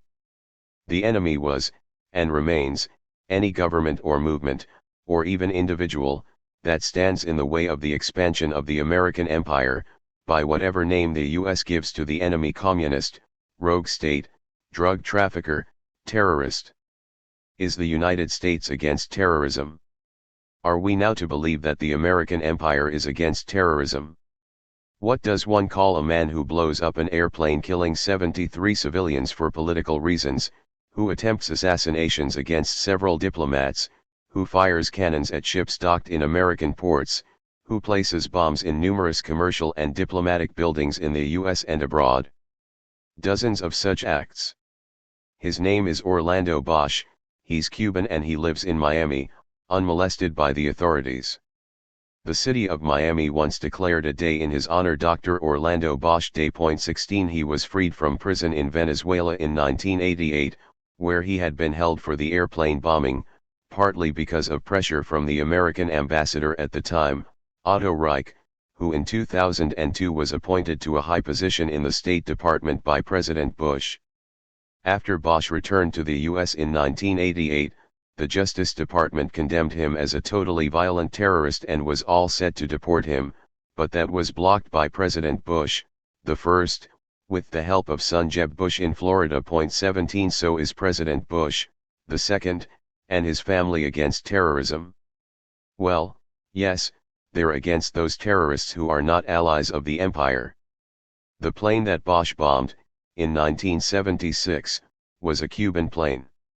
He's wanted in Cuba for that and a host of other serious crimes, and the Cubans have asked Washington to extradite him. To Cuba he's like Osama bin Laden is to the United States. But the US has refused. Imagine the reaction in the United States if bin Laden showed up in Havana and the Cubans refused to turn him over. Imagine the reaction in the United States if Havana proclaimed Osama bin Laden Day. Washington's commitment to fighting terrorism can be further questioned in light of its support of the ethnic Albanians in Kosovo who comprised the Kosovo Liberation Army. The KLA, in furtherance of its political ethnic agenda, have carried out numerous terrorist attacks for years in various parts of the Balkans, but they've been US allies because they've attacked people out of favor with Washington. This despite the fact that the KLA has had ideological and personal ties to Osama bin Laden and Al-Qaeda, and despite being categorized as a terrorist organization by the US State Department. 18. Moreover, in the 1980s and 90s, anti-communist Vietnamese, Cambodians, and Laotians resident in the United States financed and instigated their countrymen abroad in bombings and other attacks on their governments and citizens, hoping to destabilize those governments. At times they traveled from the US to those countries to carry out attacks themselves. These actions, terrorism by definition, were carried out with the tacit approval of the American government, which turned a blind eye to the Neutrality Act, which prohibits American citizens or residents from using force to overthrow a foreign government. 19. George W. Bush has also spoken out vehemently against harboring terrorists. Those who harbor terrorists threaten the national security of the United States. 20. Does he really mean that? We must ask, which country harbors more terrorists than the United States? Orlando Bosch is only one of the numerous anti-Castro Cubans in Miami who have carried out many hundreds of terrorist acts, in the US, in Cuba, and elsewhere, all kinds of arson attacks, assassination attempts, and bombings.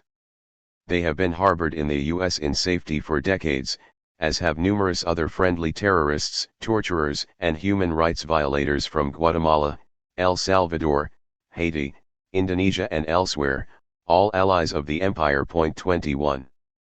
The CIA was busy looking for terrorists in caves in the mountains of Afghanistan at the same time as the agency sat in bars in Miami having drinks with terrorists.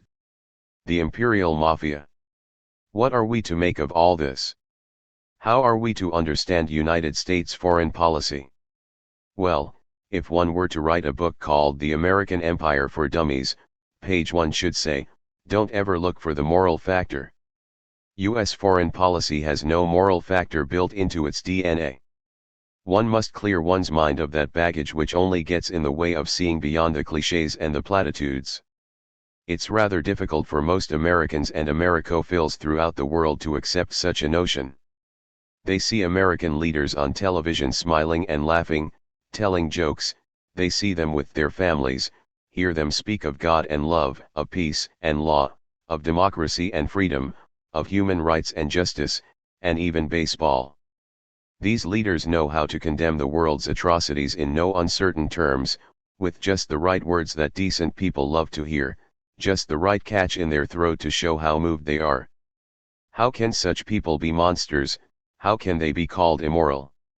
They have names like George and Dick and Donald, not a single Mohammed or Abdullah in the bunch. And they all speak English.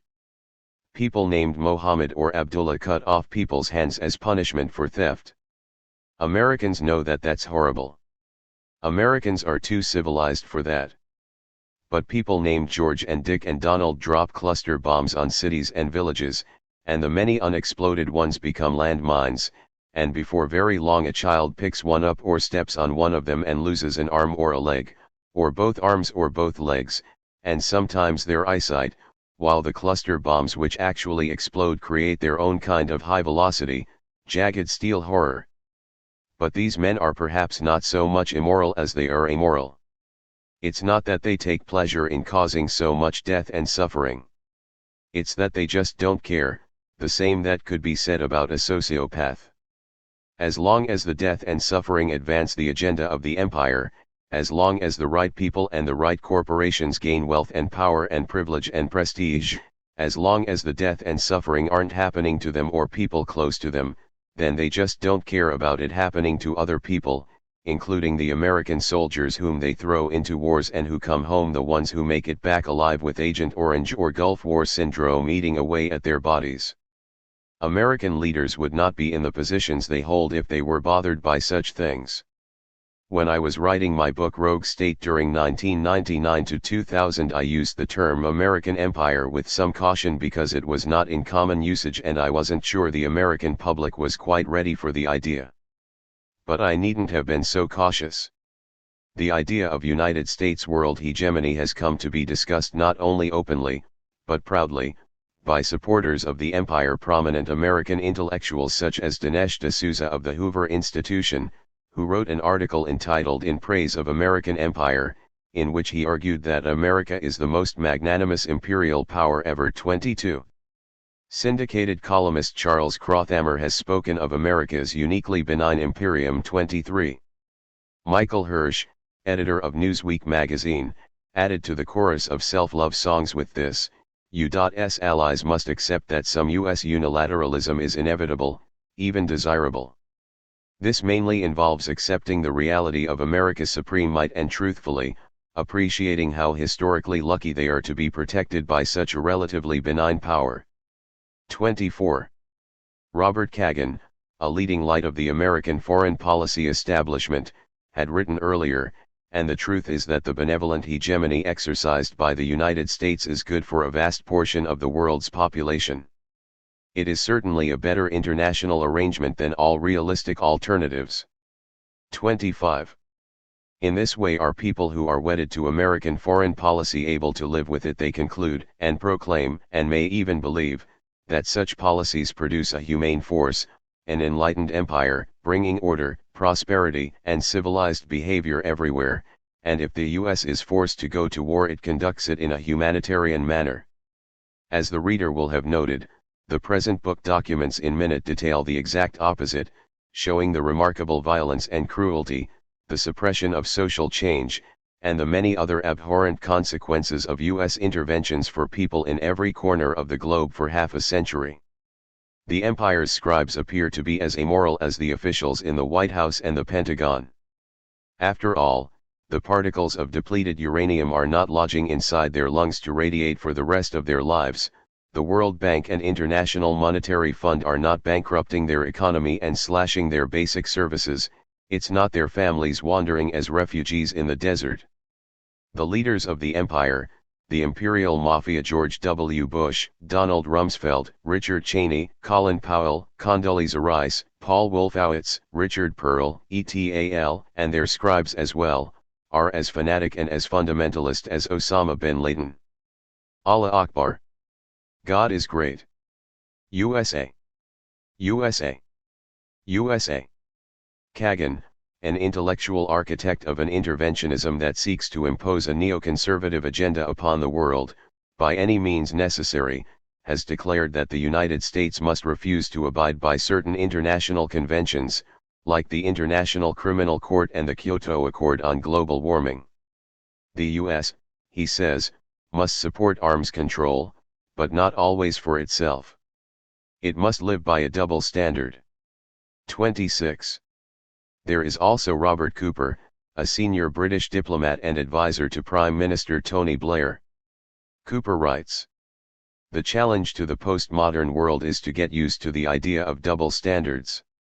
When dealing with more old-fashioned kinds of states outside the postmodern continent of Europe, we need to revert to the rougher methods of an earlier era: force, preemptive attack, deception, whatever is necessary to deal with those who still live in the 19th century world of every state for itself." 27.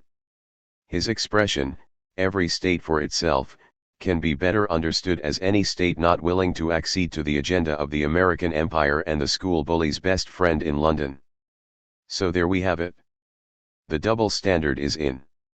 The golden rule of do unto others as you would have others do unto you is out. The Imperial Mafia, and their court intellectuals like Kagan and Cooper, have a difficult time selling or defending their world vision on the basis of legal, moral, ethical, or fairness standards. Thus it is that they decide they're not bound by such standards. The liquid gold, again. The American occupation of Afghanistan served the purpose of setting up a new government that would be sufficiently amenable to Washington's international objectives, including the installation of military bases and listening stations and the running of secure oil and gas pipelines through Afghanistan from the Caspian Sea region once the country had been pacified. For years, the American oil barons had had their eyes on the vast oil and gas reserves around the Caspian Sea, envisioning an Afghanistan-Pakistan route to the Indian Ocean. The oil men had been quite open about this, giving frank testimony before Congress on the matter. 28. After Afghanistan, they turned their lust to the even greater oil reserves of Iraq. Once again, the American public had to be primed. Renowned espionage novelist John L. Kerr has observed, how Bush and his junta succeeded in deflecting America's anger from bin Laden to Saddam Hussein is one of the great public relations conjuring tricks of history. 29.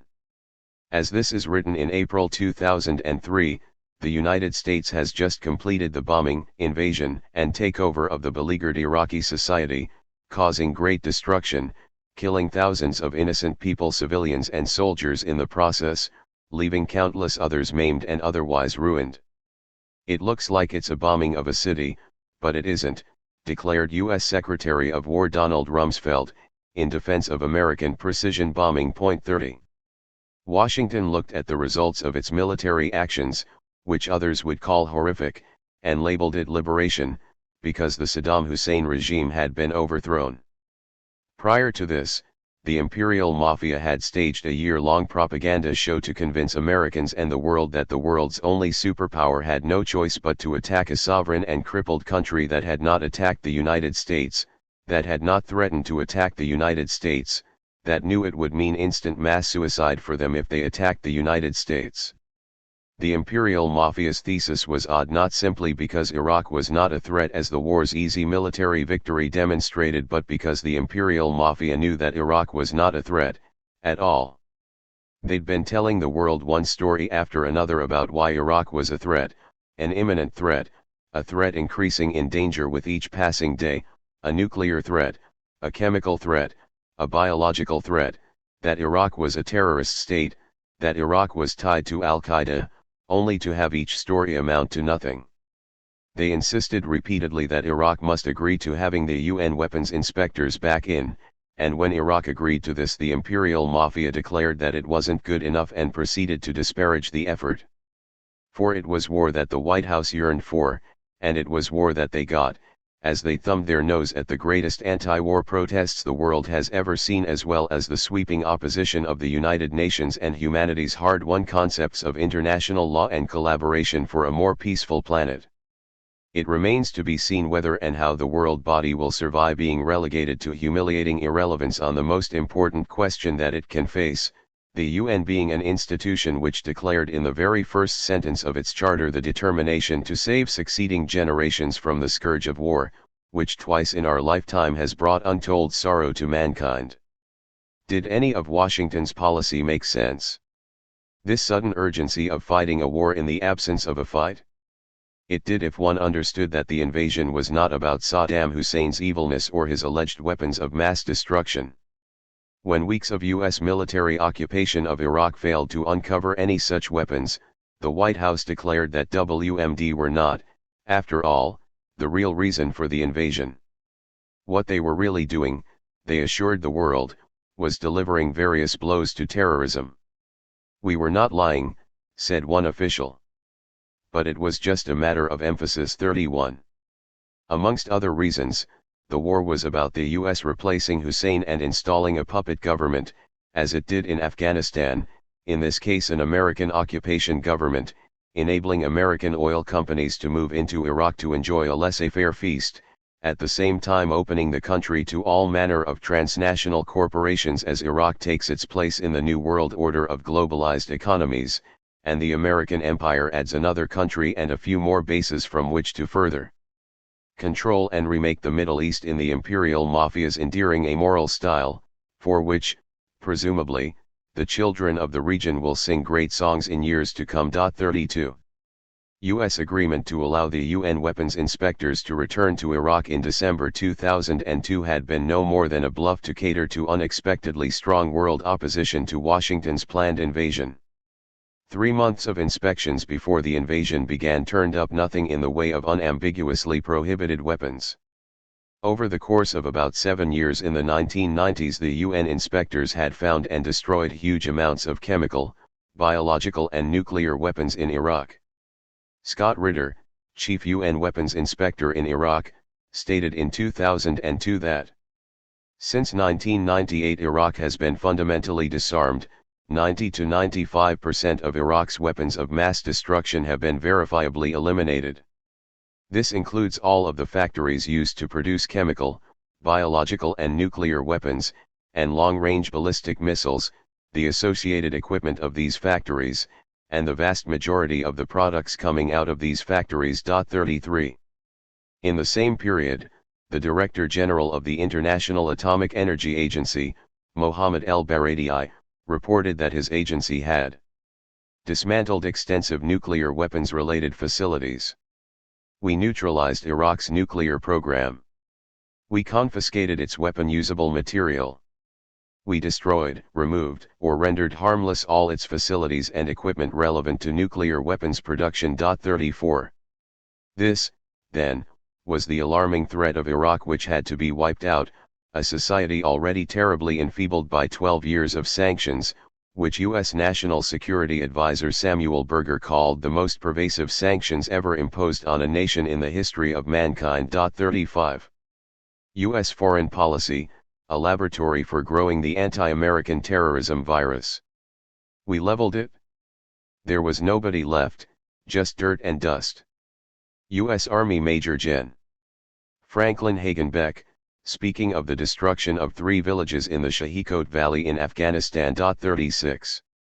The American bombing of Afghanistan, begun on October 7, 2001 and followed by a military occupation of much of the country, gave rise to dozens of terrorist actions against American individuals and institutions, as well as Christian and other Western targets, in South Asia, the Middle East and elsewhere, a dozen or so attacks in Pakistan alone, including the kidnapping and murder of Wall Street Journal correspondent Daniel Pearl. 37, and the most disastrous one in Bali, Indonesia, on October 12, which killed more than 180 people, almost all Australians, Americans, or British, The two leading suspects arrested in that case each stated that he had acted in retaliation for the U.S. attack on Afghanistan and Muslims. 38.